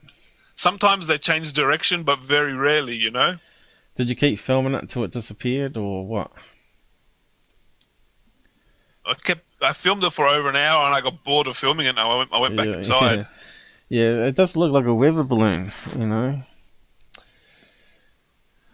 See, we could do colors and do. What if there's a weather balloon negative. tracking? We could look at it in inverse. See if inverse shows us anything. Because they are just like big round. You know, it could be 30 feet by then. But it doesn't have like string underneath and a little box where it does the weather recordings. Yeah, of course it does. Wouldn't the box then be like reflecting light as well? Not necessarily, no.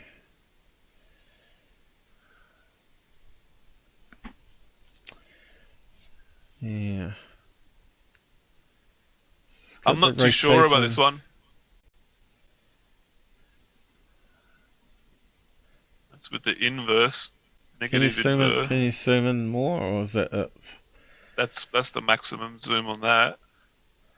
Right. There could be parts where I zoom in with the camera, like here. Yeah, let me just zoom in here with mine. That's when I've zoomed in with the camera. Because I thought I could see a box underneath it then. Yeah, where's it gone? So the box is going to be a fair distance down. So you've gone and changed it now. You zoomed in there too, have you? I was zooming with my screen. And you're zooming there with VLC. Yeah, see, I can't see a box. You can't see a box because of all the pixelation, because it's all just pixels everywhere. Yeah, but if it's got the sun, it's going to it's probably been spinning around. It's got radar reflectors on it, right? You would see occasionally that it would flash, because generally they would be spinning. You'd see a flash or a pin or light underneath, probably. We can barely see it because the infrared rays from the sun's coming out now, so it makes it really impossible to see any details. Yeah. But then when I filmed it with the P1000, all it is a ball of light. Even the P1000 doesn't pick up any details. Just this huge ball of light, which I showed with the picture in the Discord. You can see it's losing chunks of pixels. Yeah, because it's getting to like, the longer we get in the video, the brighter it gets. Because the sun. Do you want me to get the P1000 video? Look at that. of the same object. Yeah. If you want. But we're going to have to wrap up soon. Like I said, I'm getting a wee bit sore now, and I'll pay the price later for the next few days. Just go grab the card. I got to do I got to queue up Rob's show for tomorrow. Or actually, I got to email and see if it's still on. I'll probably put it up later tonight, actually, but we'll see if he confirms. Yes, I'll be doing a show tomorrow. Noon, my time, which will be midnight UK time. Because that's when he wants to do it. For some reason. Unfortunately.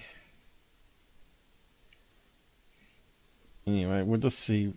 I'll just minimize that one till he comes back. Righto, so yeah, so Gabber, not Gabber, 18 Wills, like yours has disappeared here now off the thread. Normally there's a thing up here called threads. It looks like a hash with a little flag underneath, or a little chat window. You click on that and you can find your thread here, 18 Wills.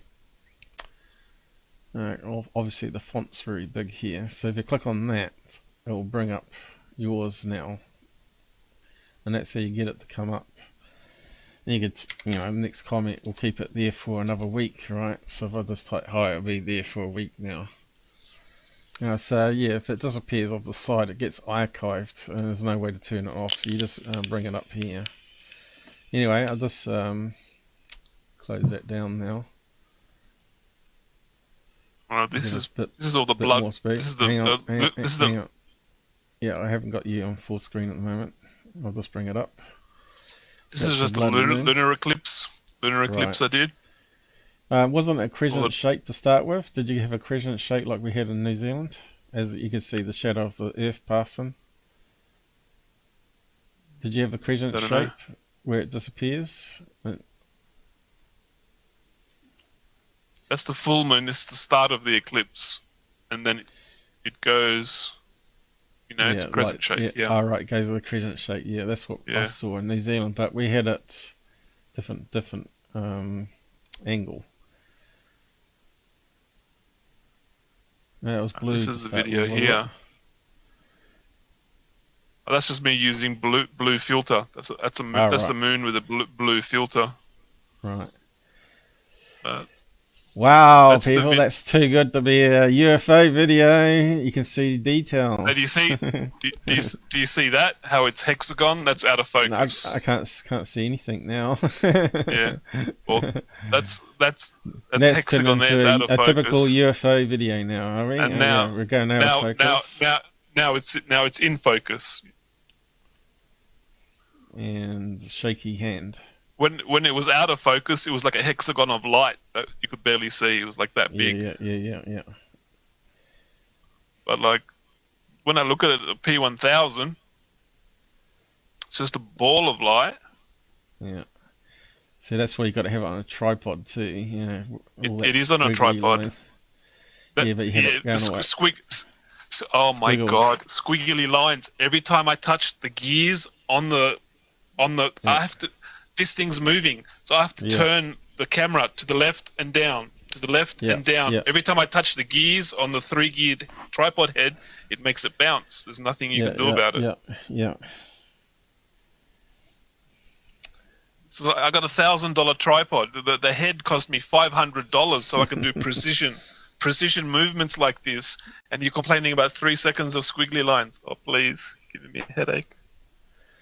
Send it to third phase. Look at that UFO. Yeah, look at that. Moving all over. I don't know if it's a UFO. It was a light that I saw in the sky when all the stars had disappeared.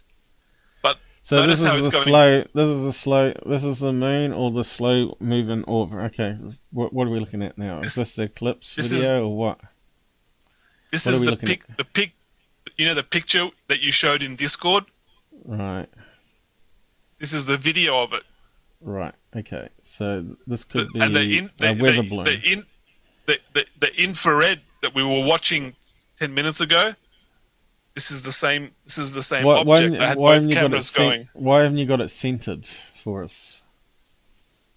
Because every time I move, look, this is me centering it. Look, now I'm zooming out. I'm centering it, lining it up, zooming back in.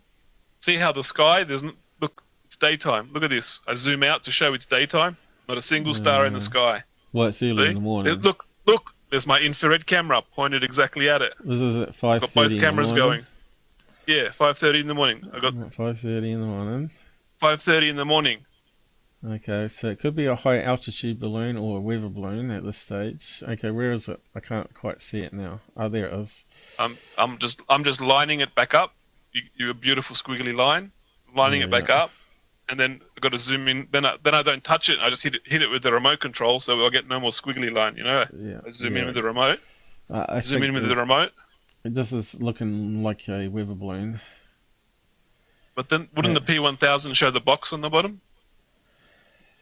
We need to get another weather balloon launched that we know is a weather balloon. Maybe you need to buy one yourself. It's daytime, so would a weather balloon reflect? That's a fair distance away from you too.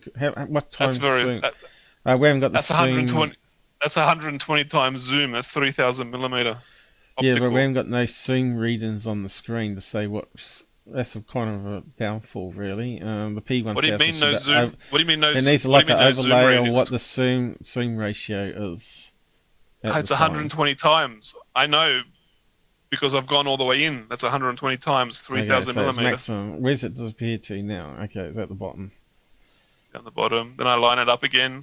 That's at 120 at the moment, and that's the only little small dot. This here. That's 120.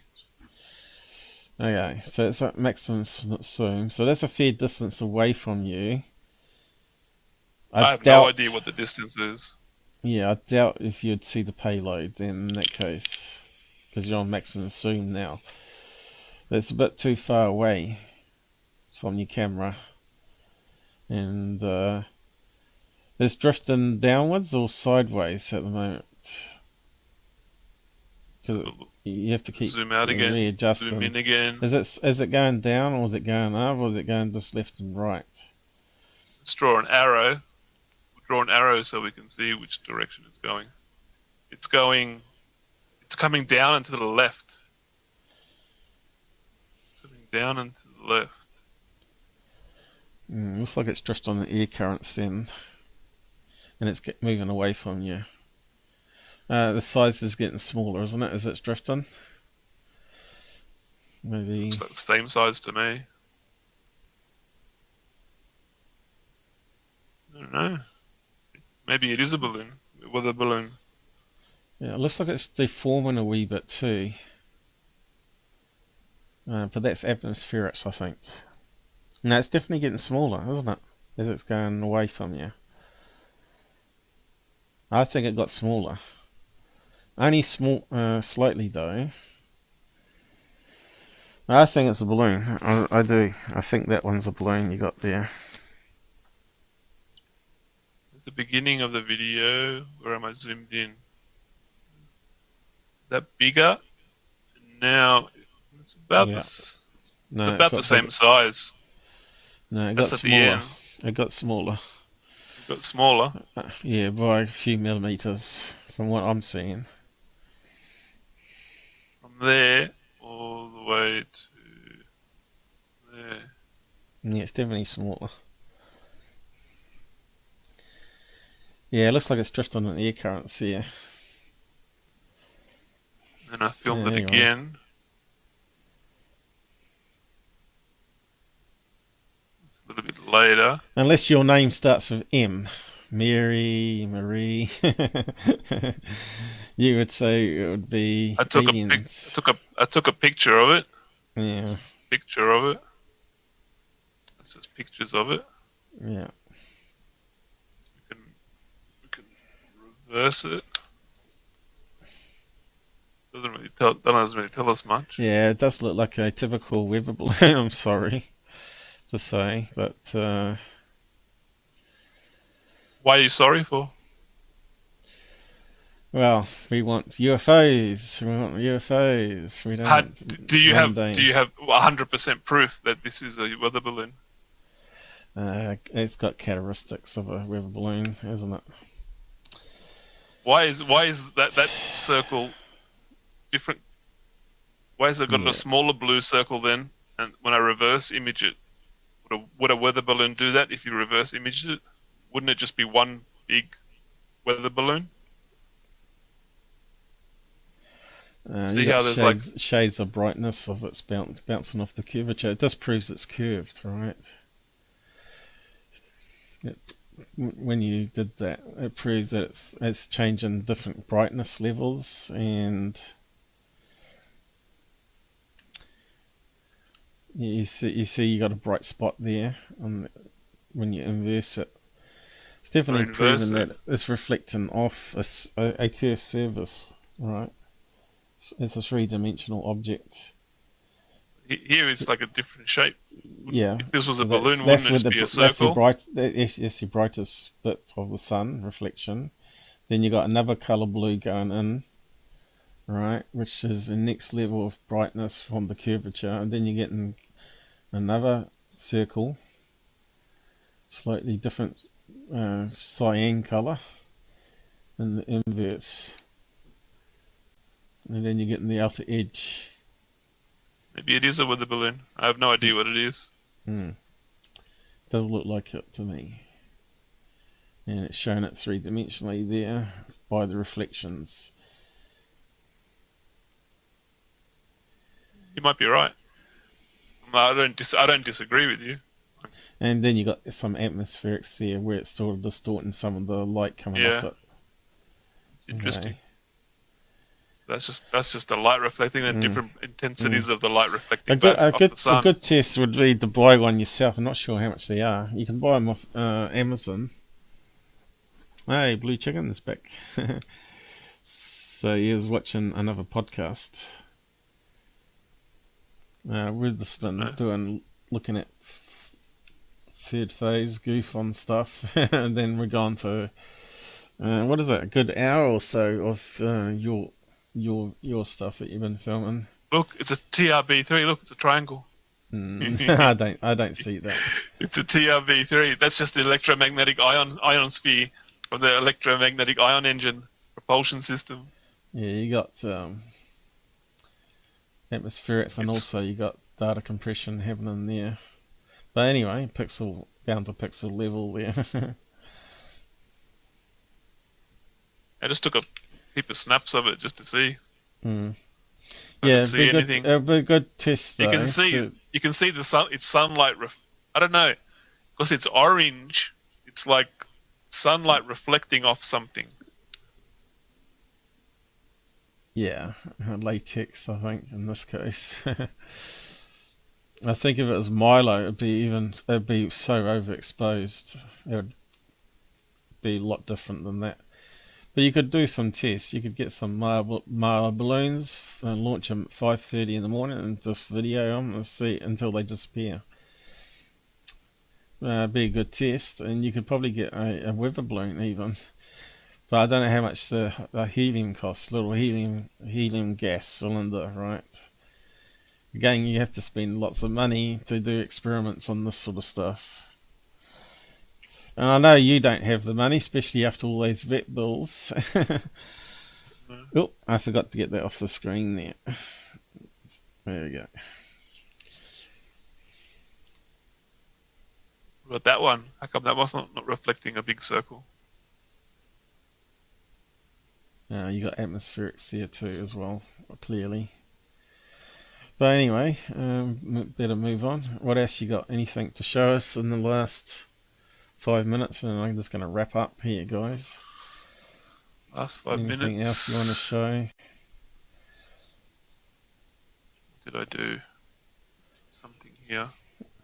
I saw a light going past, and I used the P1000. Did I video it? Looks like you got a video corruption there. It's not showing the thumbnail for it. I don't see anything on that one. Oh, I saw a flash then. Oh no, it's your cursor, was it? Oh no, that's maybe what I saw. That's just a pin prick of light, isn't it? That video, or this one. It's out of focus. I think that's just a star. That's the star. I think it was Alberon star. But the thing is, 5:30. You probably get that weather balloon on a daily basis. I would have thought too. This is me. This is me shooting a laser pointer at a light flying past and trying to take pictures of it. And I'm using the laser pointer and then trying to take a picture of this. This is light. a normal laser pointer. It's a green laser pointer, not a infrared. Not infrared. No, it's a green laser pointer. And so then when I take a photo, I know what I'm taking a photo of. And I was trying to practice taking a photo of the moving object, which is this light here. Trying to see. We're not getting very clear frames of it at all. Yeah, this one's blurry. Long exposure, is it? No, it's not long exposure because see the stars. It's in focus because we can see the stars are little balls. Yeah. But this object is moving so fast. It's like making a line, making it look like a squiggly line. Could be a bug. No. Bug reflecting. It's moving too fast there. Yeah. See, the stars are in focus. The stars are in focus. What time in the morning was this? Was this early in the morning again? I have to check the metadata. It was no, this is 4:15, 4:15 in the morning. All right, I got to get going because dinner call's been given. Yeah, I just wonder if it's a bug. A bug was a big light in the sky flying. Like I don't know if it's a satellite or not. Yeah. Definitely not a bug. I was just practicing trying to get it to work with the P1000. But yeah, it's just not working because you got to get the shutter speed up higher. Trying to get the fast moving object. I need to practice with that more. But this one. Yeah. Okay. This one I got it. This one I got it. But yeah, it's hard to tell what that is. That's out of focus. I think it's in focus. I think it's just moving too fast and need a faster shutter speed. There's another one of it. It doesn't really show us much.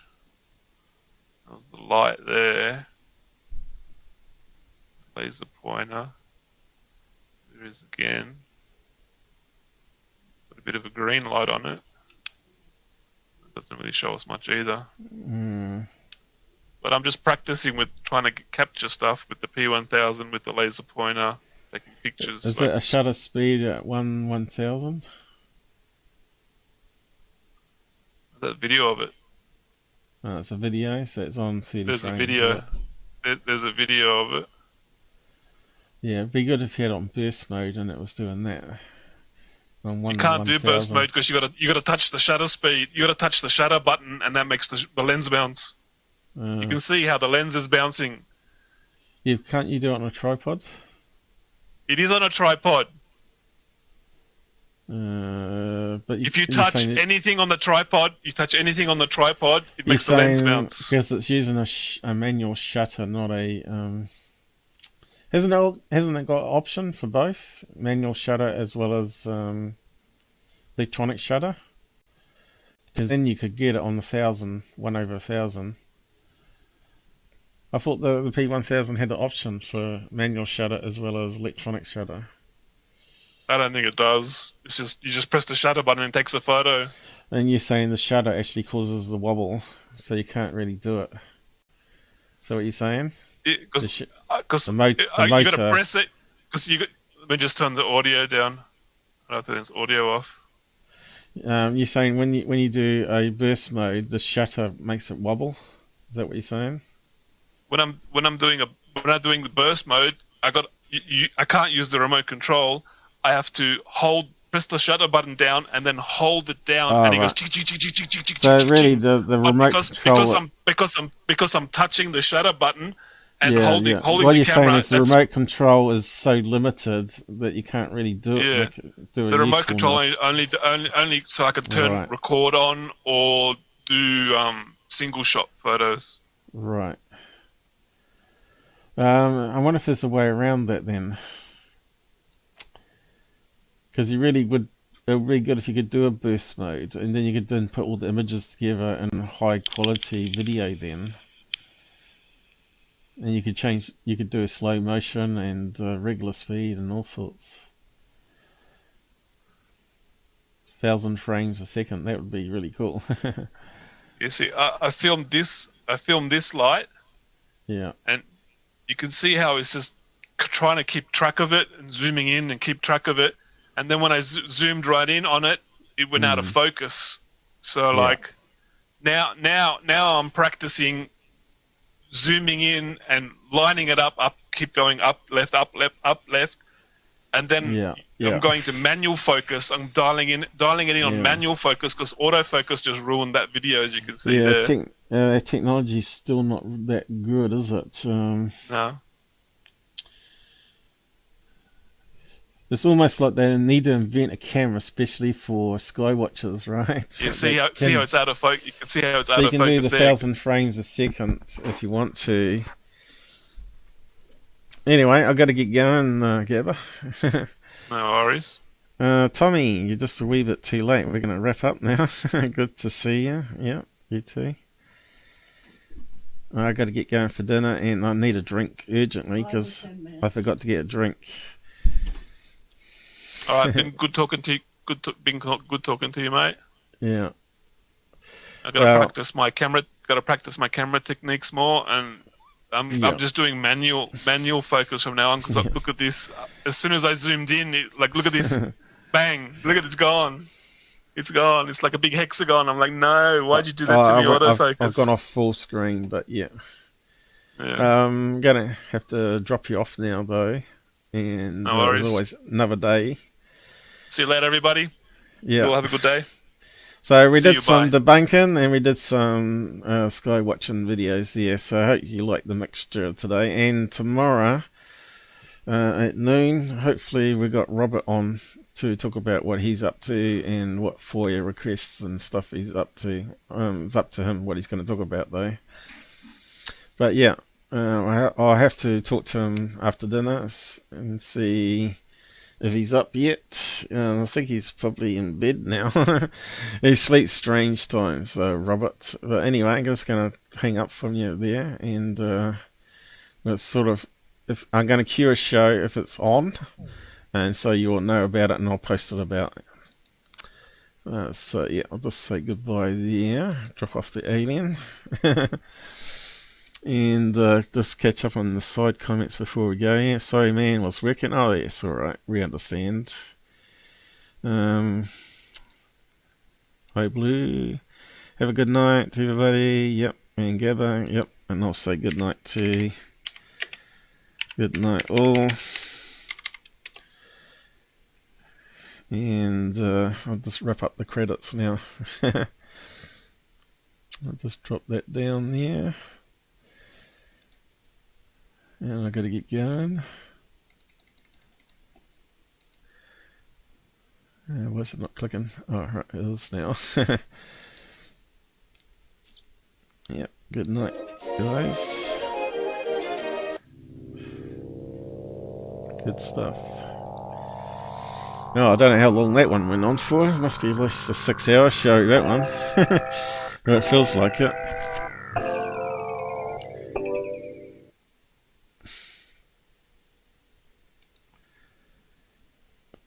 What's it say here? Coming up to 5 hours. Another long one. Ooh. I think I got steak dinner tonight, so it's a good treat. A weekend meal. Like I said, I'm not eating all day, so it'll be a good one. Just having juice. I can feel my sugar levels dropping a wee bit, so yeah, be good to get. I forgot to get a drink for the show, so I'm gasping, I'm dehydrated.